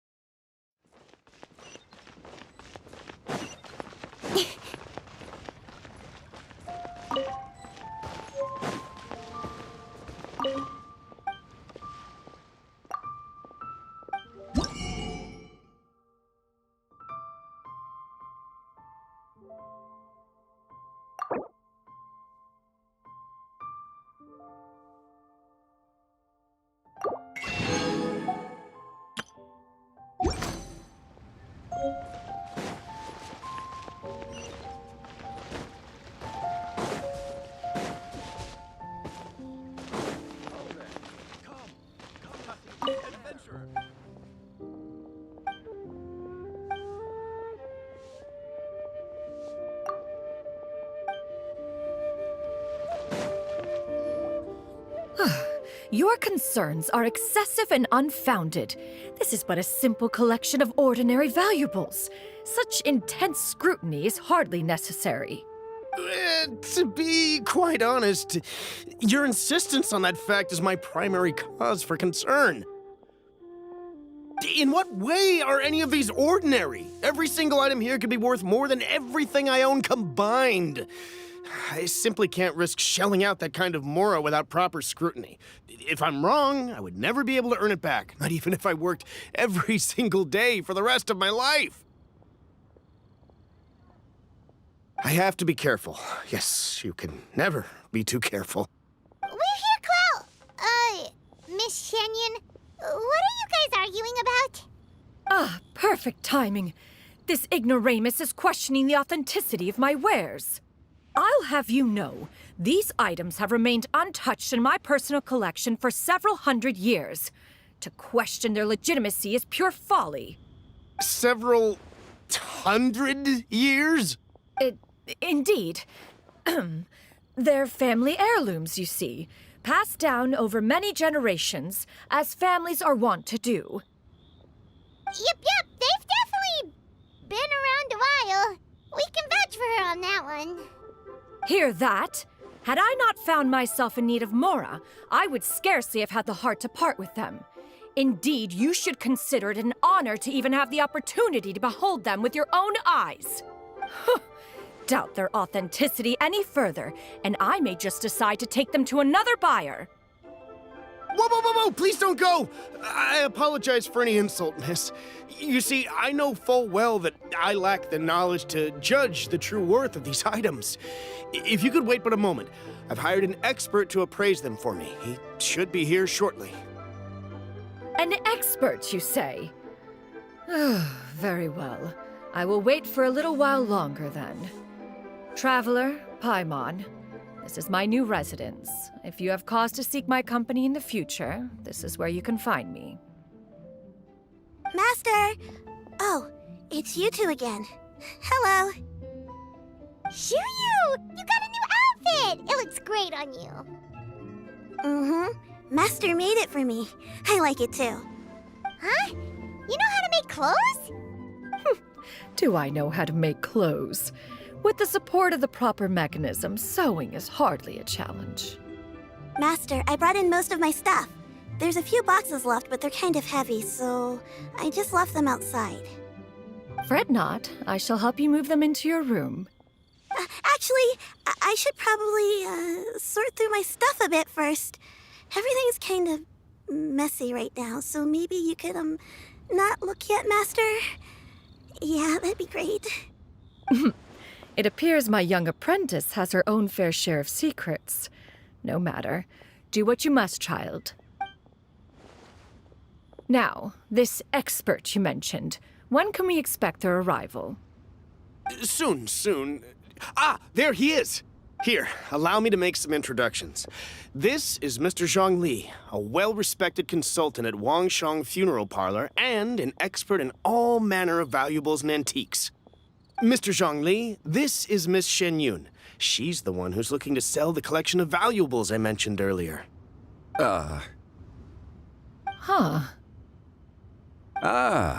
If it isn't Miss Shenyun. It has been quite some time since our last meeting. What a serendipitous reunion.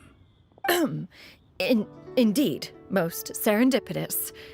Have you been faring well as of late, Mr. Zhongli? Quite well, thank you. I was fortunate enough over the past few days to enjoy both a stroll in the mountains and a fresh brew of tea from the most recent harvest. The experiences left me with such insight and peace. Huh. So you two are already acquainted? Indeed. How fortunate we are that fate has brought us together again. If you are otherwise unaware, allow me to inform you that Miss Shenyun is a well-regarded collector and appraiser. She is well-versed in all fields, and oft-celebrated for her impeccable taste. You stand to gain much from this opportunity. You are too kind, Mr. Zhongli. True collectors pride themselves on their wealth of knowledge and eye for detail.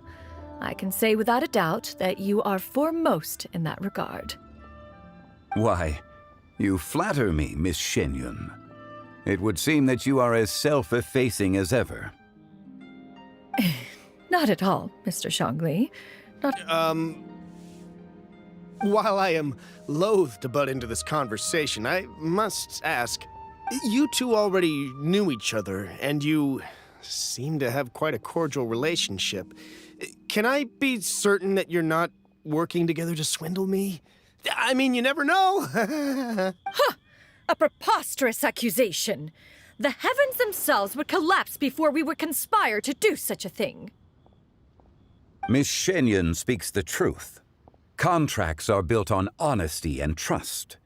If that proves to be beyond your capabilities in this instance, this transaction may be taken elsewhere. Say no more. Let us depart. I jest. What fool would still harbor doubts after Mr. Zhongli himself has vouched for the goods? Miss Shenyun, wait!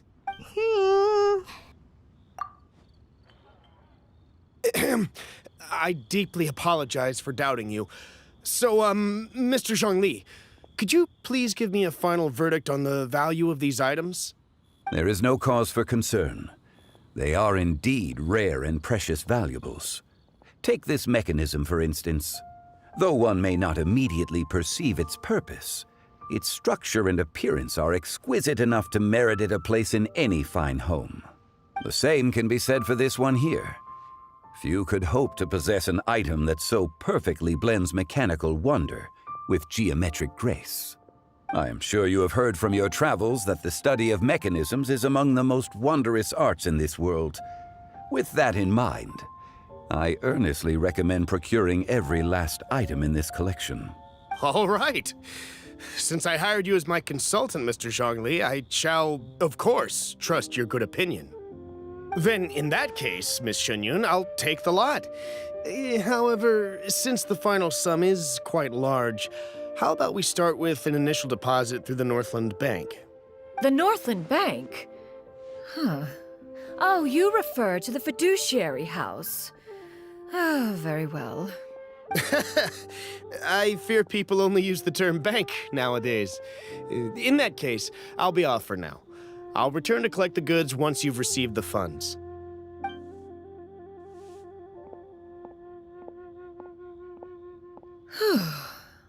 Zhongli! My friends, have you been doing well? We've been great! How about you? Paimon didn't know you were such a busy consultant! My days have been quite pleasant as well. I had been quietly enjoying a cup of tea when Mr. Xiaozu requested my services. As for you, Miss Shenyun, I presume you must be looking to settle in the city? I must say, the name Shenyun sounds exceedingly strange coming from you. Perhaps you could dispense of that particular epithet in further conversation. Whatever for. Am I not addressing you as a friend should? Well, that is true, but... Alas, refer to me however you will. After all, a name exists such that others may address you with it. One is hardly ignorant of that fact. It would seem that you have gained many valuable insights over the years, Cloud Retainer. One has indeed. One's previous stays were all brief. Now that one has made up one's mind to move and settle, one has gained a much better appreciation of the hubbub and commotion of the city, as well as the people's hard work and ardor. This city is much changed from how it was more than 1,000 years ago. Not unlike the ocean tides, so too shall the movement of people ebb and flow. From turmoil to peace, enlightenment to aspiration.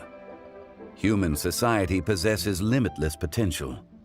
In another 1,000 years, the scene we witness here may change in ways that are impossible for either of us to imagine. All right, that's enough reflection for one day. No need to get all sentimental on us. You make a valid point, Paimon. Now that the sale has concluded, what say one plays the host as we try some specialty dishes together? one must profess great interest in trying bamboo shoot soup. Perhaps you have forgotten, Cloud Retainer, but I once tried my hand at that dish. You were at the table on that occasion, so logic dictates that you should have already tried it. Oh? What occasion was this? It was a reunion between friends several centuries ago. Alas, you must have been too preoccupied to secure yourself a portion. Or perhaps our other companions simply availed themselves of faster reflexes on that occasion. Huh! Hardly. 'Twas most certainly out of consideration for the others in attendance. In but a moment, one will show you what it means to have a true deftness of hand. It is settled then. Bamboo shoot soup, mora meat, crab roe tofu, triple-layered consommé. We shall enjoy the lot. One has already passed word to Shenhe and Ganyu to make a reservation. It is prime time for them to meet one's newest disciple. Is that agreeable to everyone? It should be a most splendid occasion. Shu Yu, come now, it is time to dine.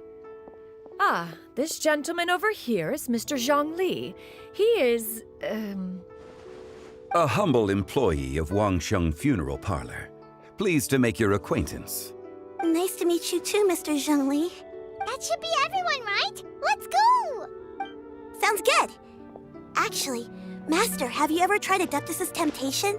I heard it's impossible to stop eating after even just one bite. You know, 'cause it's super tempting and stuff. Is that true? That sounds rather implausible.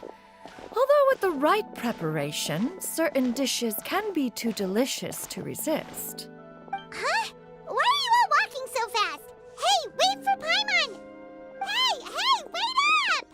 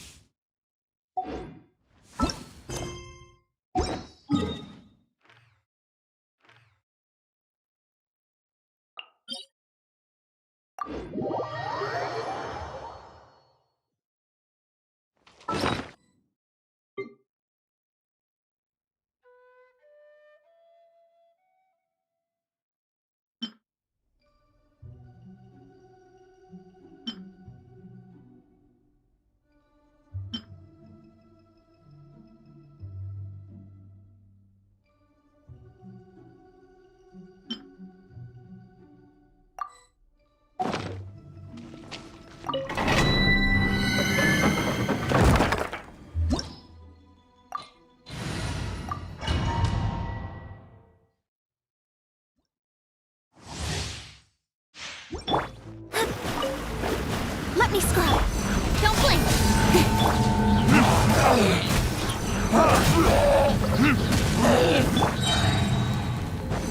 Speed of light.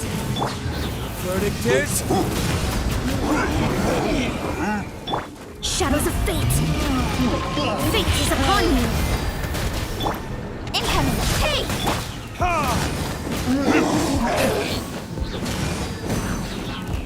Cut to the chase. Don't blink.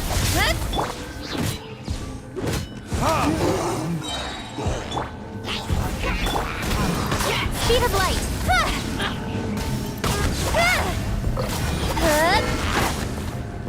Everybody stand back! Delve into destiny. Don't blink.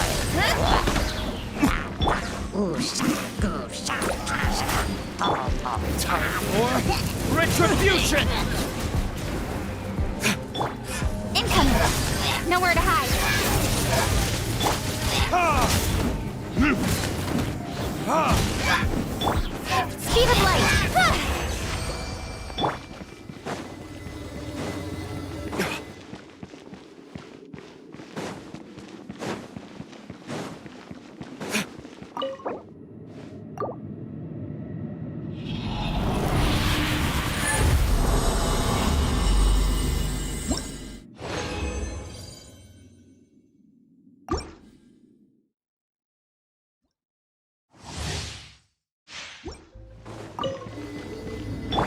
Don't blink! Shadows of fate!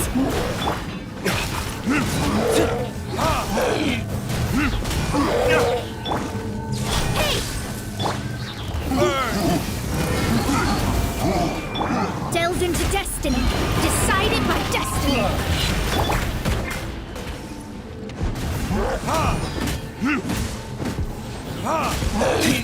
Incoming! Cut to the chase!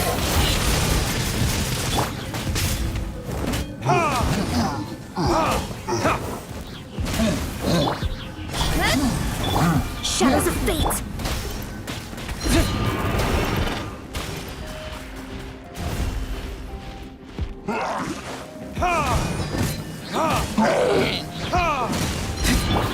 Don't blink! Hey!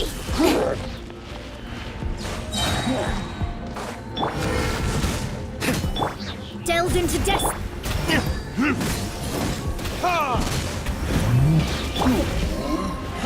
Incoming!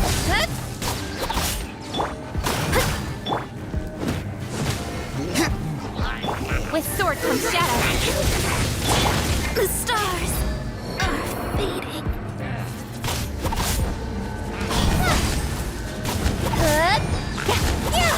One step back, two forward. Right idea, wrong time.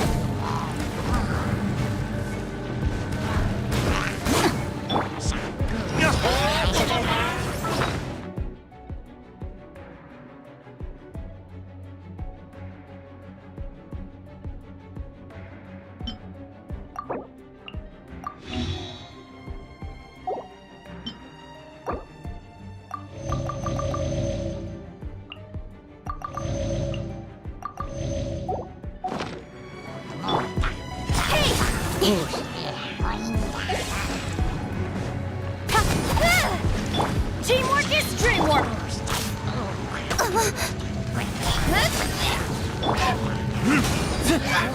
Verdict is...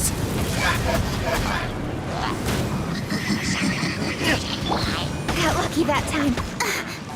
Don't blink! Change it. Hey!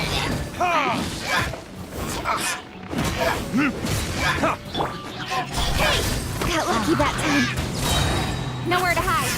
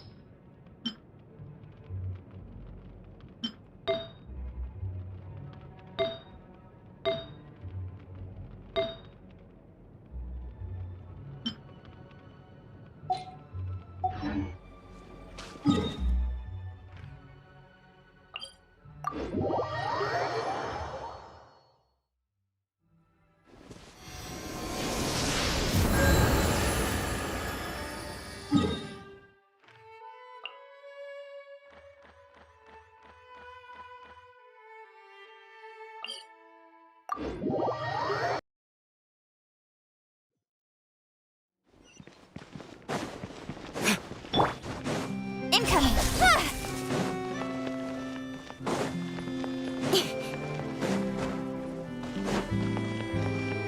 Don't blink!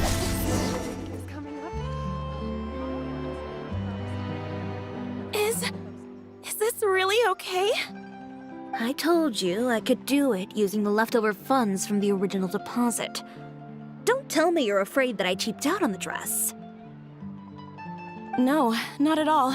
I have only the fullest faith in your work, Miss Chiori. I'm just in shock, that's all. It's always been my dream to wear a Chioriya boutique dress for my wedding. I really thought the chance had passed me by. Ooh, is that lady the owner of Chioriya Boutique? We've never seen her before.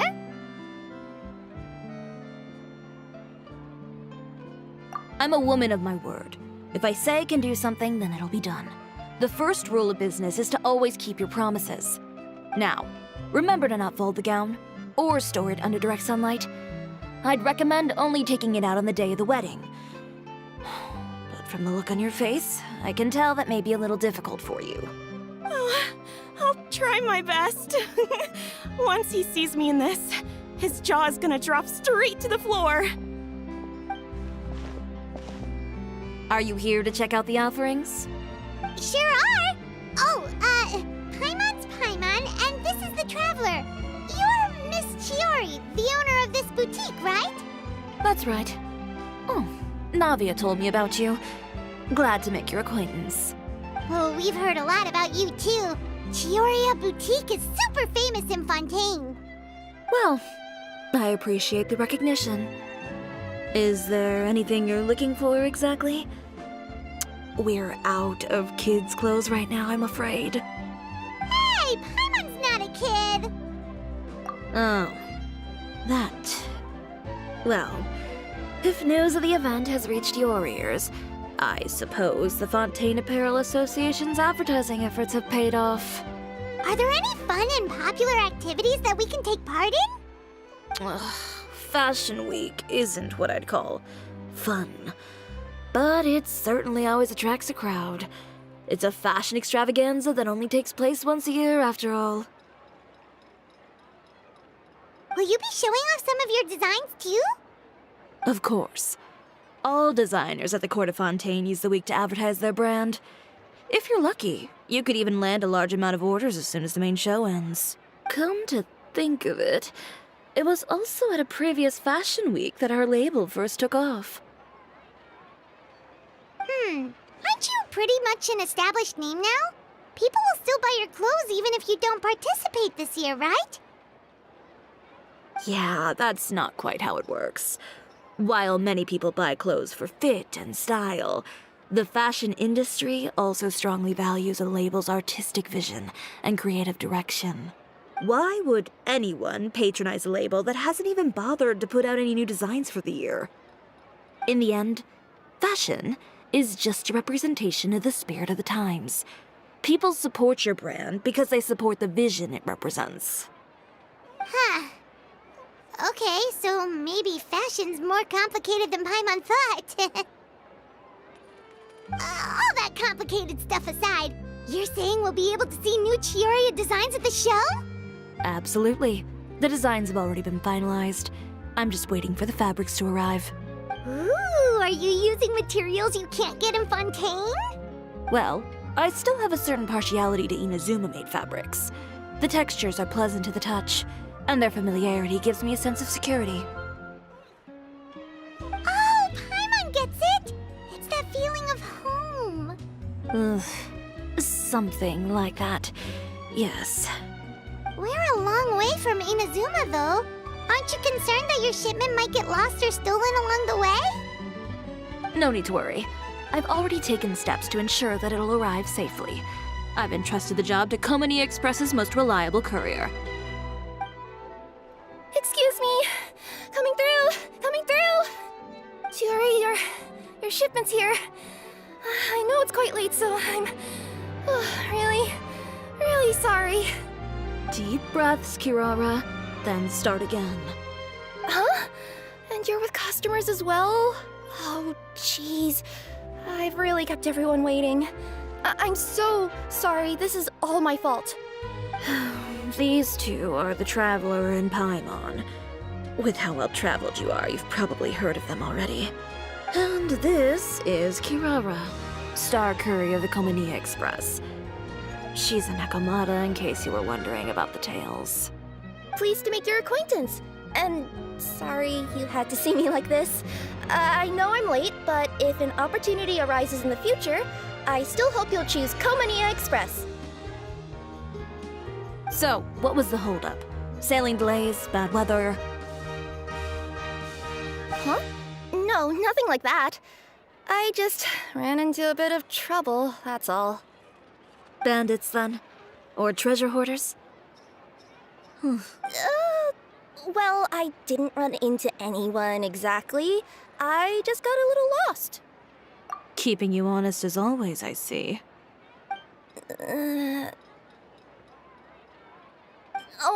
All right. I was stopped by a group of bandits as soon as I entered Fontaine. They were a little different from the ones I usually run into. I could hear them mumbling about Komania Express. It was obvious they were looking for someone with two tails. So it was a targeted hit? I got the sense that they were actually targeting Chiori's goods. My fabric shipment? Yeah, they said that I could go as long as I left the goods with them. Otherwise, they'd stuff me into my delivery box and toss me into the sea to drown. Oh, are you okay, Kirara? Oh, I'm good. I'm still a yokai after all. I turned them over to the guards. It just took me a while to round them all up. Well, it's not completely out of the ordinary for one of your deliveries to get intercepted. But it still doesn't make sense how you knew it was my goods they were after. You've got other deliveries to make in Fontaine, don't you? Is there something else that you're keeping from me? Huh? Well... Perhaps I need to reconsider how many stars to give you in my review. You always know how to get me, Chiori. Alright, I'll talk. So, I kinda wanted to know why anyone would order a hit on me, so I spent a bit of time investigating. One of the bandits had a loose tongue, which saved me some time. He said that a certain person had commissioned them to intercept Chioria Boutique's delivery. And who might this person be? Chiori, why don't we just let this one go? I mean, I didn't really get injured, and you've still got Fashion Week to worry about. I appreciate your kindness, Kirara, but if I don't teach this person a lesson, I doubt they'll stop here. Anyone that dares to mess with one of my friends deserves a stern talking to and then some. All right. The guy said that the commissioner was someone by the name of Uter. Uter? No, that name rings a bell. Wouldn't you say, Kirara? Well, that's exactly why I didn't want to bring it up to you. So you both know this Uter guy? Through Chiori's complaints about him, sure. He's a fellow fashion designer who's made it his goal in life to make hers as miserable as possible. Oh, so he's like a business rival. A rival is what you call someone who fights you fair and square. Uter, however, just has it out for me as a designer. He's publicly disparaged my design choices, my use of materials. He's practically tried every trick in the book to ruin my good name. I've already warned him before to compete with me fair and square, but I guess he prefers playing dirty. Well, I'm more than happy to oblige. Wait, Chiori, where are you going? To teach someone a lesson. You must be tired after your long journey. Why don't you rest in my shop for a little while before heading back? Chiori! Wait! And she's gone. Oh no. What should we do? You seem concerned. Should we be worried about Chiori? Well, she's always been the type of person to face things head on. But with her fiery temper, I'm just worried whatever she's about to do will fuel negative publicity about her right before the start of Fashion Week. Traveler, Paimon, could you go after her and check out the situation for me? As a formal employee of Komania Express, it wouldn't be appropriate for me to get involved. Yeah, we'll take good care of Chiori. To be honest, I'm more worried about that Uter guy's safety.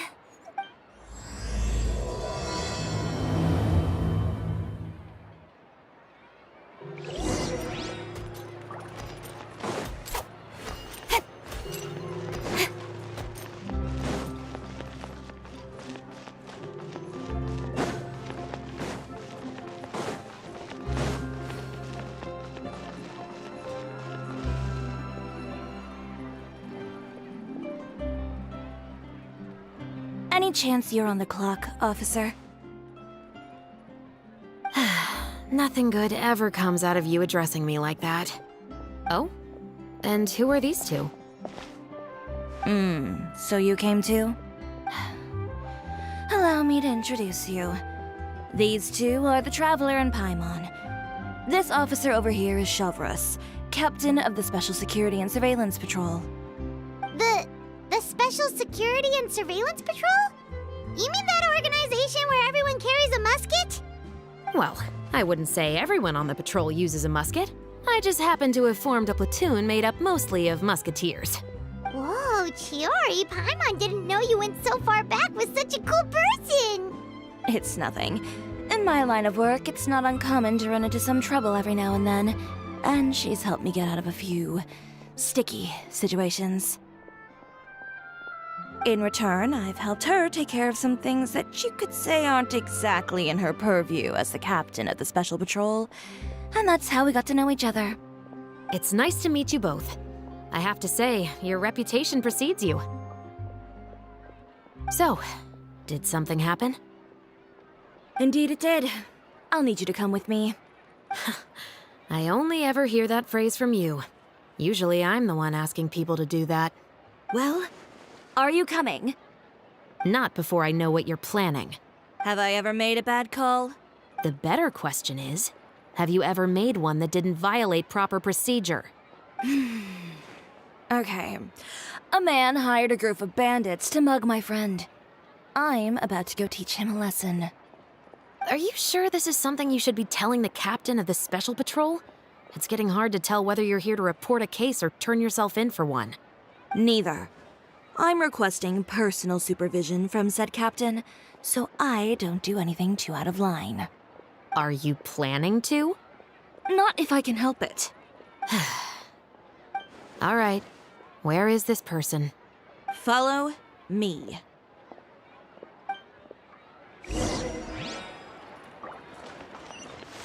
Just promise you'll start trying to keep yourself out of trouble. Well, when trouble stops coming my way, I'll be sure to get on that.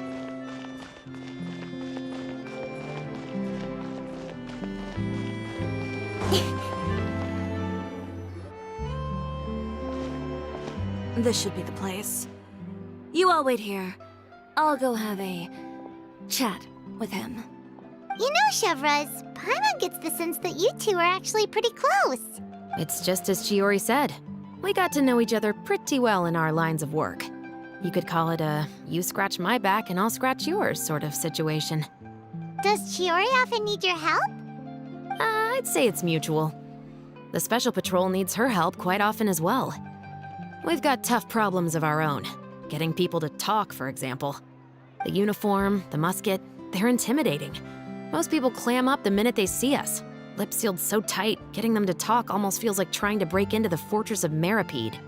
But put them in a clothing boutique, and they suddenly start gushing faster than the waters at the Fountain of Lucine. Oh, is it because they're trying to show off or something? Yep. People are vain creatures. They can't help but want to talk up new developments in their lives or show off how much they know about other people. And nothing brings out that sort of vanity quite like fashion. As a result, Chiori often picks up on all kinds of information in her shop. Most of her customers are members of the upper class, which means they're pretty much up to the gills in wealth and intel.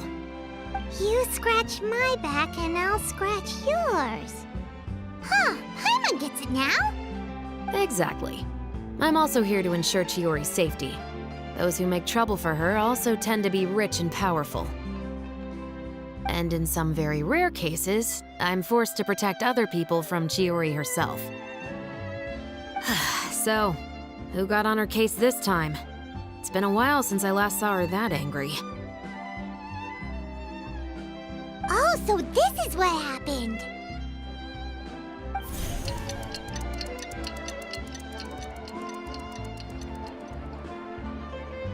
Huh?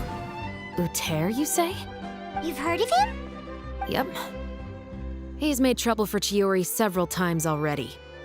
He's fond of pretty much every dirty trick in the book. I heard that even the Maison Gardiennage issued him a warning due to his behavior. So he's back at it, huh? His funeral, I guess. Whoa, what's this about a funeral all of a sudden? I just meant that Uter's done for. Now bring it in, you two. Get right up close. Sure, but why? Because this is probably going to turn into one of those very rare cases I just talked about.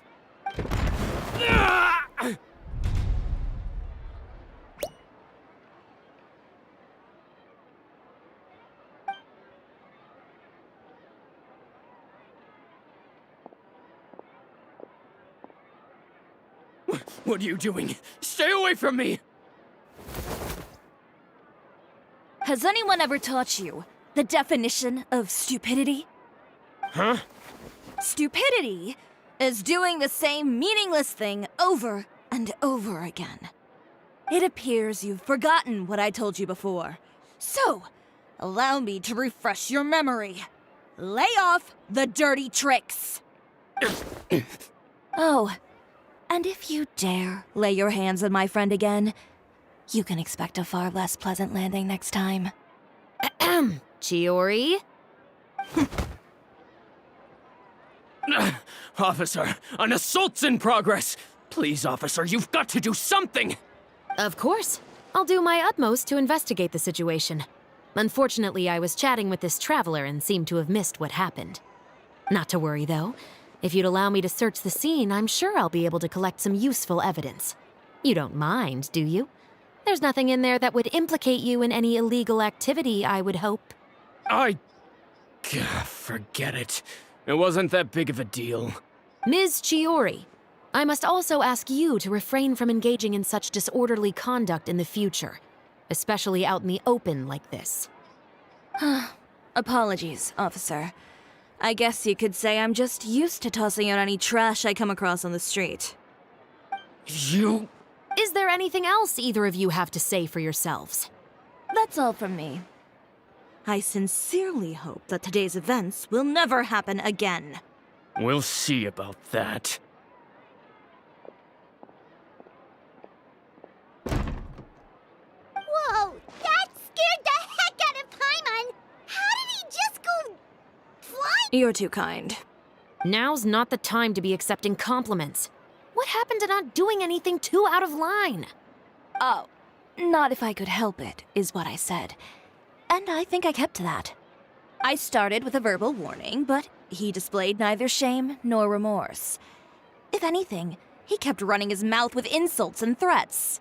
Insults and threats so bad that he deserved to be tossed out like a sack of trash? Believe it or not, they were that bad.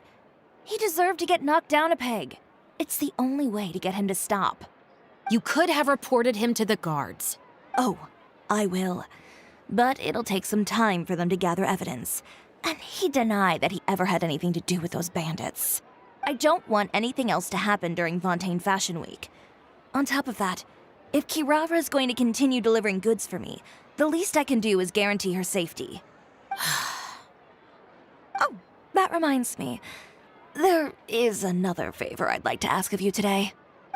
What a shame. I believe you've already used up your favor quota for the day. Have I?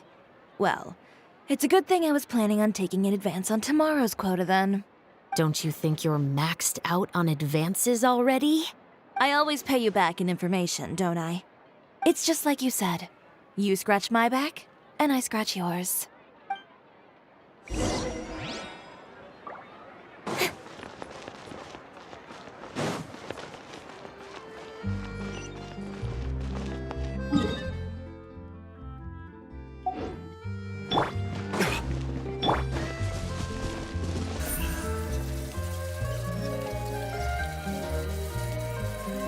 Incoming!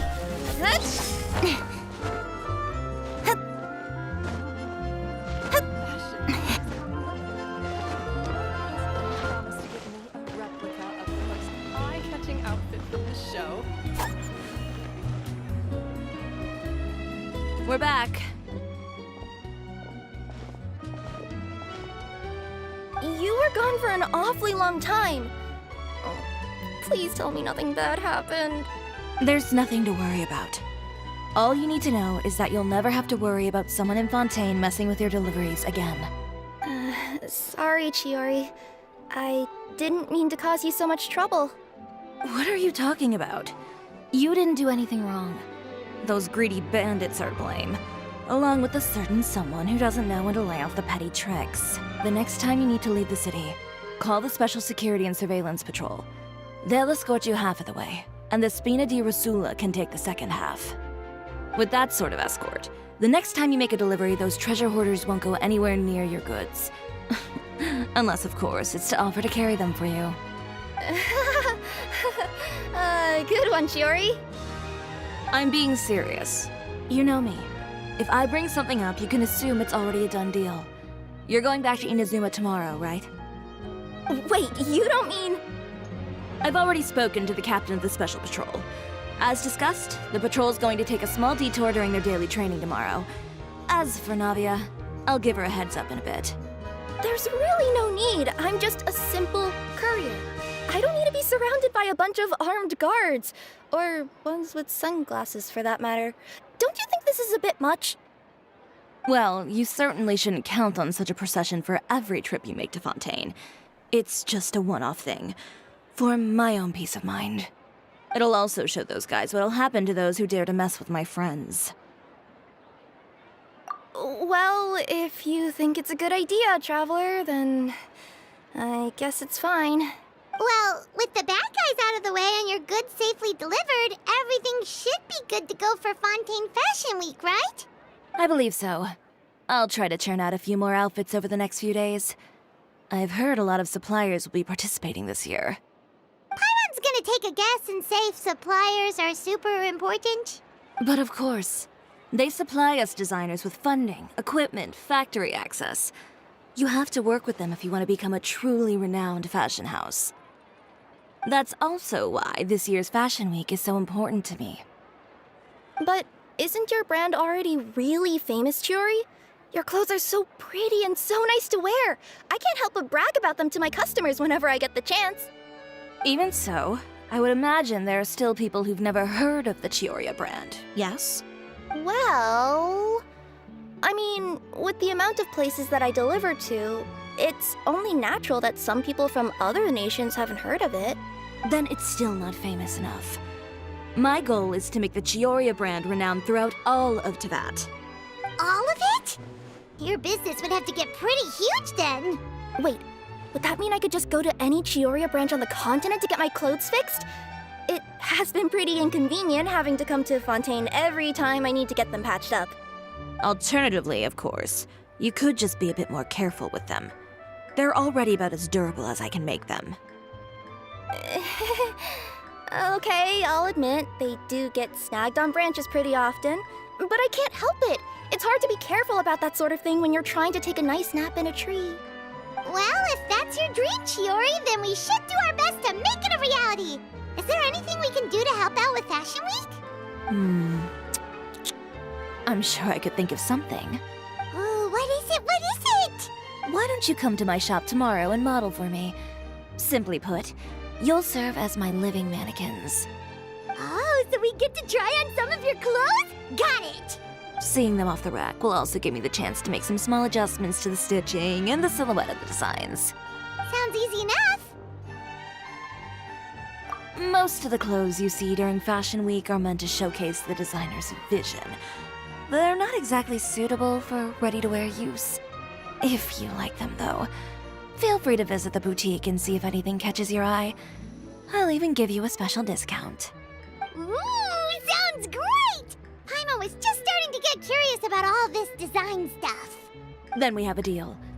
You'll model some formal wear, Traveler, and... I don't know. Paimon here will show off some kids' designs. I'll see you both tomorrow, then. Yep, sounds good.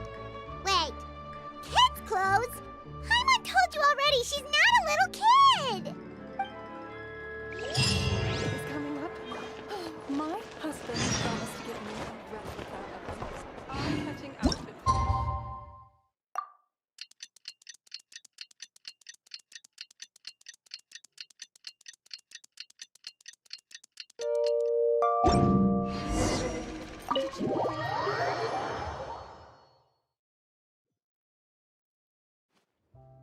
Chiori, we're here! you're here early. I haven't even opened the shop yet. Wait, has Kirara left already? Yep, with the special patrol. Bright and early. Did everything go all right on the road? I believe so. The patrol makes for quite the entourage. The way they marched forward with Kirara in the center, you'd think she was some sort of VIP. For the second leg, the Spina also came with a pretty large group, led by Navia herself.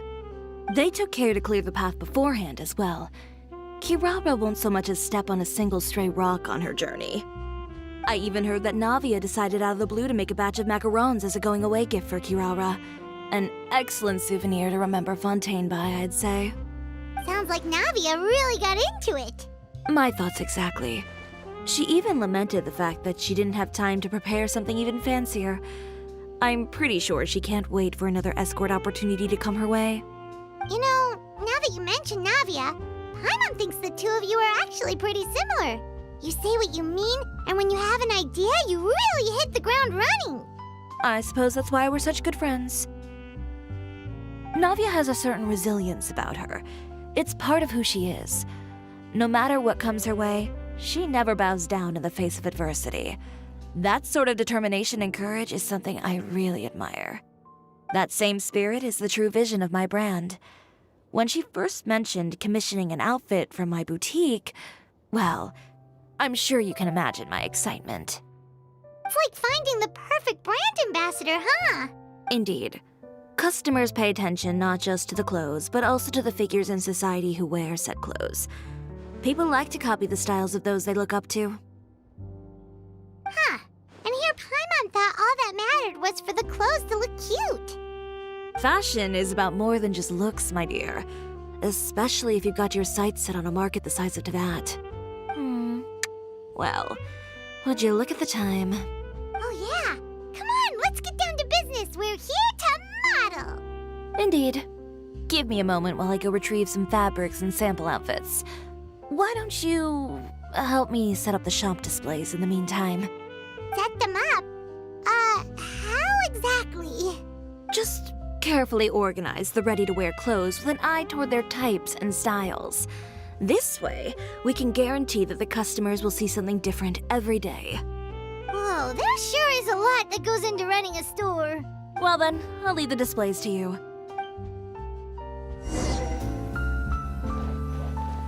So, we just need to put all the clothes with similar styles together, right?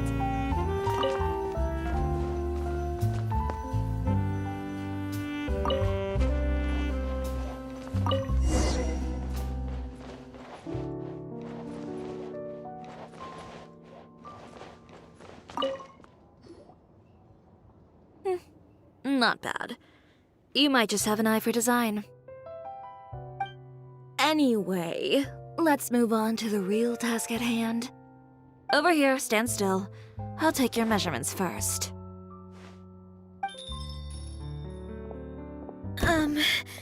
Excuse me, Miss Chiori. Oh, good morning, Leanne. How have you been recently? Not too bad.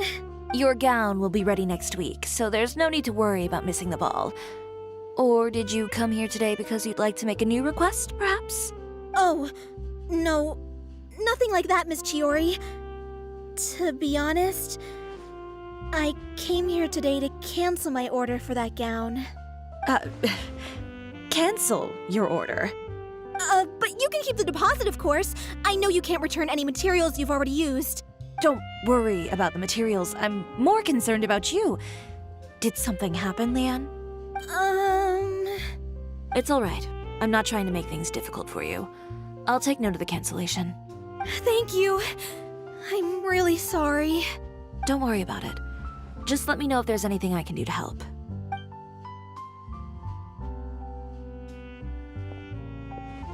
Is it just Paimon, or was she acting a bit strange just now?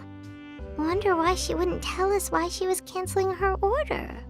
It's not a big deal. These things happen every once in a while. A family emergency, an important payday falling through, a lover's quarrel, no one to take you to the ball. I've pretty much heard it all. Judging from the look on her face, something's keeping her from revealing the truth to us. It's best not to pry. Well, guess this means you'll have more time to work on Fashion Week, right? That's true. Come, let's pick up where we left off. Is Miss Chiori in? I am. How can I help you? I'd like to return this item. Oh, could I ask why? It's just, not to my liking. You said I could get a refund if I wasn't satisfied, so that's why I'm here. Is there something about it that didn't meet your expectations? Are the sleeves too short, or is the color too dark? I can always make those adjustments for you. No need. You don't have to concern yourself with that. I'd just like that refund, please. And I'd be happy to process that for you. If you could just tell me the cause of your dissatisfaction. Is Chiori here? I'd like to return my outfit. Another one? Is there some sort of new calamity coming that I haven't heard about? Another flood? Or an apocalypse, maybe? What does the prophecy say this time? You'll be spared if you get rid of all your clothes? Surely the entire population of Fontaine didn't convene and pick this one day to come and return my clothes. What is going on? What kind of rags are you trying to sell us, huh? The way I see it, this shop is nothing more than a black market front run by a bunch of dirty criminals. Please calm down, sir. What is he talking about? Haven't you heard? Chioria Boutique has been exposed for having close ties with criminals. It's all over the papers. And just who is it that dares to throw that accusation around? Well, you tell us. The fabrics you've got here, they're all sourced from underground factories, aren't they? I've been transparent about my materials from the very beginning. I've already proved there's nothing wrong with them. If a little hearsay and baseless slander are enough to convince you, then by all means, go ahead and hand over your garments right now. Spare yourself from that flood of yours. Or have you not been convinced of that one just yet? You... Elof! Miss Chiori? Go outside and help these customers with their return requests. There's no need to ask them why. We'll refund them at the purchase price. All right. And once you're done, put up the sign that says we're closed for the day. Got it.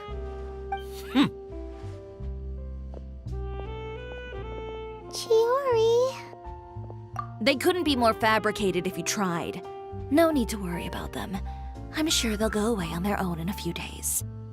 The real goal here is to divert my attention away from Fashion Week. The best response right now is to tune it out and focus on finalizing my designs. If you say so, but Paimon still can't help but worry. The best way to respond to public skepticism is to let your work speak for itself. There will be no doubt about the quality of my work once my new designs are released. The public just has to see it for themselves. Miss Chiori, bad news! Oh, for the love of... Can a woman not get a moment of peace to do her work? Go on. What's the matter now? It's our accessories supplier. They just sent word that they'll no longer be able to supply us during Fashion Week. What? No accessories? Not even the ones we pre-ordered? Yes, that's what their messenger said. And what about the models we asked them to book for us? I think they'll probably pull out as well. Even the suppliers believe those nasty rumors? Is the messenger still here? No, they've already left. So, no accessories means no brooches, no bow ties, things like that? Not just that. It means no gems, ribbons, gold thread, all the elements that lend life and soul to my designs. But if you take those away, does that mean you won't be able to make your designs at all? Alof, you stay and watch the shop. I'll go talk to the supplier myself. Yeah, and we can vouch for you too. We'll make sure your supplier knows there's nothing wrong with your clothes. Thank you. In that case, please come with me.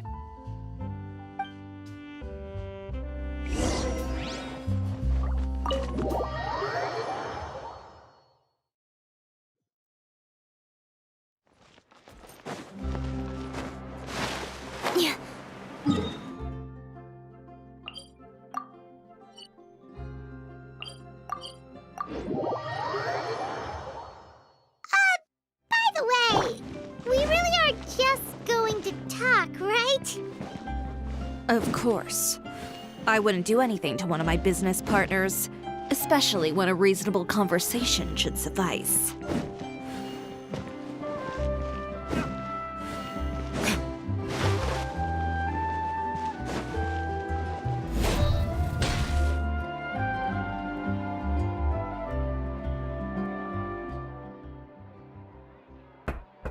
Who is it?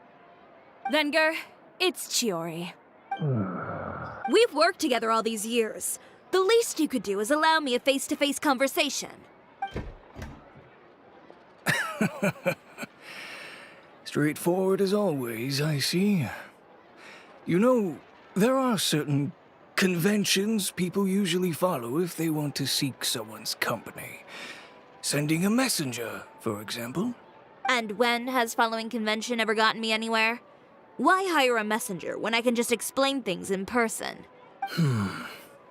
Have you read the papers today? I don't like to waste my time on baseless lies and speculation.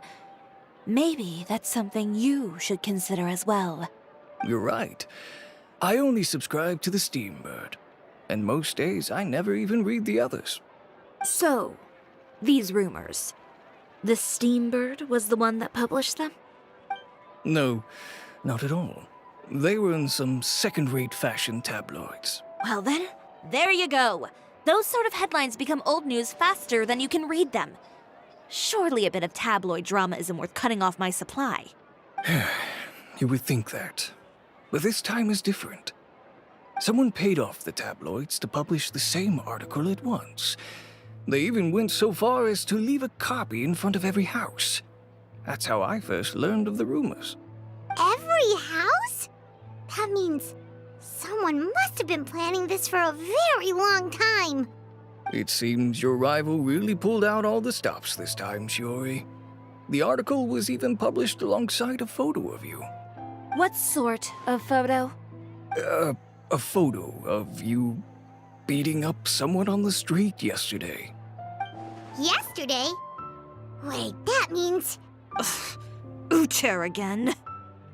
Here, I've got a copy. See for yourselves.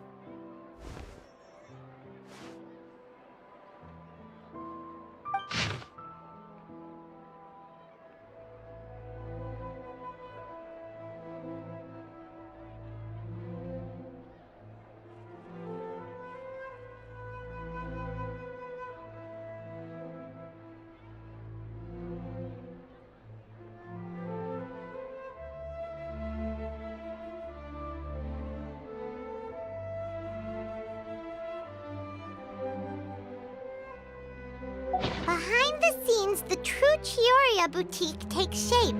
Not a fashion house, but a house of lies.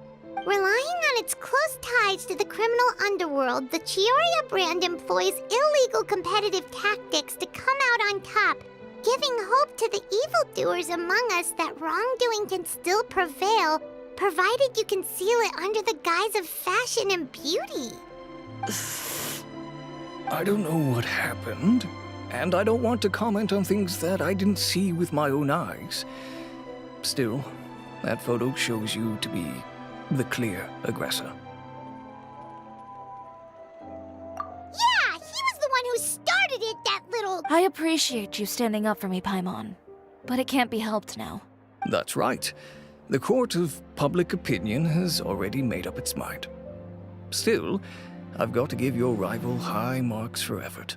They even dug up the fact that my father once served time in the fortress of Meripede. But that was so long ago. In the world of fashion, your past is like a piece of clothing stained with mud. Once tainted, it can never be washed clean.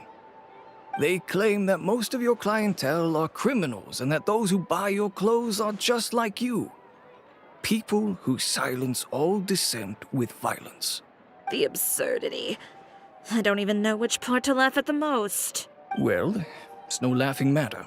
Maybe your clientele are criminals. Maybe they're not. There's even the possibility that they're just people who happen to commit crimes after buying your clothes. But with the way this article combines fact with rumor, trying to determine the truth is practically an exercise of futility.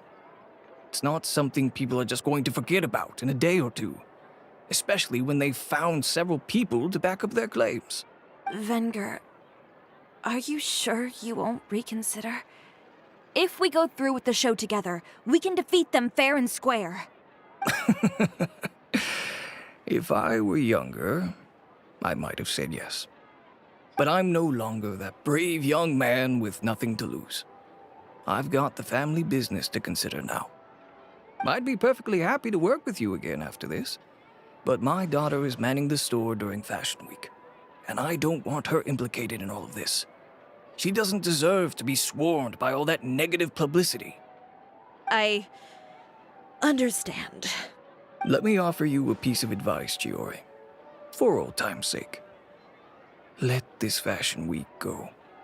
There's always next year. You just need to wait for all of this to blow over.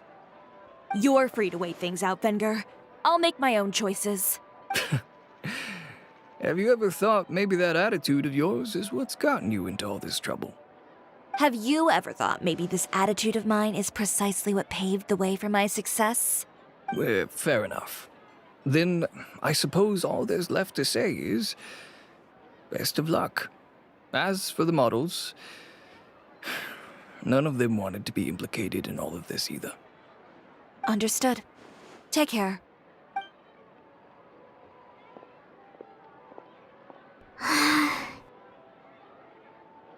So, what should we do now? Without the accessories, I can no longer use my old designs. How could they do this? They're making things up. The boutique doesn't have anything to do with violent criminals. Can't people tell this is just a bunch of lies? Public opinion has never been about what's true and what's not. It's about echoing the loudest voice in the room. I should have seen it from the beginning. Uter knows me too well. Everything that happened yesterday was just a trap. Well, guess all we can do is just head back for now.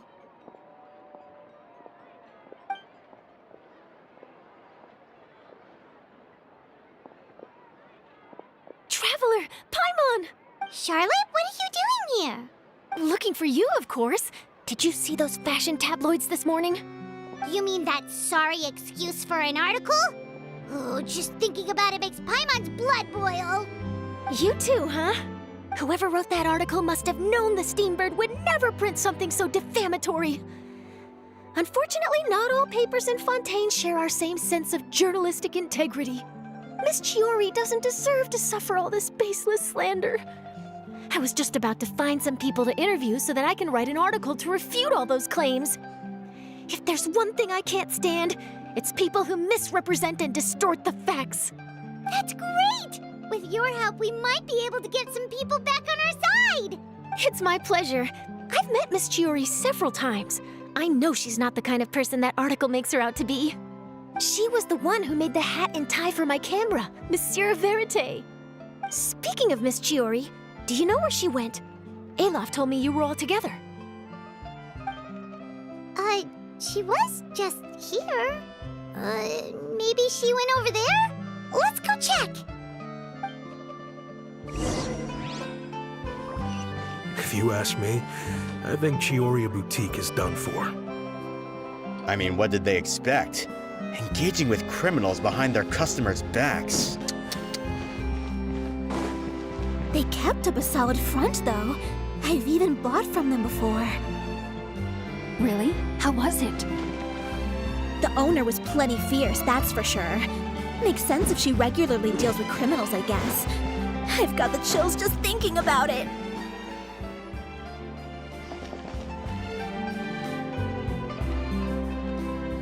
Oh no, we've lost her! Did you hear what all those people were saying? Paimon can't believe they bought all that nonsense!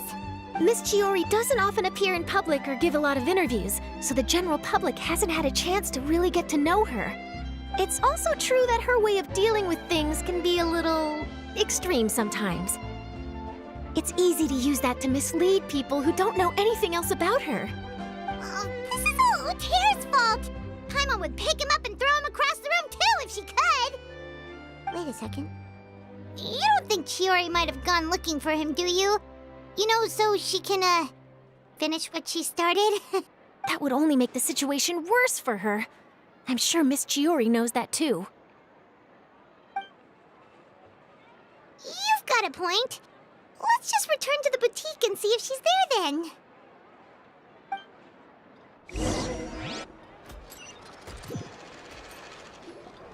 Elaf, we're back! Oh, who's this? Ah, this is Miss Letitia. She's also here to see Miss Chiori. Oh, you were the one who came to collect the wedding dress yesterday, right? Wait, please don't say you're returning that dress too. Oh, no, not at all. I'm just here to thank her. In fact, if there's anything I can do to help her out, I'd be more than willing. Ah, so you've come across that article as well. Yeah, you probably don't know this, but after I got engaged, I didn't think I'd be able to wear a Chiori dress on my wedding day. Why? My fiancé owns a small business. It doesn't bring in a lot of mora, but we get by.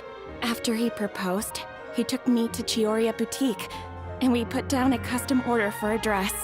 He probably noticed how often I talked about Miss Chiori's clothes and how pretty they were. Being able to wear one of her dresses to my wedding has always been my dream.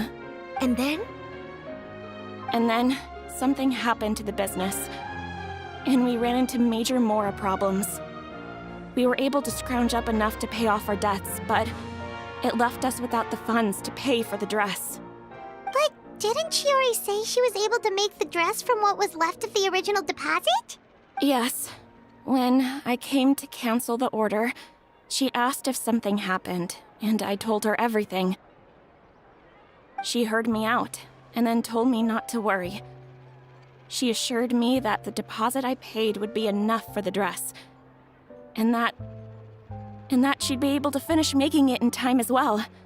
She promised that I'd be able to wear a Chiori dress on my wedding day. Well, that's a good thing, isn't it? I've always known Miss Chiori to be a woman of her word. It is good. It's just, after I went home yesterday, I couldn't help but take out the dress and try it on. My fiancé happened to walk into the room, and when he saw me, he froze on the spot. Ah, what a shame. He's not supposed to see it until the wedding day. Well, see, that wasn't actually the issue. He's seen a lot of wedding dresses in his time doing business, so as soon as he saw it, he knew for sure that it must have cost far more than what we paid. Huh? So wait, that means... Yeah. Miss Chiori covered all the costs and held nothing back. The fabric, accessories, beading, construction. It was all of the highest quality. Miss Letitia, I'd really like to use your story for a piece I'm writing about the boutique. Would you mind going on the record? Huh? Well, if it would help Miss Chiori out, I wouldn't mind at all. I think it'd go a long way. Your real experience is more powerful than all those lies combined. Hey, Olaf! Has Chiori come back here since we left? Huh? I thought you were all together. Well, we were. If she didn't come back here, then do you know of any other places she could have gone? Oh, I remember now. There's this one cliff by the sea. Miss Chiori would always go there whenever she was upset. In that case, why don't we split up? I'll continue interviewing Miss Letitia, and you two can go look for Miss Chiori. All right, sounds good. Let's go.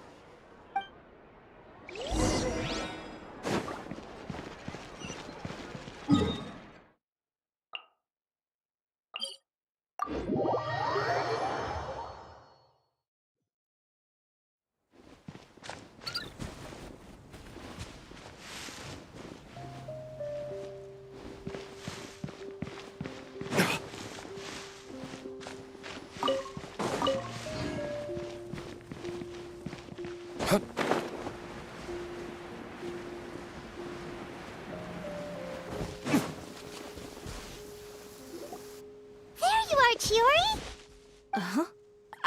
you know where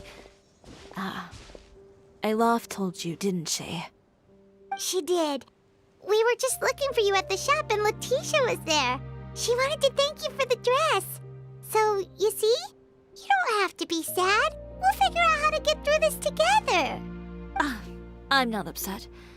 I just wanted to get some fresh air. Want to sit here with me? The view's quite stunning. Don't worry. I'll catch you if you fall.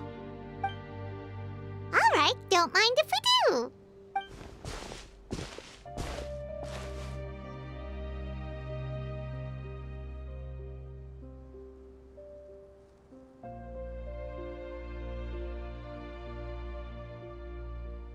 Well, how does it feel? This place is pretty great. Right? It's quiet and open, and far from the relentless critique from fashion commentators and the media. It's just you and the beautiful scenery. Yeah, it's important to take yourself out of that kind of stressful environment every once in a while. I didn't grow up in a very strict family. My parents would joke that I grew up to be so assertive because they spoiled me as a child. I would get together with the other children to climb trees and explore caves. One time, I even climbed over the walls of the Kamisato estate. One of the servants had to physically remove me. Whoa, Paimon would have never imagined that. But even as rambunctious as I was, when it came to needlework, I was as quiet and focused as could be. It was as if I discovered a whole new world within those vibrant, dazzling fabrics. You know the feeling? Sorta. My parents noticed, and they sent me to study under a famous Inazuman tailor. It wasn't long before I had driven away pretty much every master tailor on the archipelago. You could say I really tried their patience. You were that misbehaved? I wasn't misbehaved, exactly. I just often had strange ideas when it came to fashion. Ones that weren't in line with traditional ways of doing things. On top of that, I hated the idea of groveling and making outfits for every arrogant big shot expecting me to be at their beck and call. Anyway, a few incidents later, I soon found myself without a master. Worse, not one shop was willing to hire me. Not even to do grunt work. No wonder you left Inazuma. I was angry and frustrated. So, before I left, I swore to all those masters that my brand would one day become renowned all over Teyvat. Well, that's a great dream to strive towards. After that, I came all the way to the court of Fontaine, a city often referred to as the capital of arts and fashion. I had a lot of fun starting out. Sure, I was living in a small cramped room, but I was finally free to make whatever I wanted. I had a far more naive view of fashion back then. As long as something was pretty, it would become popular, right? A simple concept, surely. Of course, as I spent more and more time in the industry, I learned nothing was ever that simple. Least of all, fashion. Oh, you mean Letitia? Yeah, she did mention that dream. I'll be honest with you. That's the first time I ever heard something like that from one of my customers. Who would have thought? Even as I continue to pursue my dream, my work has also become someone else's. Alright, that's enough sightseeing for one day. Time to come up with a way out of this mess. Ooh, looks like you've got your game face back. Back? It was never gone to begin with. I did say I wasn't upset, didn't I? Paimon thinks we should look for evidence that Uter wrote that article, and that he hired those treasure hoarders to attack Kirara. Charlotte's already working on an article to address all those nasty rumors so we can publish all our findings in the Steambird once we're done. I don't like duking it out in the press. But if Charlotte's thrown her hat in the ring, I won't stop her either. I know where Uter's clothing factory is located. It might be a good place to start looking for some evidence. Sounds good. We'll come with. As for Fashion Week, Well, there's always next year, right? So there's no need to be too upset. Huh? When did this become an either-or situation? Find incriminating evidence or participate in Fashion Week. I'm doing both. But your accessories! Didn't you say your designs were unusable without them? Well, it's true that I haven't quite figured out what to do about that, but to tell you the truth, even here in Fontaine, every time I see the sea, I can't help but remember Inazuma and the vow I made in front of those masters. Thinking about all that, I just can't bear to take even one step back. The sea. What did you just say, Chiori? The sea. Seashells, coral. I've got it. Got what? Come, let's take a dip. Chiori! Wait, hold up!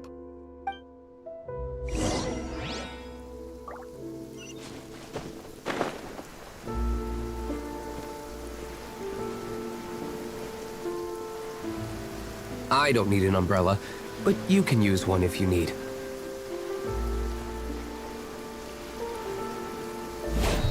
Chiori, why did you just jump into the sea all of a sudden? Paimon, what do you think is the most beautiful thing in the sea?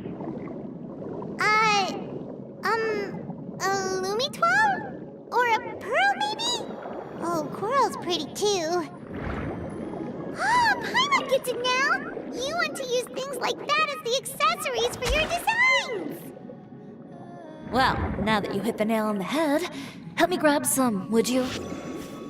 Leave it to us!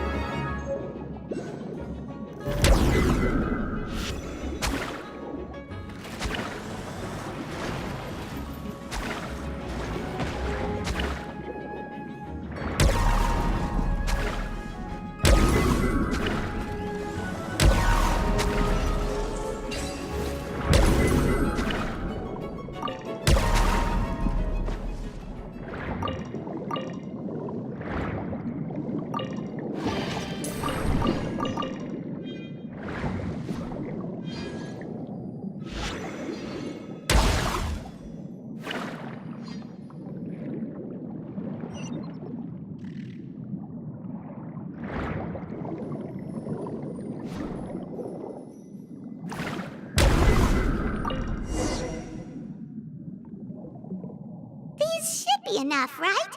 Paimon picked all the prettiest ones in this area. Chiori, will these do? Everything looks great. I've also collected a pretty big batch, so we should have enough. Great! So are we gonna head back now and make some new designs? Yes, but don't forget, we've got more than just the designs to worry about when we get back.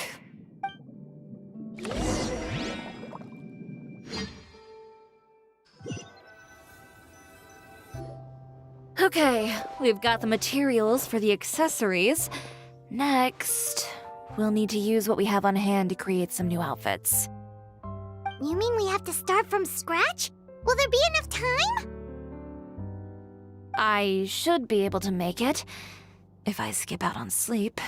Oh no, skipping out on sleep is not the answer. Wait, how come this conversation is giving Paimon major deja vu? Ganyu? Who's that? A friend of ours who does way too much overtime. Well, anyway, sleep is important. You're not gonna convince Paimon otherwise. Well, I can't argue with you there. One thing's for sure, though. I'm going to do whatever it takes to make it work. All this grit and determination. It reminds me of the first Fashion Week I ever participated in. What else can we help with? Let me see. I suppose all there's left to do is tear up all the outfits currently on display. You got it! Wait, what did you just say? You heard me. Tear them all up. When I went to that first Fashion Week, I had no savings to speak of. Just a few dozen yards of fabric and a dream. I had to make something work, so I tore up all the clothes that I brought with me from Inazuma, and I used the scraps to make my entries for the show. I used the larger pieces for the base fabric and the smaller pieces for accessories. If it worked back then, why not now? We can also repurpose some of the ready-to-use accessories in the shop as well. But you worked so hard on all these outfits! I know. That's why I refuse to let it all go to waste. I'm not going to let them win, even if it takes everything I've ever made and more. Okay, then. Here goes nothing. No need to be nervous. I won't hold it against you. Of course, if anyone dared to tear up one of my dresses in front of me on a normal day, I'd probably toss them into the sewer.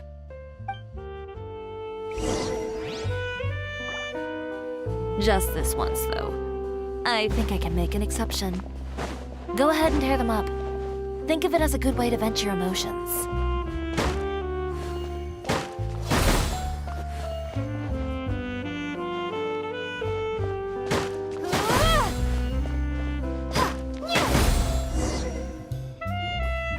Good job.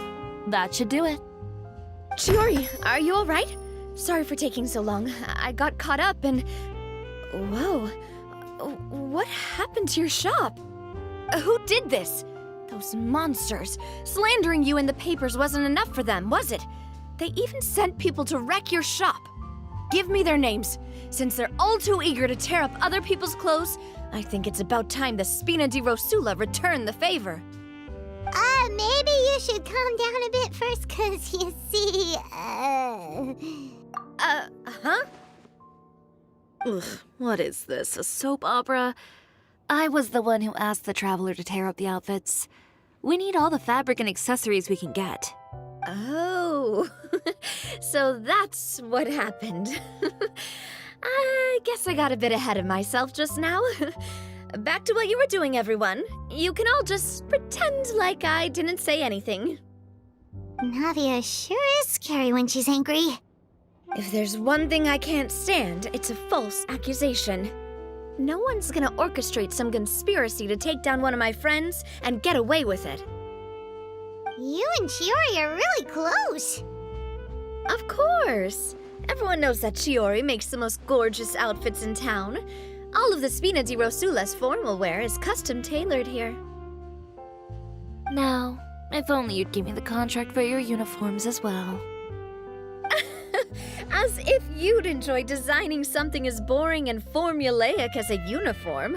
That's why I didn't ask you in the first place, silly. Plus, with how much your intel has helped us out in the past, to the Spina, you're more of an intelligence agency than a fashion boutique. If I had it my way, it would be the other way around. Anyway, we both know why I'm here. Tell me, how can the Spina be of service to you? If it's not too much trouble, can I borrow some skilled hands to help with some simple sewing work? I'll need all the help I can get if I'm going to finish these outfits over the next few days. Oh, no problem. I've got a few of those guys all ready to go. I just knew you wouldn't be intimidated into withdrawing from this year's show. When are you going to get started? I can help with sewing too. Actually, there's something else I'd like to ask of you. Ask away. I'm all ears. Oh, and Traveler and Paimon, could you help me pass word to Linny and Lynette? I'll need their help as well. I'm done with my interview. Has Miss Chiori made it back yet? Oh! What happened to the boutique? Who did this? Give me names. I'll make sure every last one lands a full feature on the front page of the Steambird tomorrow. Not this again.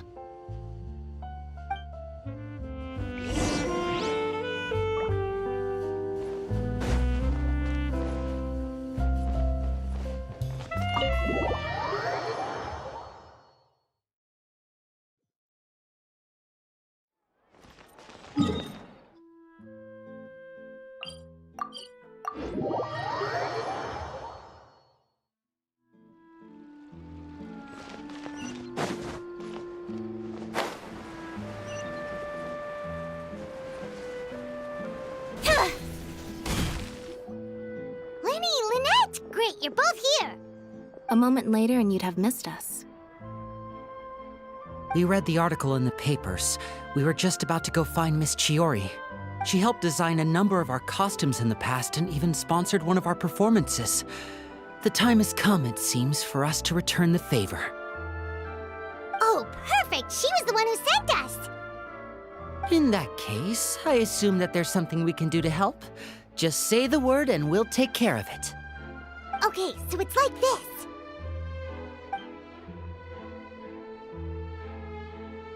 Is that all we'll need to do? Should be a piece of cake for the two of us. Paimon's glad to hear it! Well then, guess it's about time we go and find some evidence for all the bad stuff Uterra's been doing, right? Chiori said we shouldn't disturb her over the next couple of days. We can check in with her again once she's done with all the new designs. But the show's in another 2 days, isn't it? Will she be able to make the deadline? Well, according to her, she wants to first beat Uter fair and square at the show, and then defeat him in the court of public opinion. She said that it'd be like, A two-pronged approach? Courtesy first, confrontation second? Yeah, something like that. Understood. Then we'll have faith in her decision. We'll go make some preparations. See you at the venue in 2 days. All right, we're counting on you.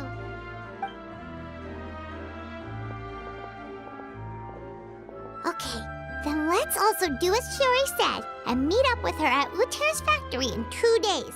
We'll gather the evidence then. Oh, Paimon sure hopes she won't have a hard time making all those new outfits for the show.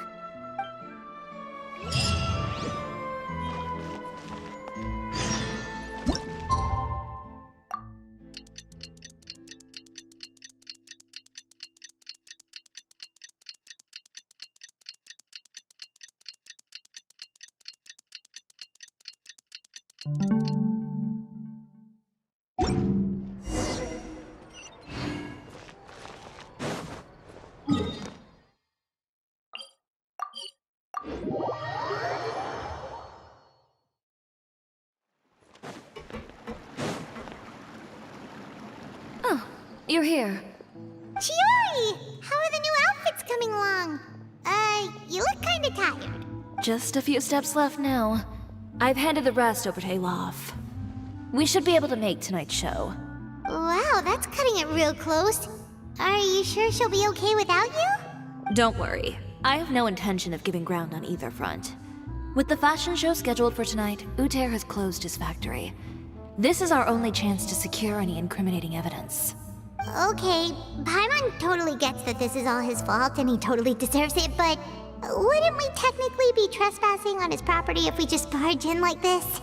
His factory is usually open to the public. It may not be open for business right now, but that doesn't mean visitors can stop by for a tour. We're just curious customers after all, aren't we? Well, when you put it that way... Anyway, Uter's factory is right over there. Let's hurry up and get moving. Why would he open a factory over there? We have different marketing strategies. While I specialize in high-end custom garments, he prefers low prices and large sales volumes. I don't know. Maybe the rent here is cheap. All right. Ooh, it's really creepy. You make a good point.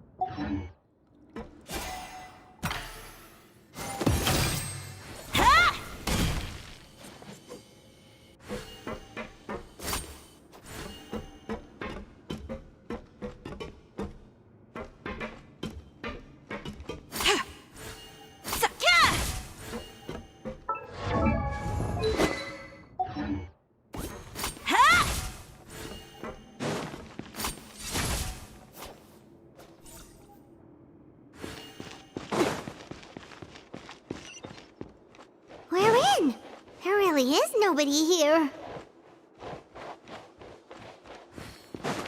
Welcome, dear visitors.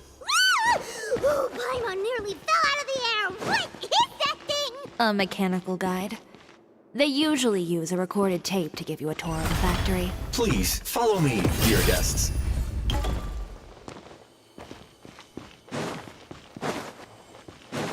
First stop on our tour is a look at the gradual evolution of our clothing brand.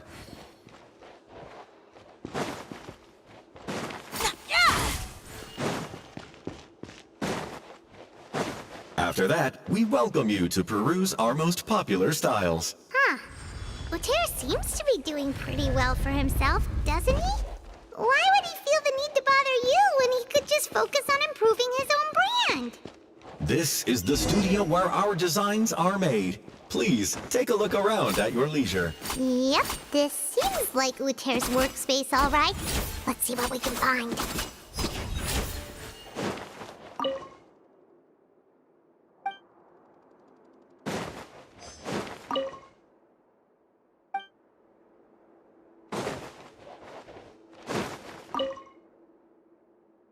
These are the fitting rooms. Please use them at your leisure. Huh? There seems to be something in this fitting room.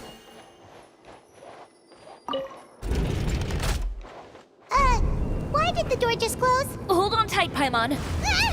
Why is it moving?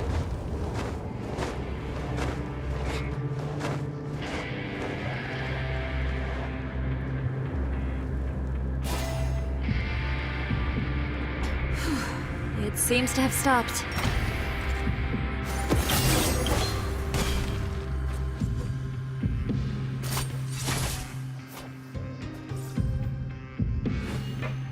Where did this thing take us? It seems like we're someplace deeper inside the factory.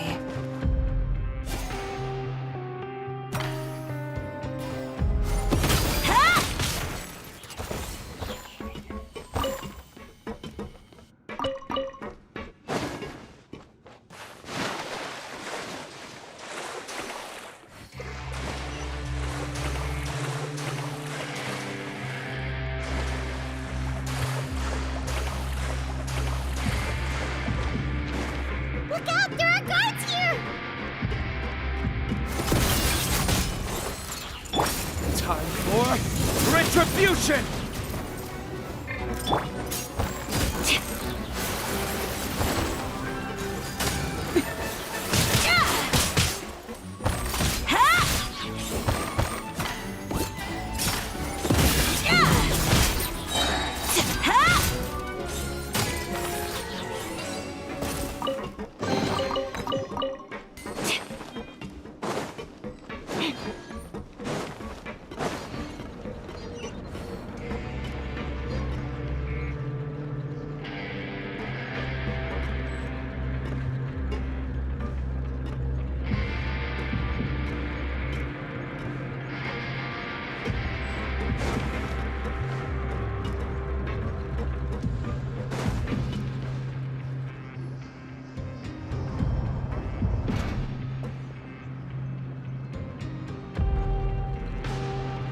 This place is filthy! Are the clothes from Uter's shop seriously made here? Look over there. Ugh! That water looks super nasty!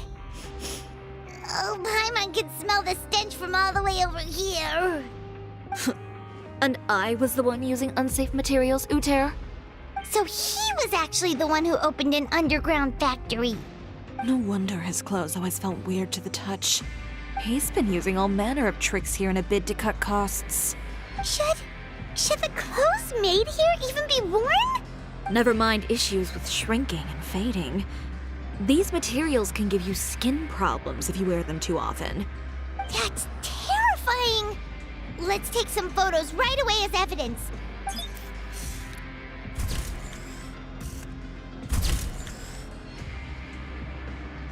This way he won't be able to try and deny anything in court. All right, let's keep going.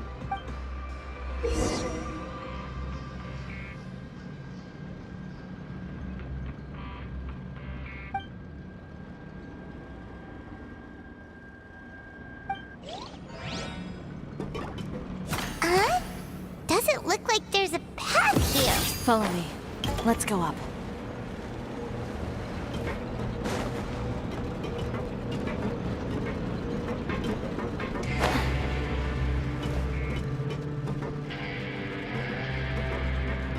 Yeah.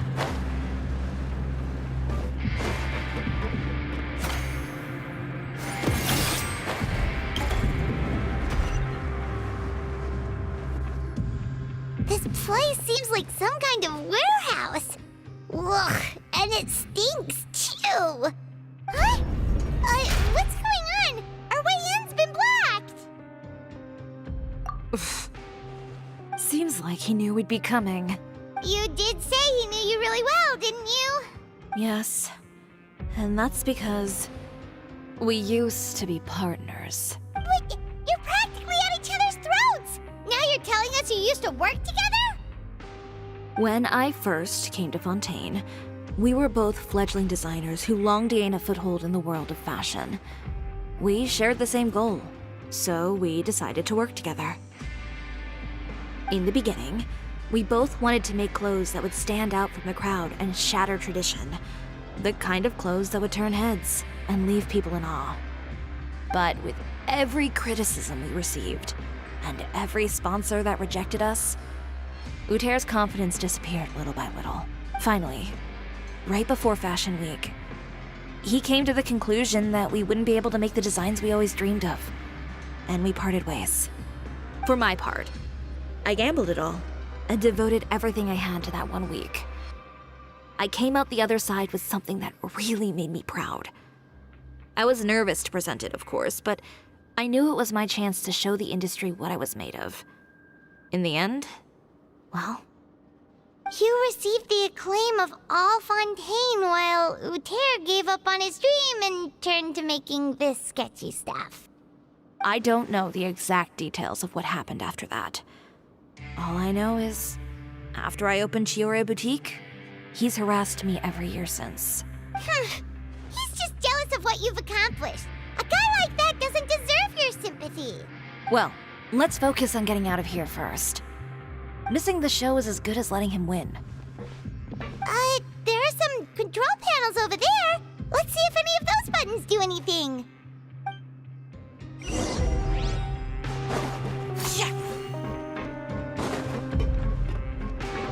Oh, that doesn't seem to have done anything. Maybe try the next one?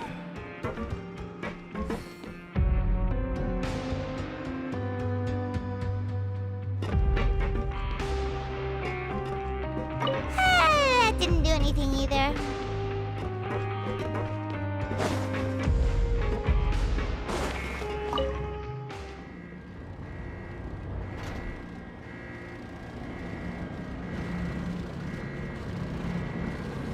Warning, warning. Unauthorized intruders entering expulsion mode.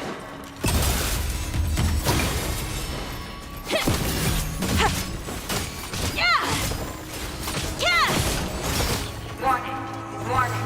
Unauthorized intruders entering expulsion mode.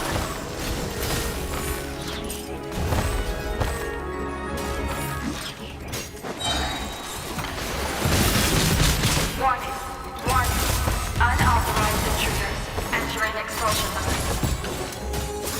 Look over there. Seems like there's a way out. Maybe we can use these mechanisms to get higher. Warning, warning. Unauthorized intruders entering expulsion mode.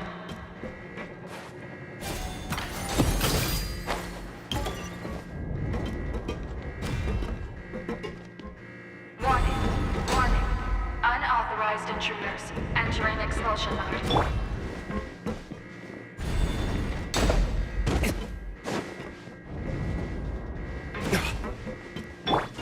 Warning, warning. Unauthorized intruders entering expulsion mode.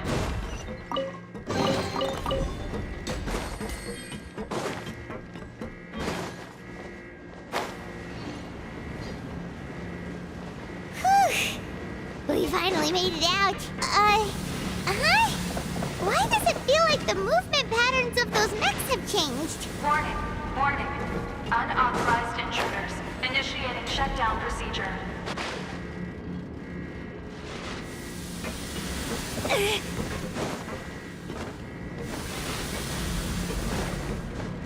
Warning, warning. Unauthorized intruders. Initiating shutdown procedure.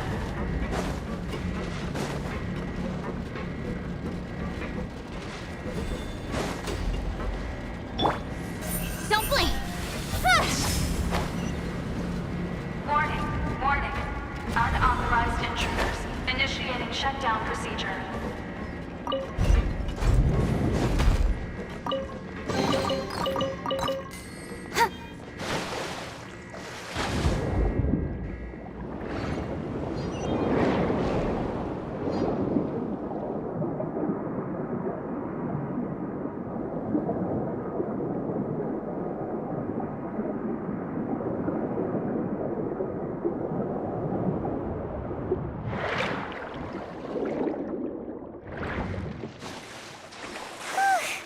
We're finally out of that stinky place. Let's take this evidence and get out of here.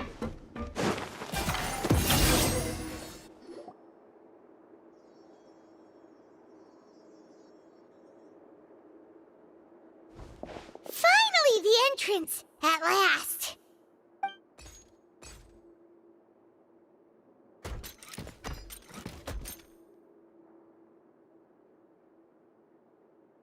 Oh, those chambers couldn't hold you, I see. What a surprise. We've collected a bunch of evidence on all the nasty stuff happening at your factory. You're not getting away this time, Uter. The evidence on your person, you mean? What makes you think I have any intention of letting it get past these walls?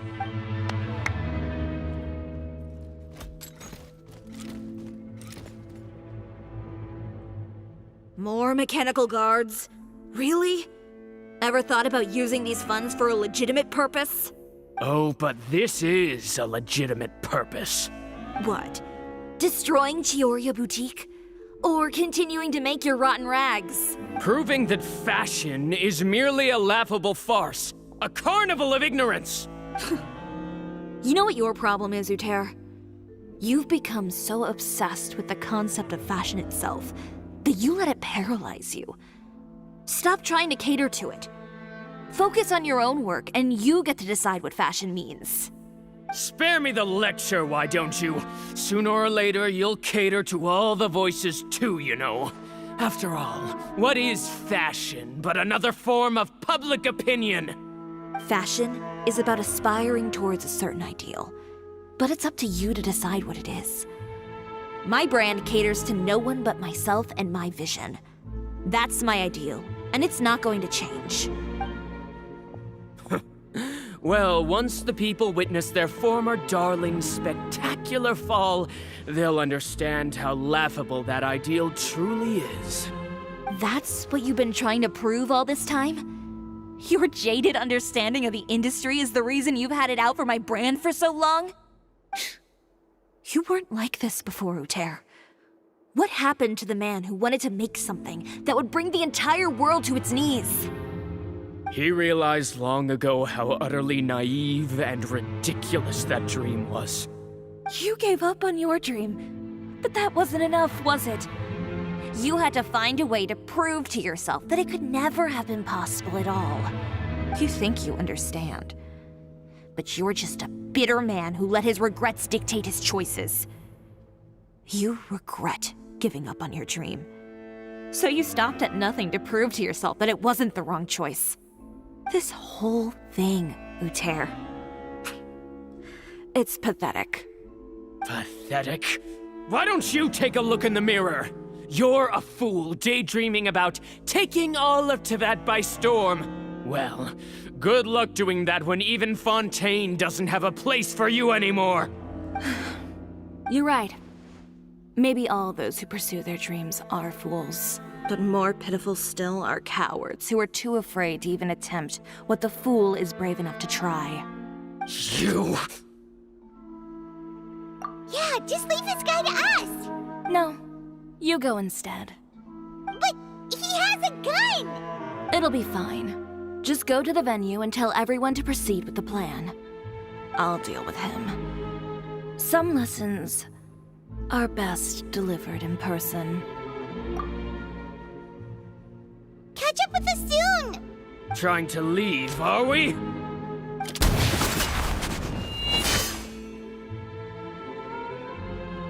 I've held back all this time because of our past partnership, Uter. But all that changed after our tour of your factory. Still trying to talk tough, I see. No matter what you've been through, no matter why you've become like this. If I may borrow the words of a friend, a guy like you doesn't deserve my sympathy. Allow me to show you the true meaning of the Chioria brand. The Chioria brand represents more than a person or a trademark. It's a way of life. Greetings, friends at Fontaine Fashion Week. Please feast your eyes on the extravaganza that Chioria Boutique has prepared for you today.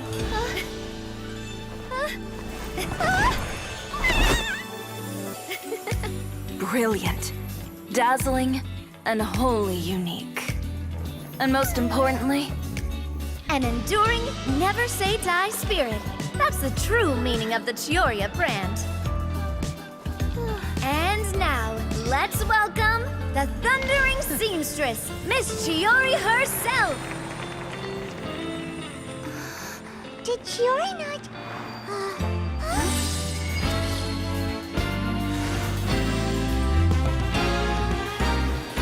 Lights, cameras, over here, please. Let the show begin. the world may change, fashion along with it, but Chioria will remain the same. No challenge is too great. Chioria caters to no one. Not even the times. Rather, Chioria will always lead the fashion of our time. Finally, let's not forget.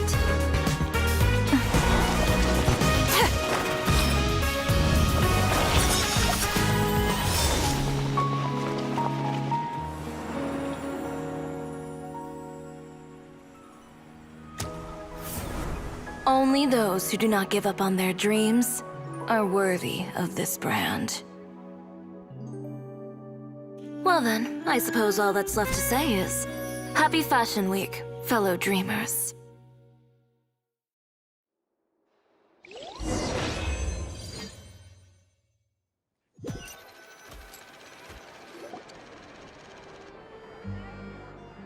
How about this? A little more to the left. Like this? Perfect. Phew. Oh, that looks great! Miss Chiori, can I take a picture? Of course. I didn't know you'd make a brand new signboard. I made it before Fashion Week. I figured it'd be best to put it up after the success of the show. Well, how can you become renowned through all of Tevat without a fancy signboard of your own? The Spina's way ahead of you in that regard.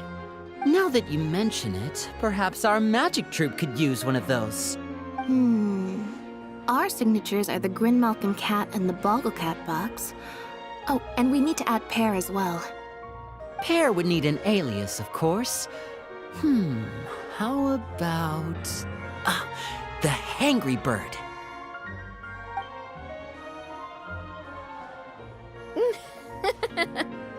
So, does that mean your signboard is going to be 2 cats and a penguin stuffed into a single hat? Ooh, that sounds super snuggly and warm. And a bit cramped. Miss Chiori, I'm done taking pictures.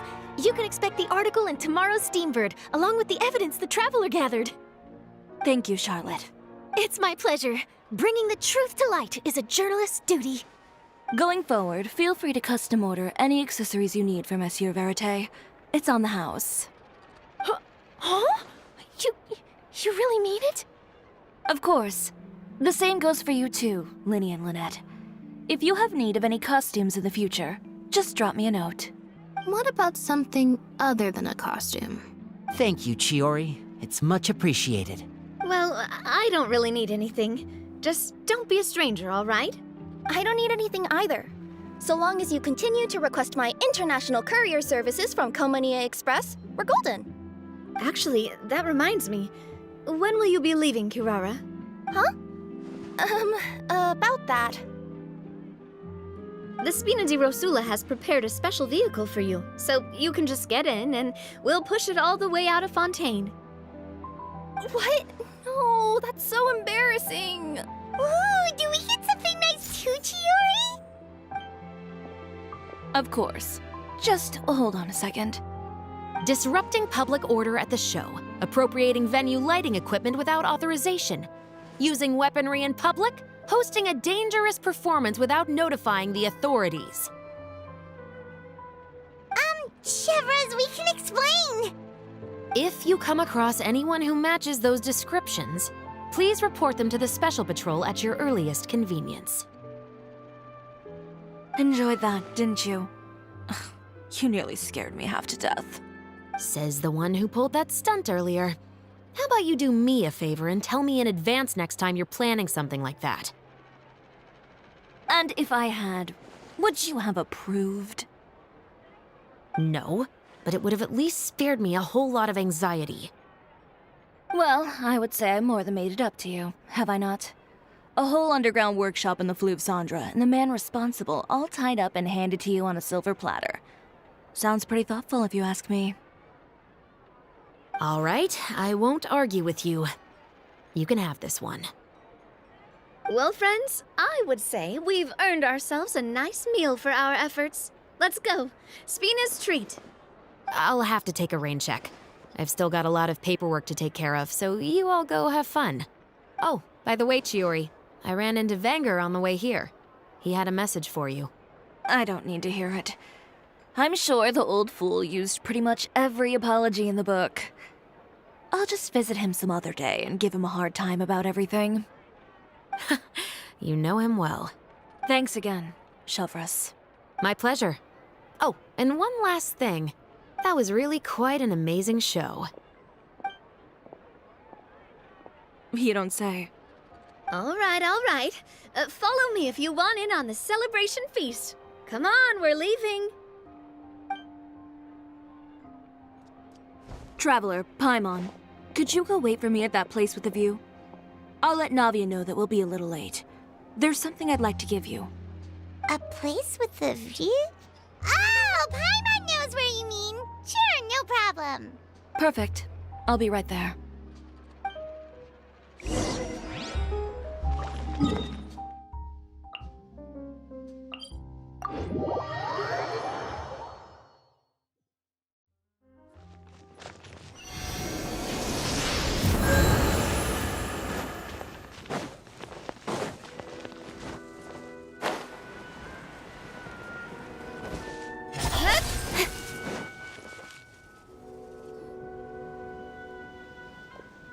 Sorry to keep you waiting. Oh, we didn't wait long at all. But what did you want to give us that you couldn't share right in front of everyone else? Here, take this. Oh, wow! A brooch! And in the style of Chioria Boutique, too! Wait, Paimon gets one as well? I've only made 2 for now. After much consideration, I decided to give them to you two. You've been a great help. Even when things were looking bleak, you stayed by my side. There were even times when I felt like I had to fight back and win, even if it was just to honor the trust that you had in me. Well, we may have helped a little, but Paimon would say you deserve most of the credit. This result, it was all you, Chiori. I know for certain that was not the case. I've chased my dream for so long that I've come to understand something. Apart from conviction and persistence, the thing that matters most is having friends who believe in you even when you don't believe in yourself. A single person can only do so much. Without all your help, Chioria Boutique could have easily fallen to ruin. Well, Paimon doesn't think it would have ever gotten to that point. Not if you had anything to say about it. But, about the stuff you said at the show, you aren't worried it'll rub some people the wrong way? Perhaps my words were a little pretentious, but they do reflect how I truly feel. I won't bow or scrape before any force in this world, much less any individual. I'm confident in the quality of my work. Create something beautiful, and there will always be people who appreciate it. Well, guess there's nothing to worry about then. Should we go back and join them at the victory feast? Oh, yes, of course. But before that, I'd like to admire the view for just a little while longer. You know, of all the nights I've spent in Fontaine, I'd say this is the loveliest by far.